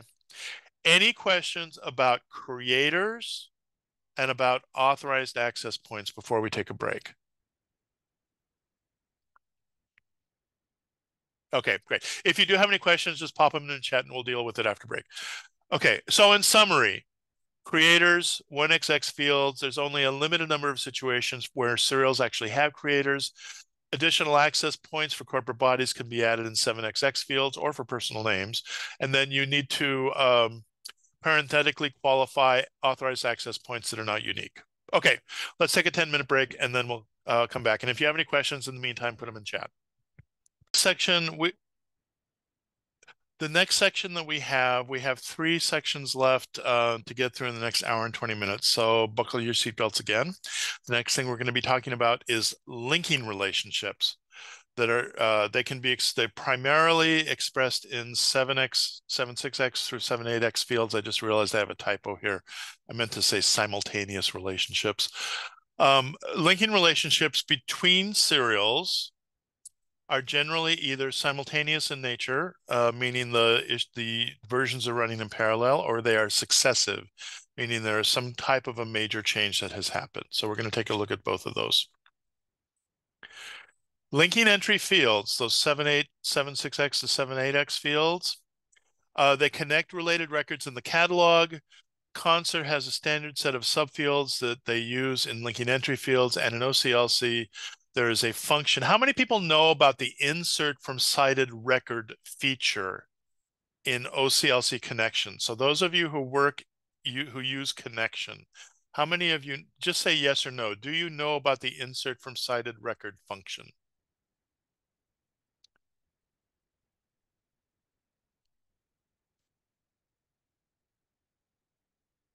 Okay. Okay. This in and of itself is worth the price of admission. So let me go ahead. We'll talk about linking entry fields, and then I'll show you that function. So some common serial relationships, things like supplements, whole part relationships. Thank you, Catherine. Yes. You might have expressions, you might have different language additions or translations, you might have other physical formats, change in mode of issuance and reproductions. And like I said, if you have any questions at all about linking relationships, I refer you over to that concert cataloging manual module. But the components of a linking entry field are basically the authorized access point for the related work, for the related serial, and any identifiers for that related resource. And then a relationship designator that indicates the specific nature of the relationship. Sometimes that relationship designator is just the mark tag that you're using, like 780 or 785. Sometimes, or it might be a mark tag plus an indicator value, or sometimes it's a specific note or relationship designator in subfield I of the linking field. So here's some examples here of a linking field. So the work that we are working with is like an English translation of this Chinese thing. So we have in the English translation or the English version, we have a note that we have a linking field with a subfield I that indicates the nature of the relationship, that this is a translation of, here's the authorized access point in subfield T, IS, and all our other ISSN and LCCN and OCLC record numbers. So relationship designator, authorized access point, and identifiers. Here's an example, a similar example, but because it's not actually the related work isn't actually we're cataloging a reproduction. So we're indicating we're making a relationship to the original work, but the original work is not cataloged in connection. So we actually don't have any identifiers. So it's perfectly okay to just have an authorized access point. And here's a case where we have, I can't remember if this is a split. Well, I can't remember what off the top of my head what second indicator one is, but it's obviously a successive relationship. The fact that it's using a 780 with the second indicator one in and of itself indicates the relationship. So then you don't need to have a subfield I. And then we have our authorized access point here, which is again the corporate body, the title proper, plus the corporate body name, the creator name plus the title proper, and then our identifiers. So let me go ahead and show you how this insert from cited record feature works in OCLC. It's fantastic. Okay, this record doesn't have one, so I'll pull up a new record. Hold on a second. Let me go ahead. There we go. Okay. So I'm going to search. I have a serial record in hand here. 164.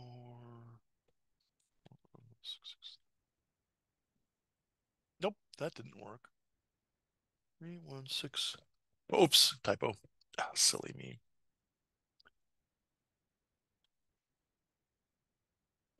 3164 0663. Oops. Okay. Okay, we have a serial record here. The serial began publication 1991, ceased in 2003. Title proper is Economic Outlook in Hungary. It changed title in 2003 to Business Expectations and Economic Outlook for Hungary. Okay, so let's say that we're actually cataloging this later title. Let's just pretend that a record for that doesn't exist. Okay. Oh no, I'm take it back. Let's say a record for the later title does exist. We're cataloging it. We've created it now, but we need to close out this record and link it to the record for the later title that we just cataloged. So in order to create the linking field, we could actually type in the 785, the 00, and then we could type in all the information like the title and the record numbers and all that. But if the record is already, there's already a record in OCLC, all you'll need to do is after you type in the tag and the indicator values, then enter the record number, the OCLC record number for that related record. Right click on the field, or it's the functions also up in the menu as well, but it's easier for me to just right click on the field. Right click on that field. You get a pop-up menu. One of the options on that menu is insert from cited record. Click on insert from cited record, and it goes behind the scenes. It goes back to that record. It pulls the elements from that record to tag the authorized access point and the LCC and the identifiers. It pulls that from that record and inserts it into that field. So you don't have to do any typing at all. As long as you have the OCLC record number for the related record, just go ahead and add the field, type it in, and then just pop it up. Okay. So like I said, that in and of itself is worth the price of admission. Okay. So back to our regularly scheduled programming.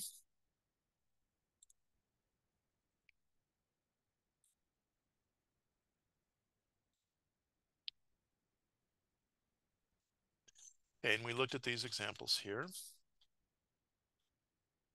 So, and as I mentioned, you can just use that insert from cited record that will automatically it will automatically add the authorized access point. It'll automatically add the relationship, the record numbers, the ID numbers, identifiers.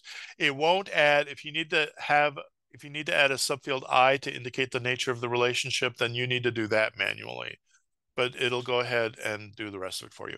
Now, in most situations, most linking relationships are reciprocal. So, for example, if you have a title change and you have a new title, then you have to do what we did here. You'll have a 780 pointing back to the earlier title, but then you will have to add a 785 pointing back to the earlier title. Same thing with any other relationship, like supplements. You'll have a record between the supplement and between the parent and the child. For language additions, you will have reciprocal links between the different language additions. So sometimes there will be additional editing involved of records that you're not necessarily cataloging. They're just related records. Okay. In some cases, those mark tags will be the same mark tag. So like 775, for other additions, you'll always use 775. For additional physical form, you'll always use 776. If it's a supplement and parent, you'll use 770 and 772. For successive relationships, 780, 785. So just be aware of the relationships. And again, if you have any questions, you can go back to Concert Cataloging Manual Module 14. There's only two situations in which reciprocal linking is not recorded. If one title is related to numerous titles, one example of that is, and that I've actually seen, is I saw a reference work that was some kind of directory or some kind of reference work about the country as a whole. And then what they did was they decided they were no longer going to publish that, and instead they published 50 different reference works, one for each state.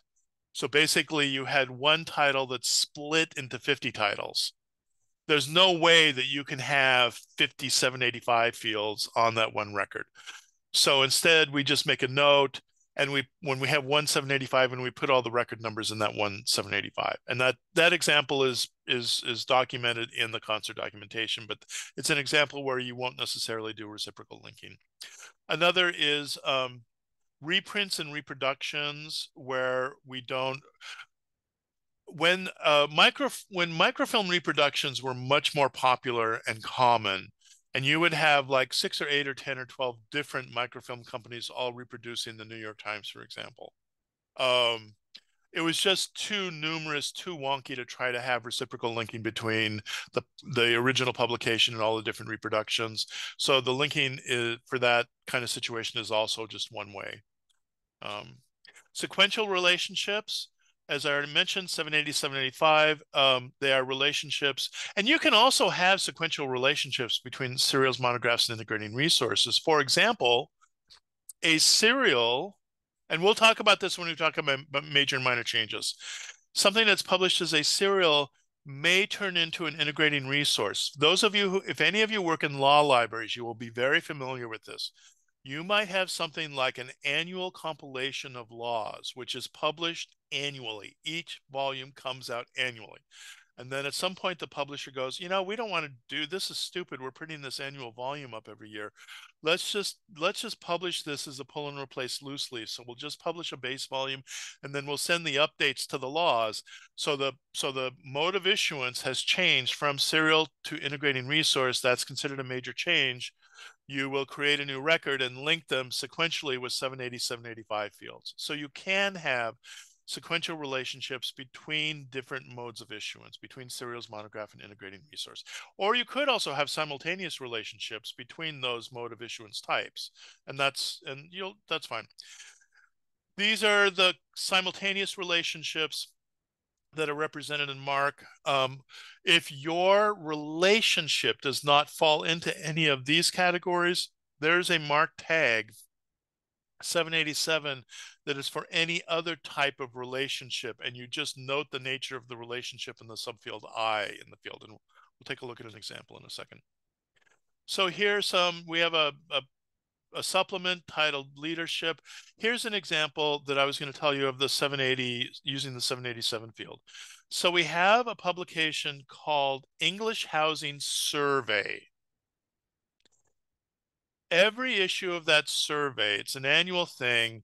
It has a preliminary report before the annual is published that's called English Housing Survey Headline Report. So the headline report is cataloged separately. Preliminary report is not a MARC relationship. So they use the 787 and use the subfield I. That same English Housing Survey also has something that related serial that's called the Household Report. That again is issued separately, but it's related. So the cataloger provided a subfield I complemented by, which is an RDA relationship designator, to link to that to express the relationship between the parent and the household report. And here's some other example of other relationship designators. Sequential relationships we already talked about. Their chronological relationships change over time whenever you have a major change. Each description covers a different time span. The relationship may be simple or it may be complex, and you'll always use 780 and 785 fields. So here's an example of a more complex relationship. So OCLC used to have this service called the XISSN service, where you could input an ISSN and then it would come back to you with a family tree of all of these successive relationships for that particular ISSN. So we had something here that was the Saturday Review of Literature. It became the Saturday Review, and then the Saturday Review split into all these four little pieces here. And then at some point, the publishers decided, oh, we're not going to publish that as a separate thing anymore. And so they took those four and they merged it with a different publication called World, that then they called Saturday Review World. And then at some point, they changed all of that back to Saturday Review. So this is a complex example, but this is not an uncommon situation to see it have a family tree essentially of serial relationships. These are all going to be related with 780, 785s in some form. And then in addition, that one will probably, some of the records will probably have a 580 field that provides more detailed information about the relationships, like especially mergers and splits, the MARC tags don't, or mergers and splits and absorptions, the MARC tags don't work really well. So sometimes you have to provide a 580. But some other examples, 525, a supplement node, 530, additional physical format node that we're now using 776 for the most part. But these are examples of, you could also note the relationship, especially if there's no related record or there's no additional access point. Like, for example, you might know that a serial is published in multiple language formats. Like you have the English version. You know from the publication that there's a French and a German edition. but you don't know what the titles are, they're not cataloged in OCLC, you can just have a general 580 note that says also published in English and French editions if you know that information don't know anything else. That's perfectly fine. So in summary, authorized access points are the concatenation of the creator and the title proper. Non-unique authorized access points must be qualified to make them unique, and you will record relationships in authorized the subfield designators in subfield E in authorized access points, or you can also record relationships in notes and in linking fields. For relation for linking fields, generally they are reciprocal. The set of mark tags is 760 to 787. And then you'll always provide the relationship information. Okay. Okay, that's linking relationships. Any questions about that? Like I said, they do sometimes involve, you might have to do maintenance on existing records that you don't necessarily have holdings on. Here's what I would suggest. If you want to be a good citizen, a good OCLC citizen, you can report those changes to OCLC and they make it very straightforward. There's you can either just email bibchange@oclc.org, or you can report it as an error. There's a report error function in the menu that you can just report it that way. Okay. So now we're going to talk about major and minor changes, which is another aspect of serials cataloging, which a lot of new serial catalogers struggle with. So what constitutes a major title change? What other situations are considered major changes that we create a new record for, and how do we edit records? And we've already taken a look at that a little bit in terms of closing out a record and having a record for a title change. The changes that are considered major that require a new record.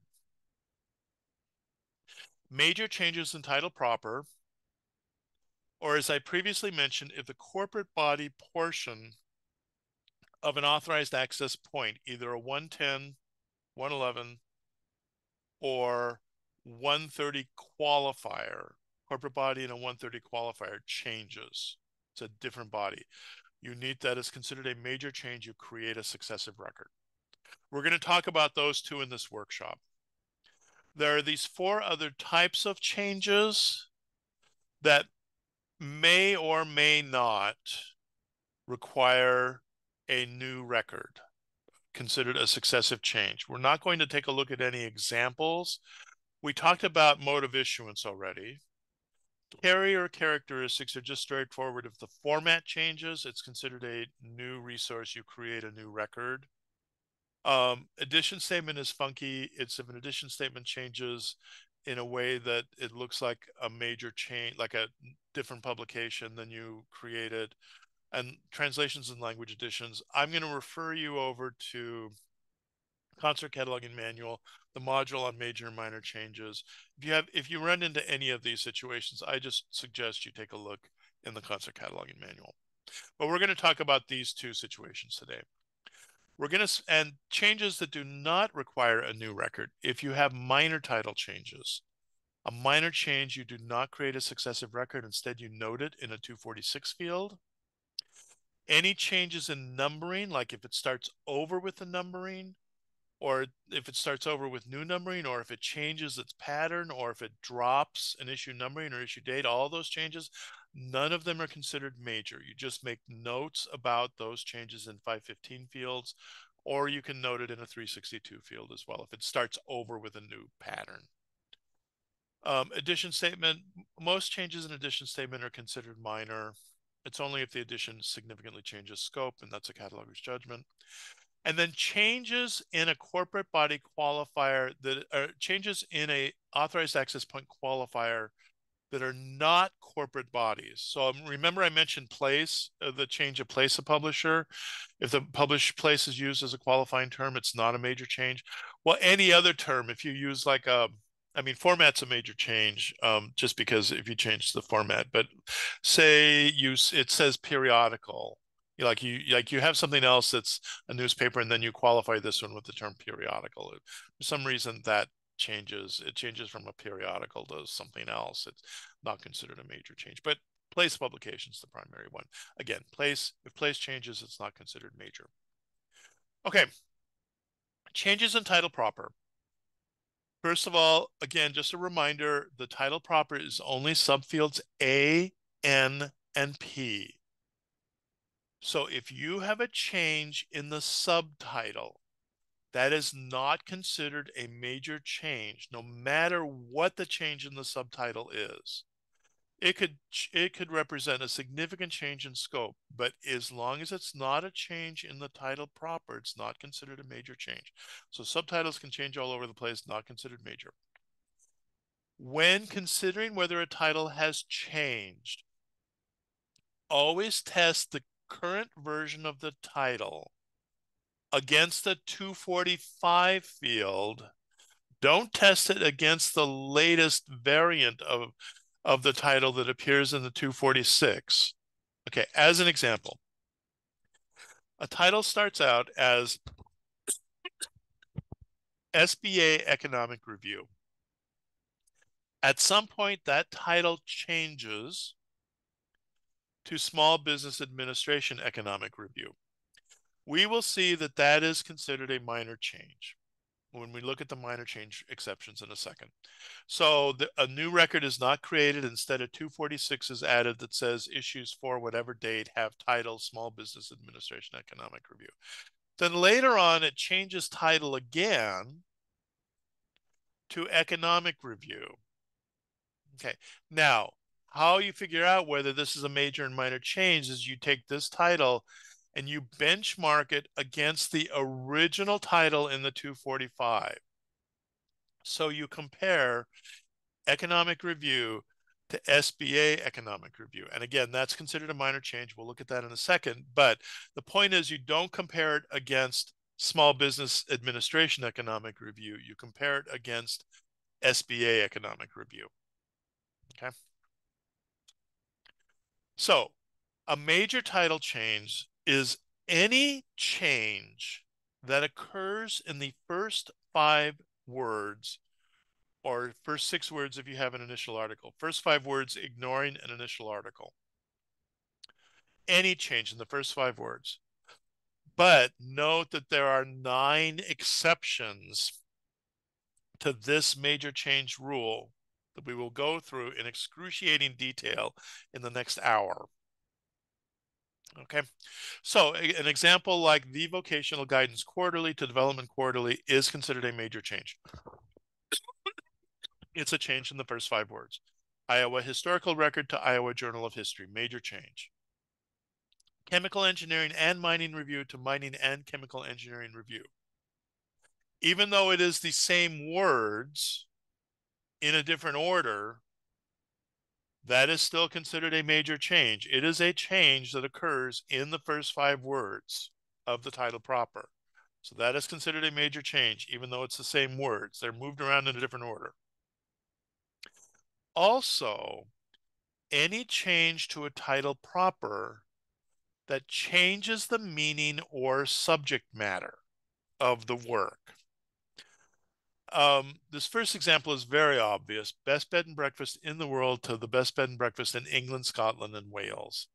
It's after the changes after the first 5 words, best bed and breakfast in first 5 words, 1, 2, 3, 4, 5.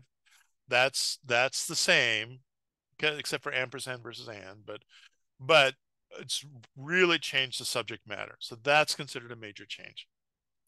The second example is similar. The change is not quite as obvious because the scope has changed from the one specific change is education to human services. That's not quite as obvious, but I think that would still be considered a major change of scope and you would create a new record. So I have a rule of thumb that I personally follow, which is if I have a change after the first 5 words that I'm at this point trying to figure whether it's a change in meaning or not. If I stop and think, oh my God, do I need another LCSH? Do I need to look to see whether there's been a change in the LCSH, the subject headings? If I have that thought, then I think it's a major change. Whether or not I actually need a Library of Congress subject heading, a different one, just having that thought, it's like, okay, yeah, that's a change. I need to account for that. So after the first 5 words, change in meaning or subject matter is considered major. The third category of major change is if the title includes the name of a corporate body and that corporate body changes. And that can be after the first 5 words as well, anywhere in the title. So reports of the Institute of High-Speed Mechanics changes its name to the Institute of Fluid Science. Because the corporate body name appears in the title proper, that is considered a major change, even though it is after the first 5 words. Okay, that's another major change. Now, there are 9 categories of minor changes. Most of these are exceptions to the first 5-word rule. Okay. Here's a list of them. I suggest if you don't catalog serials frequently, but you catalog them occasionally, then I would suggest you post this list somewhere just as a reminder. I'm one of those people who's like post things when I first learn something, I post them up, in my office until I've gotten familiar with something and then I can get rid of it. So I suggest you post this list somewhere just as a reminder. And we're going to go through them one by one. If you have a change in the representation of a word or words, that is considered a minor change. So that includes things like grammatical case, plural versus singular, spelled out versus abbreviated, compound versus separate words. It also includes acronyms and initialisms versus full forms. So here are cases that are considered minor changes. Open house, 1 word, open house, 2 words. Africa to African. Fishery to fisheries. Saint spelled out versus saint abbreviated. Los Angeles versus LA. Electronic news versus e-news. These are all considered different forms of essentially the same word. They are all considered minor. For all of these cases, you will not create a successive record. Instead, you will add a 246 for the later variant with a note that says issues for whatever dates have title and then provide that minor title change. The next category, if articles, prepositions, or conjunctions are added, deleted, or changed anywhere in the title, that is considered a minor change and you do not create a successive record. So in this example, we have annual report of pipeline safety to annual report on pipeline safety.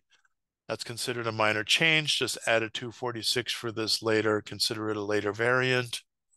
Okay. So I refer to this as the little word rule. Obviously, it doesn't work for languages that don't have articles, prepositions, and conjunctions, but it's a similar concept. If you have like case marked languages, it's a similar concept. Now, if you have a title proper that includes the name of a corporate body. We've already seen if it's a different corporate body, if the name changes, it's a major change. But if it's the name of the same corporate body that is either added, dropped, or moved around in the title proper, or parts of the hierarchy, like a fuller form versus a more specific form, appear on the piece or disappear from the piece or moved around. Or if elements of the hierarchy or if the form of the name is changed, but it's a variant name of the corporate body, like International Business, IBM to International Business Machine Corp. If those are variants, you know, um, then those are considered minor changes and you do not create a successive record. Also included in this category are names of officials and recipients of reports. So oftentimes you might have like annual report to the governor and legislature. At some point, it just changes the title that appears on the title page, just changes to annual report. That is considered a minor change because the only thing is the dropping of the recipients of the report. So that's considered a minor change. So here are some examples here. London to Bantam's London, the addition of the publisher is considered a corporate body. Even if it's a commercial publisher, it's still a corporate body, whether or not you provide a 710 for it. That is considered a minor change, the addition of the corporate body plus the possessive. ONS newsletter changes to newsletter. That is considered a minor change. It's just the deletion of the acronym for the corporate body, if that's what ONS really stands for. Again, just a 246, issues for whatever have title. Amalgamated Engineering Union Monthly to AEU Monthly, minor change, just amalgamated the full form versus the acronym. This one I always have to explain. I keep saying I'm going to take this out and I always forget. Forestry Annual Report to Forestry Department Annual Report. In some countries, specifically UK, Australia, New Zealand, oftentimes the department, a government department name is shortened to just the topic of the department. So when they use the word forestry here, they are specifically referring to the forestry department. They're not referring to a topical, they're not using the word forestry as a topical word, saying, oh, this is an annual report about forestry. They're using it to say this is the forestry department annual report. So this is also this change from forestry to forestry department, because this is considered a variant of the department name. That is considered a minor change. Or like the one I've just mentioned, biennial report to the governor and legislature, just the addition of the recipients of the report, it is considered minor. But that minor change exception only deals with corporate bodies and not personal names. So the change, when John Muir took over publication of all of Rick Steves' guidebooks, they changed the title of like all of the guidebooks and branded them all with Rick Steves. And unfortunately, it's grammatically connected. And because it's a personal name, the change from Europe through the back door to Rick Steves, Europe through the back door, is considered a major change because it's the addition of a personal name in the title proper, in the first 5 words of the title proper.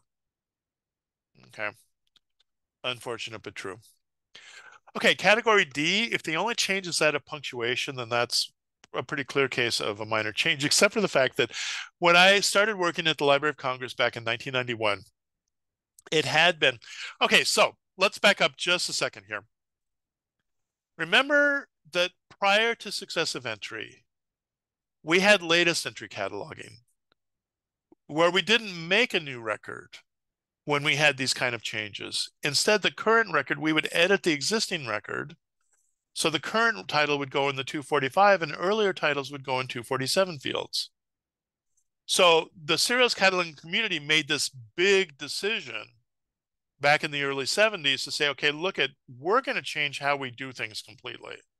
And we're now going to create successive records when there's any change to the title in the first 5 words. That was the original rule. Any change to title in the first 5 words. And that included changes like this: GBB to G period, B period, B period. In fact, I was looking, when I first started working at LC, I actually saw a successive record in LC's local catalog for this specific change, that they created a separate, a successive record for G period, B period, B period. So that's why we ended up using this example. And this is one of the first cases, like anything else, when you adopt a completely new system and you're going to go, okay, we're going to do this completely differently and we're going to do it. And then after you make that change, and then you're like, oh, but we didn't intend to for it to be applied in this situation.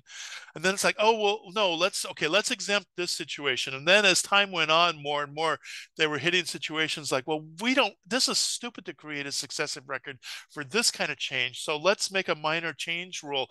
And that's how we ended up like, 50 years later with 9 exceptions to the major change rules. And this was like the first one. The catalogers went, oh, this is really stupid. We shouldn't be doing this. Um, so now, if you have a publication where the preferred source has parallel titles, okay, so you have to select one of them as the title proper, and any other titles appearing in the languages are considered parallel titles.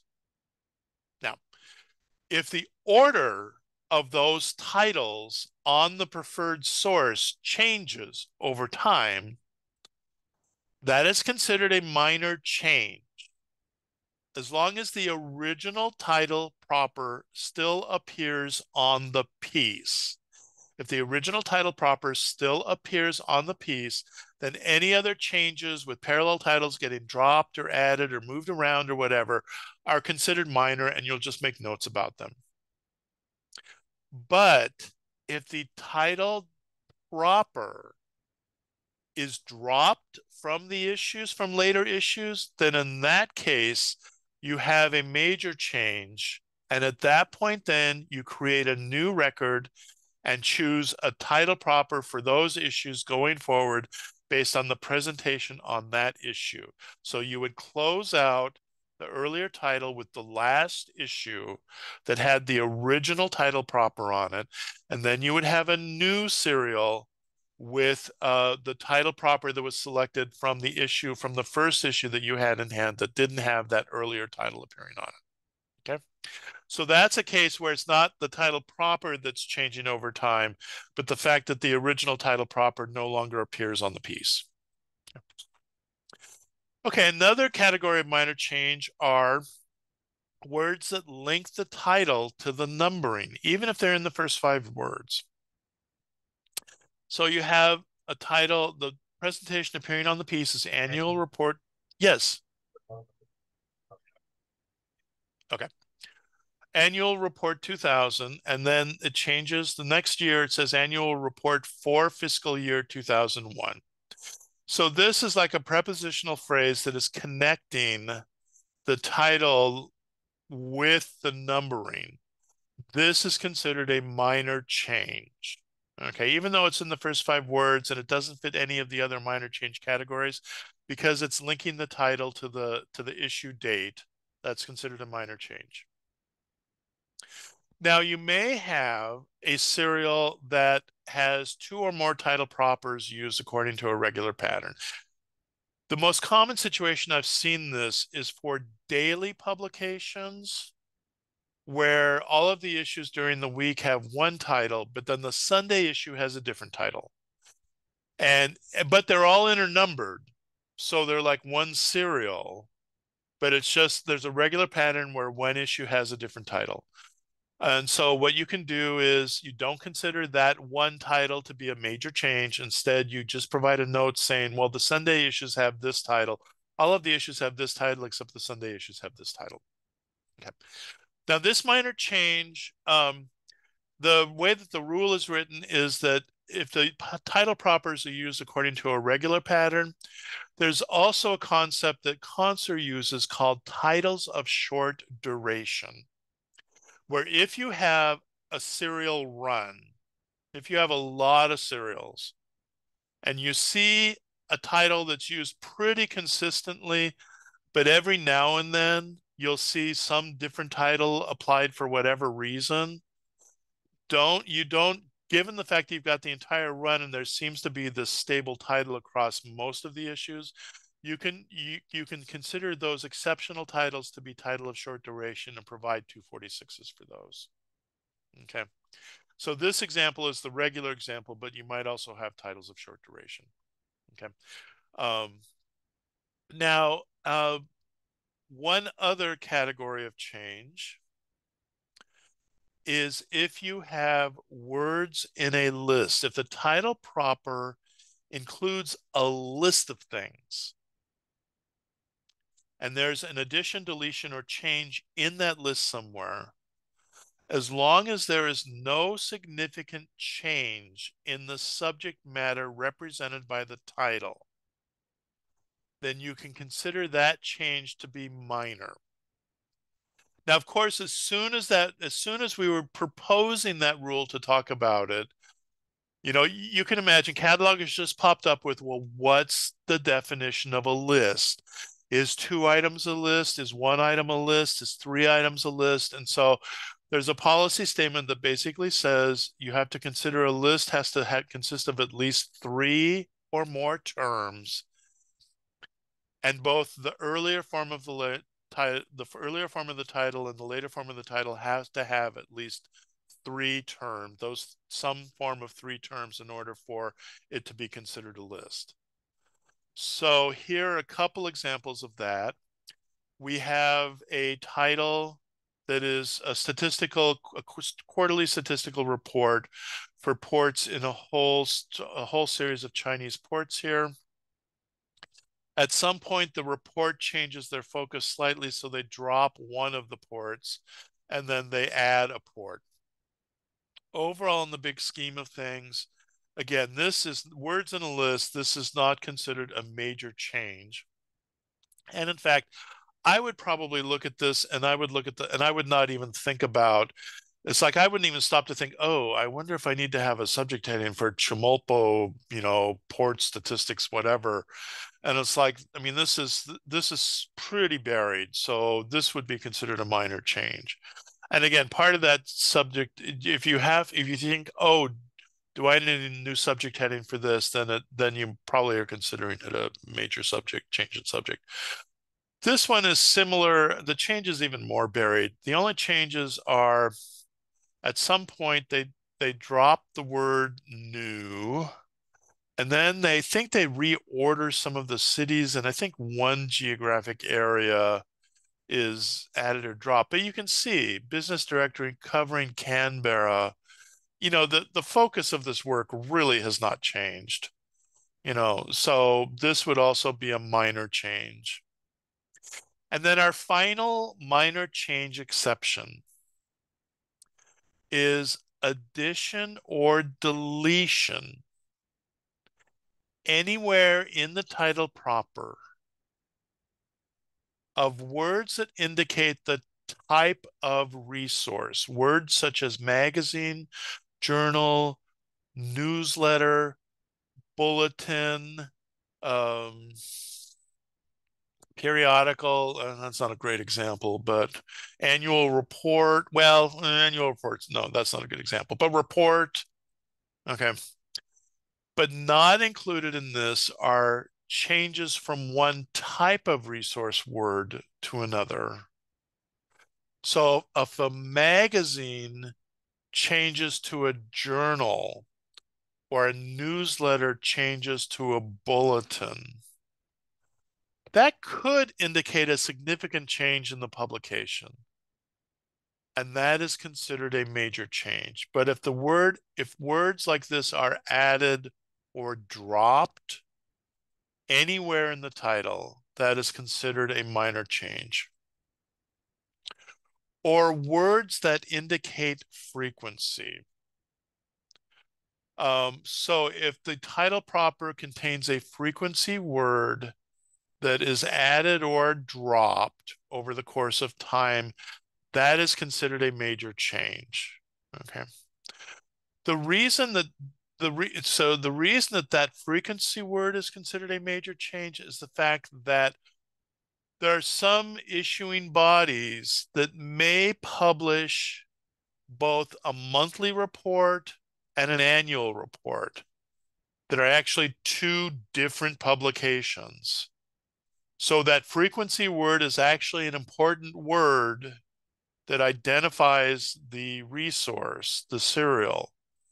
So because it can potentially be a really important word, the addition or deletion of that word is considered a major change. So here are some examples of changes in resource type words.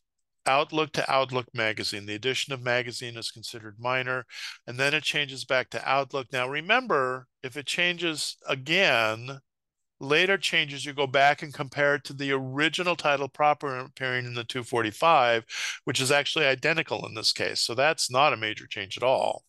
In fact, that's no change from the title proper. Active projects to active projects report. The word report is added. Brasileiros and Brasileiros to journal. The addition is the resource type word at the beginning of the title. That is also considered minor. That addition, deletion of resource type word can be anywhere in the title. Originally, this rule was written so it was only those changes that happened at the end of the title, like Outlook to Outlook magazine or active projects to active projects report. So when this rule was being proposed and discussed worldwide, the French Canadians got really upset about it because they said, look, this doesn't work for us because we have many publications that are in English and in French, different publications. We will have a French language edition and an English language edition.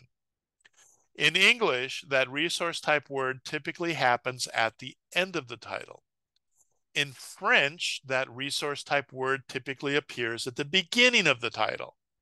So if you have a rule that says, well, the only time this is a minor change is if this happens at the end of the title, it means that if we go through similar changes for the English and the French editions, the addition or deletion of the word journal, it'll be a major change in French, but then a minor change in English. So we're going to have like 4 French records that correspond to only 1 English serial record. So that was when we sort of loosened it up to say, okay, if that addition, deletion of a resource type word appears anywhere in the title, it is considered a minor change. So here's another example, organic chemistry review to organic chemistry. Review is considered a resource type word. You can talk about a review. That's a minor change. And then it changes later to review of organic chemistry. Well, again, benchmark back again to your original 245. In comparing these two titles, the only change is the word review, a resource type word, moves to the front of the title and a preposition is inserted. So there's two minor changes. 2 minor changes does not a major change make. So you can have any number of minor changes, and as long as it doesn't fall into a major change, then those are all considered minor changes. But we have an example here, Atlantic to Atlantic Monthly. The addition of a frequency word is considered a major change. And I have a story about this one too. I was working, sorry.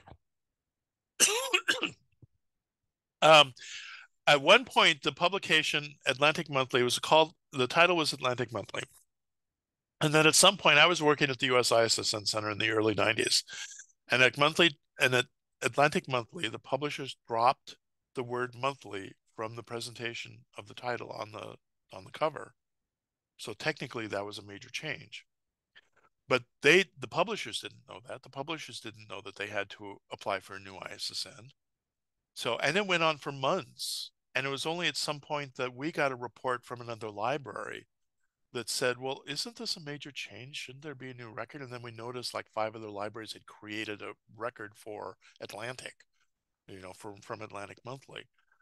So we went ahead and assigned a new ISSN because it was a major change and sent that to the publisher. And this had been going on for like a year or so.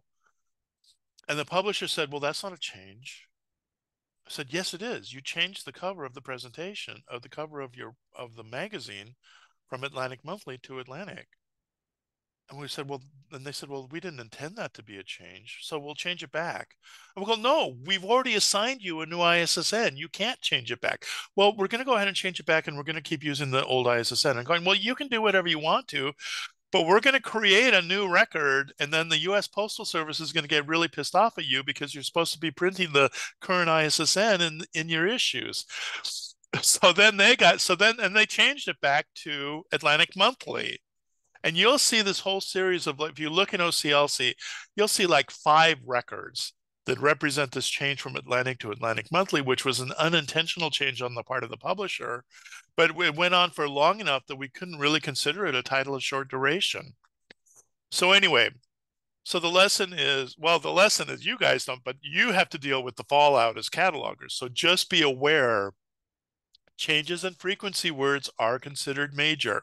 And that's why you will see 5 records for Atlantic to Atlantic Monthly to Atlantic to Atlantic Monthly to Atlantic back to Atlantic Monthly. And it's because of the presentation, and publishers don't necessarily think of the fact that the quote unquote official version of their title is what appears on the cover. Anyway, so the change of word from review to newsletter, major change. Change of frequency word from biennial report to annual report, major change. Okay, so we have a quiz now. Get on your keyboards. We're going to look at a bunch of titles. All they are is just titles. We're going to look at an earlier title and a later title. You tell me whether this is a major or a minor change. And if it's a minor change, give the category. Now, I got all the categories right up here for you just as a reminder. I know they're a little short, so you may not remember, but here's the list of all of the minor change exceptions. So you tell me for each of these whether you think it's a major change or a minor change. Autograph collector to autograph collector's magazine. Major or minor, and if it's a minor, which category?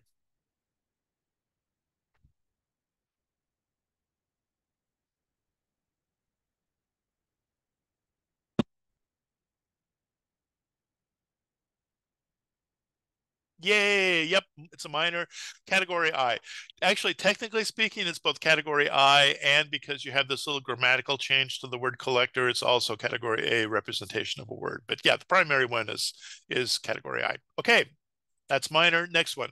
Report on public policy to report for public policy. Major or minor?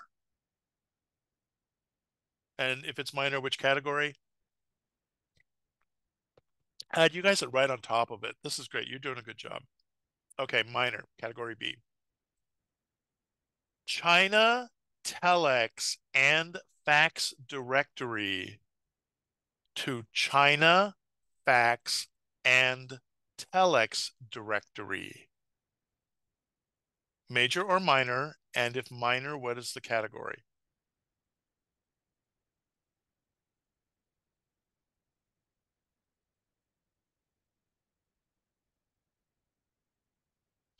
Now, we're not talking about a parallel title here. We're not talking about an issue that has titles in different languages. And then the order of those languages changes on later issues, okay?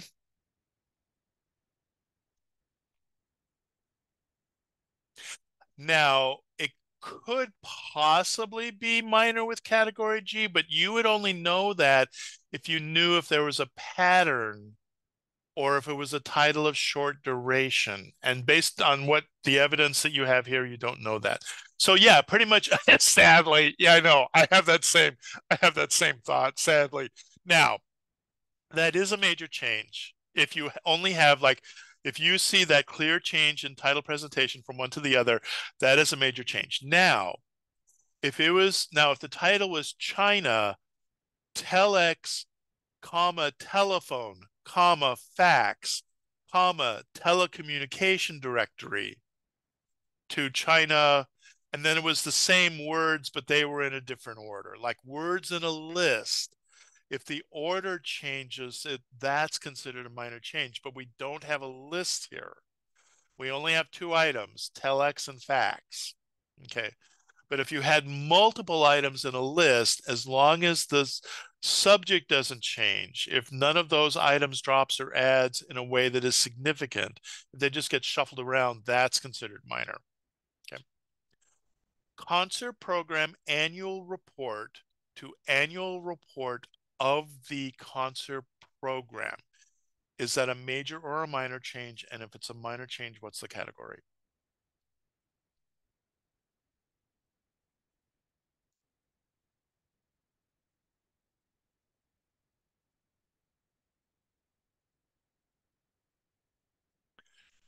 Yep, it's minor. It's not fluctuating titles. Fluctuating titles is like title of short duration, but it's a combination actually. And some of you have gotten the two different ones. And it's not parallel titles because again, we're not dealing with multiple presentation in language of different language titles. That's parallel titles. Okay. What we're talking about, yes, the uh we're talking about the name of the corporate body, C, because what happens is, again, you have to do this. Sometimes you have to do this level of detail. You have to look at these two and you go, okay, what happens is the name of the corporate body gets moved to the end of the title, and then articles and prepositions are inserted between those two elements. But these these words have not changed. It's just the corporate body's gotten moved to the end of the title, so it's categories B and C. And yeah, and a couple of you got that. You know, category C is the one that should stick out, but it is also category B as well. Okay, so that's minor change. Annual report to annual report for the fiscal year. Is this major or minor? And if it's minor, what's the minor category?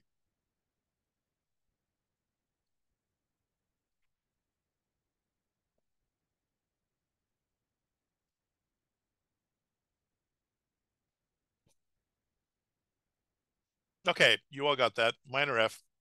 Okay.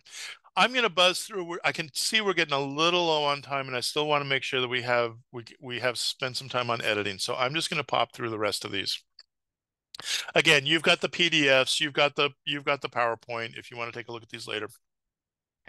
This example is just the movement. The original title proper was Annuaire des Statistiques. That same title still appears on the later issues, so that's considered minor. Yearbook 2 words, yearbook 1 word, that's representation of a word, that's considered minor. Oh, I forgot to fix the animation on this. Sorry about that. TV to television and ampersand to and, both considered minor. Now, this one is interesting. IEE Proceedings Part E, Computers and Digital Techniques, to IEEE Proceedings, Computers and Digital Techniques. Remember, the title proper includes subfields N and P of the 245. So the title proper, first 5 words, yes, very good, Carrie. IEE Proceedings Part E, Computers, first 5 words.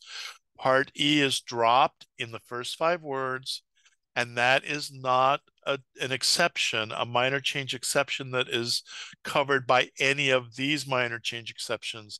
So this change, the dropping of the part numbering or part designation, is considered major. This one is obviously considered major. They dropped Spain in the coverage. And then this is the last example that is, they added the word technology. It went from instrumentation to instrumentation technology. Technically, that is sort of a change in scope, but it's not really a significant change, and it's buried pretty far down. It's after the first 5 words. I would consider this minor. There might be some people who work like in a physics library, or maybe like at the Los Alamos labs, that would look at that change and go, "Oh no, instrumentation to instrumentation technology, that's major." But I would look at that and go, "Oh, that's a pretty minor change, and it's pretty buried, so that's considered minor." So the only other change we will talk about that is considered a major change where you create a new record is a change in the corporate body name in an authorized access point, either a 110 heading or a qualifier in a 130 field. So here's an example of an annual report. The title is Annual Report. The name of the body is changes from International Harvester Company, changed their name to Navistar International Corporation. Because it's a 110 field and it's a different corporate body, they changed their name. That would be considered a major change. You would create a new record and you would link them with 780, 785 fields. Now, if you also have a change in the corporate body that's used as a qualifier in an authorized access point, that is considered a major change. So that in this case, the title proper technical bulletin has not changed, but the cataloger used the issuing body as the qualifying term. Maybe in Chicago, maybe Division of Game Management, maybe Springfield, Illinois. Maybe there were a whole bunch of technical bulletins published in Springfield, Illinois by different government bodies, state government bodies, and so they didn't have a choice but to use the issuing body as the qualifier. So in this case, the issuing body changed its name from the Department of Conservation to the Division of Game Management. Major change, you create a new record and link them. Here's another example, exactly similar, that the title proper is corporate management. The title hasn't changed, but because the corporate body uses the qualifying term, has changed from Excelsior Firm to Enterprise Excelsior Firm. That is considered a major change. Again, create a successive record and link them with 780, 785 fields. Okay. That's one of the reasons that, thank God, I don't catalog many serials that are from like companies like financial reports, because those companies change their names on a regular basis, and having to do the authority work and identify whether you really have a major change or not. Change of corporate body name is so difficult sometimes. But a change in the place name or like a frequency is considered minor. So we have a publication that with the title proper critique. Obviously, that's not unique. So the cataloger qualified the authorized access point with the place of publication. Now, it began publication in Santa Rosa, published by Banovich Enterprises, and it was published there from 1990 to 1996. But then beginning in 1997, it was published by the Xantharos Foundation in West Vancouver, BC. It is a change in the qualifier, but because the qualifier is place of publication, it is not considered a major change. Because the first 7 years, this place of publication was valid. So, it's perfectly appropriate. But this is not, and can you imagine every time a publisher changed where its offices are located, or a new commercial publisher took something over, you're going to create a new successive record. If a place was used as a qualifier, it's like we would be littered with thousands of additional records that are pretty unnecessary. The whole point of the authorized access point is just to uniquely identify a work. So yeah, this was the one that for a period of time was published in Santa Rosa, California. As I mentioned, these other situations are situations where you may create a successive record. I've already talked about those. You can refer to Concert Cataloging Manual Module 16.4 if you have any questions or need more information about those kind of changes. Now, when you have a major change, you close out the record for the earlier title and link it to the record for the later title. Closing out basically consists of editing 3 fields. You will close out four actually. You will close out the publication status in the fixed field. Publication status is for serials is either C for current, D for dead, or U for unknown. So you'll change it to a dead serial. For monographs, it's mostly, I think, either S or M, single date, or multiple dates. Maybe I can't remember for sure, but you will close out the fixed field ending date. If you know when the publication ceased, what year it ceased, you can actually fill in the year there. If not, then you can use like one of these unknown dates. If you know it ceased, but you don't know when specifically it ceased. You will add a 785 to the earlier title, linking it to the later record if there is a record that exists. If there isn't a record that exists, but you know what the title change was, you can at least add a 785 with a subfield T for the later title. And then if you know when the publication ceased, you can provide the ceased information in the 362 field. So here's an example. Publication title, East Asian Languages and Cultures. It originally began with volume 1, number 1, dated winter 2004 was the issue date. The academic department published published the first issue. And then after the first issue, they decided, oh, East Asian languages is too narrow. We actually want this to represent all Asian languages, just not East Asian languages. So we're going to change the title of the journal to represent, all Asian languages. So they changed the title with the second issue to Asian Languages and Cultures. Now, just because there's only one issue published with this title, but that doesn't make it a monograph. It's still a serial. It was originally intended no predetermined conclusion. It's just that the publishers changed their mind after one issue and changed the title. So close the publication status with D, close the date with 2004. You can have a serial that consists of one issue. So the publication date will be 2004. You don't have to do a range of dates because you only have one issue. You can just say 2004.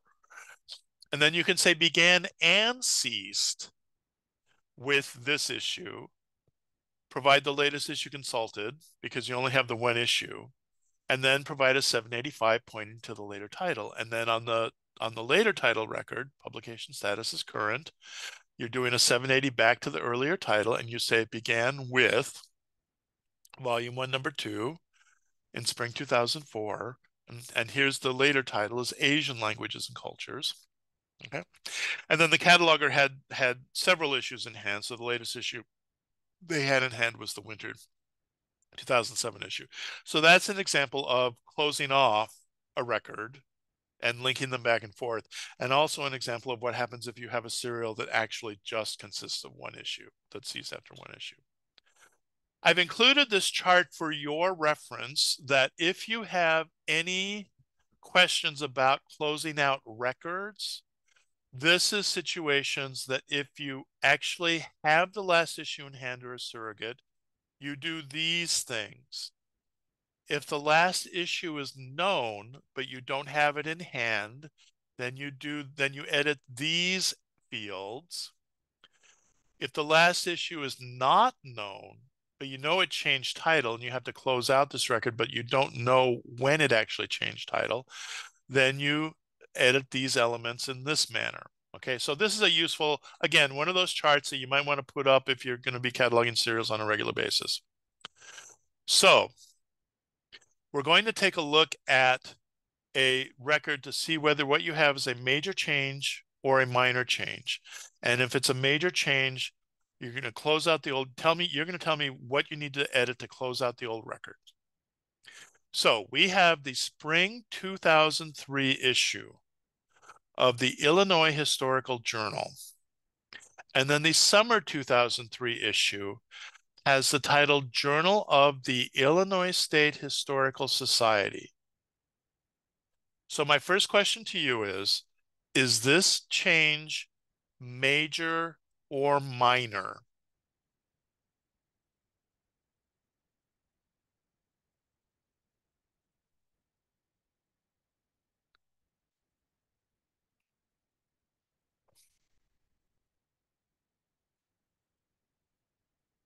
Great. Okay, it looks like you guys all got that. This is a major change because Illinois State Historical Society as the corporate body is added. Journal is still sort of appearing there, but the word historical, Illinois historical, is not referring to, it's not a variant of the name of the society. It's actually topic words, and those words are dropped. So this is a major change. Okay, so then, given that, here's the old record.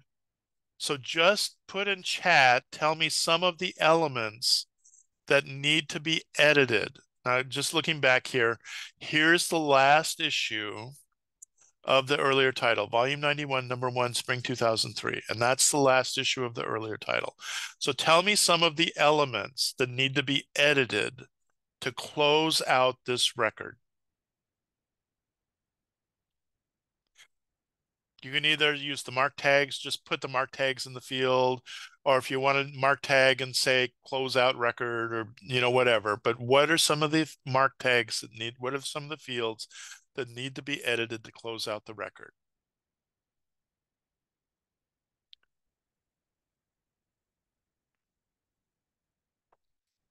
Good. Good.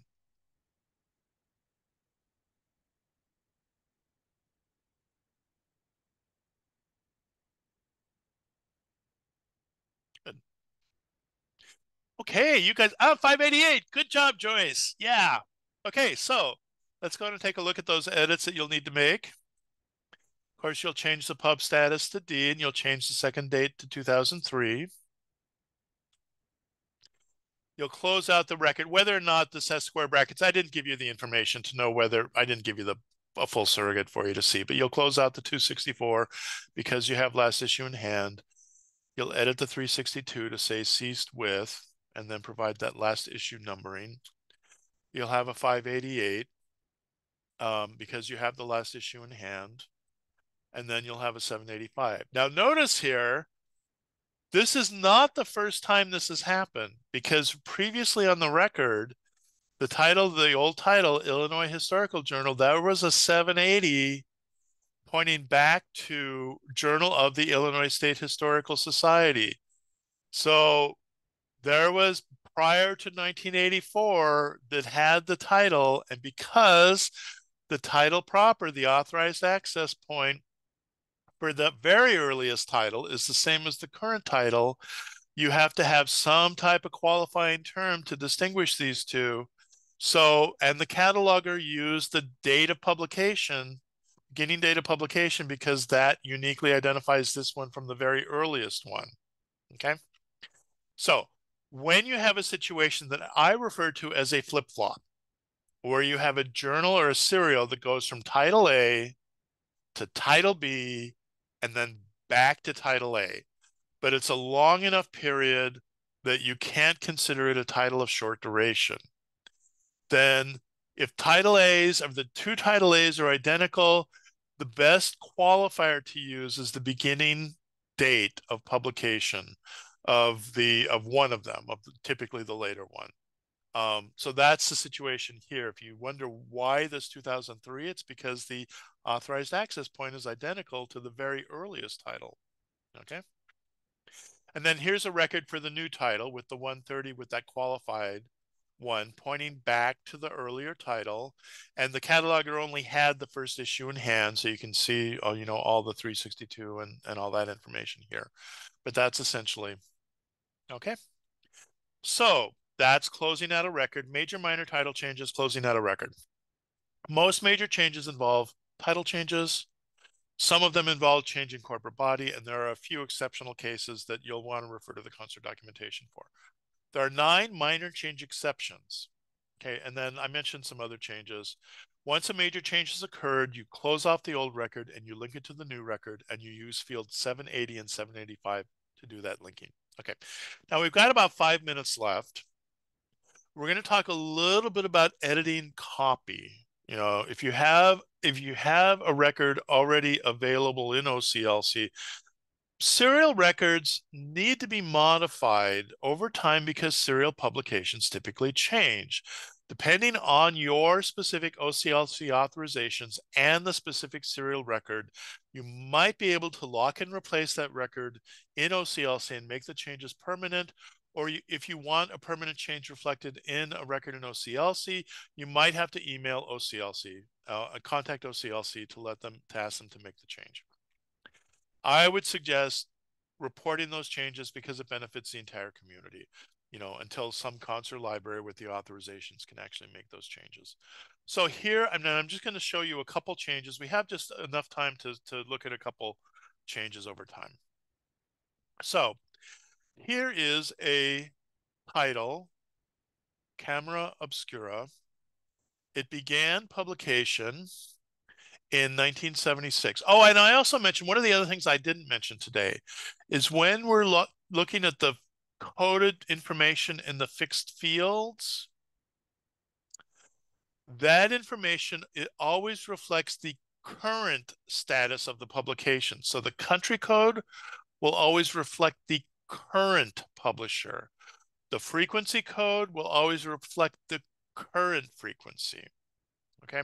So if that information changes over time, you might need to edit the fixed fields to reflect the current status of a publication. So the title is the title Camera Obscura.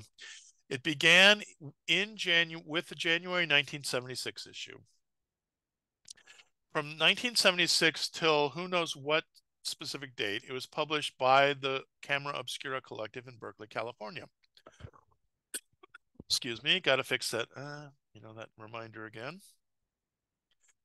Then beginning with May 1990, it was published in Baltimore, Maryland by Johns Hopkins University Press. Okay, let me explain the angle brackets here because I know a lot of people have questions about that. Say for example, we received the May 1990 issue of this publication, and this 264 field was not in there yet. All we had was a 264 that reflected the earlier publisher and place publication. We get the May 1990 issue that has Johns Hopkins University Press as the current publisher, or as the publisher at that time. I don't know when this specific change happened, when the publisher and place publication changed. I don't know when that happened. But I have the May 1990 issue, so I know for sure as of May 1990 that this was the publication information. So what I do to tell other catalogers that I have a gap in my knowledge. I don't know before May 1990 how the publication information appeared on the piece, but I know for sure as of May 1990 that that this was the publication statement. So anytime you see a coverage statement that's in angle brackets, that means that there's a gap. The publisher knows for sure with that issue that the coverage applies, but they don't know about earlier issues, or if it's a hyphen at the beginning, they don't know about later issues. Okay, so now the place of publication changes again. The last issue that was published in Maryland by Johns Hopkins was September 1991. And then beginning in January 1992, it was published in Bloomington by Indiana University Press. So what happens is the cataloger will take that 264 for the Johns Hopkins University Press. They will close out the date to indicate the coverage date. For that publication statement, change the first indicator to an indicator 2 to say the intervening publisher. This is the intervening publication statement. And then beginning in 1992, it was published in Bloomington by Indiana University Press. And then the other thing you have to remember is to edit the fixed field date to reflect the current place of publication, which is Indiana University. So I have one other example, and then we're going to, and I'm sorry, I'm going to beg your indulgence for another 5 minutes. If you have to leave, you have to go, I understand. It's being recorded, you can catch this later. This was something that came to me last year, and it was such a good example, I decided to use it. So we have a publication that is in Czech called Historické časopis. It was a quarterly, but then beginning with the 2022 issues, they began publishing, and it was all in Czech. It was a quarterly that was published in Czech. But then beginning in 2022, they started publishing an English issue, an issue that was only in English, every 5th issue that still carried the title Historické časopis, but then in addition, it had the English title Historical Journal. So there was still the quarterly, but then there was additional issue, and it was internumbered. So every English issue was the number 5 in the volume. Now, my first question is this change with the addition of the English title appearing on the preferred source a major or minor change? Do I need to create a successive record because there is a 5th issue on every volume that has, in addition to the original title, it has an English title?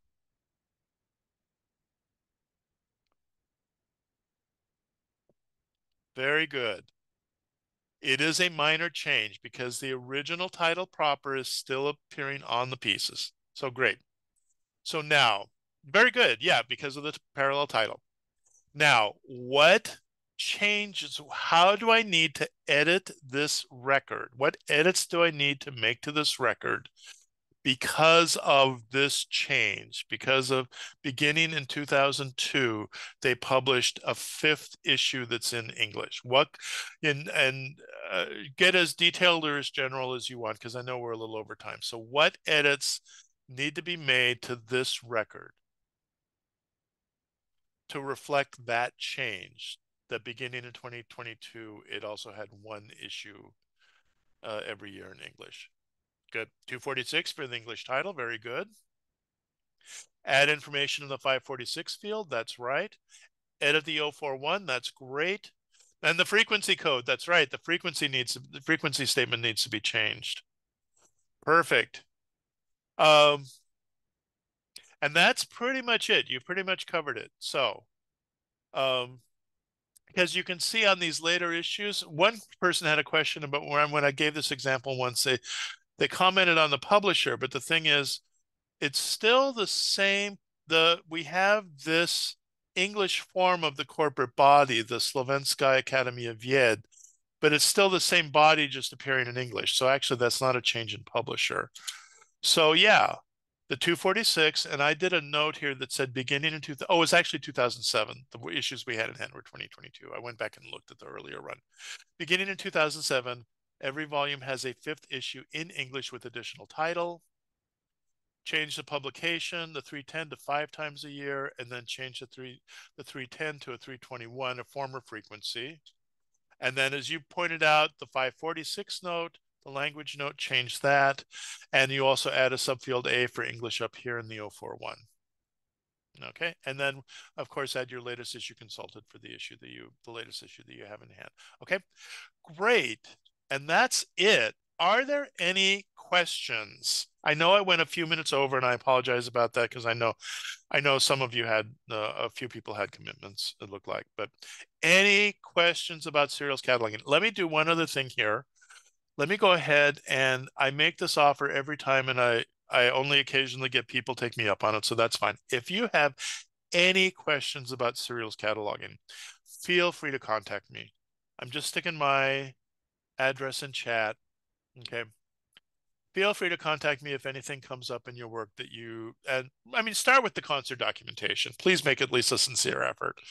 But if you still don't know, if you still have a question, please feel free. So are there any questions now before we finish for the day?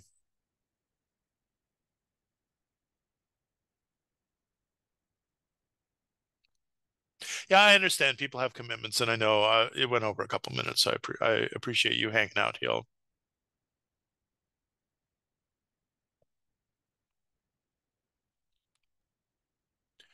Okay, well then I'm going to turn it back over to the Joy and Rebecca to close out.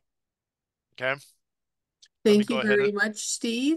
I'm going to Thank go ahead and stop the recording.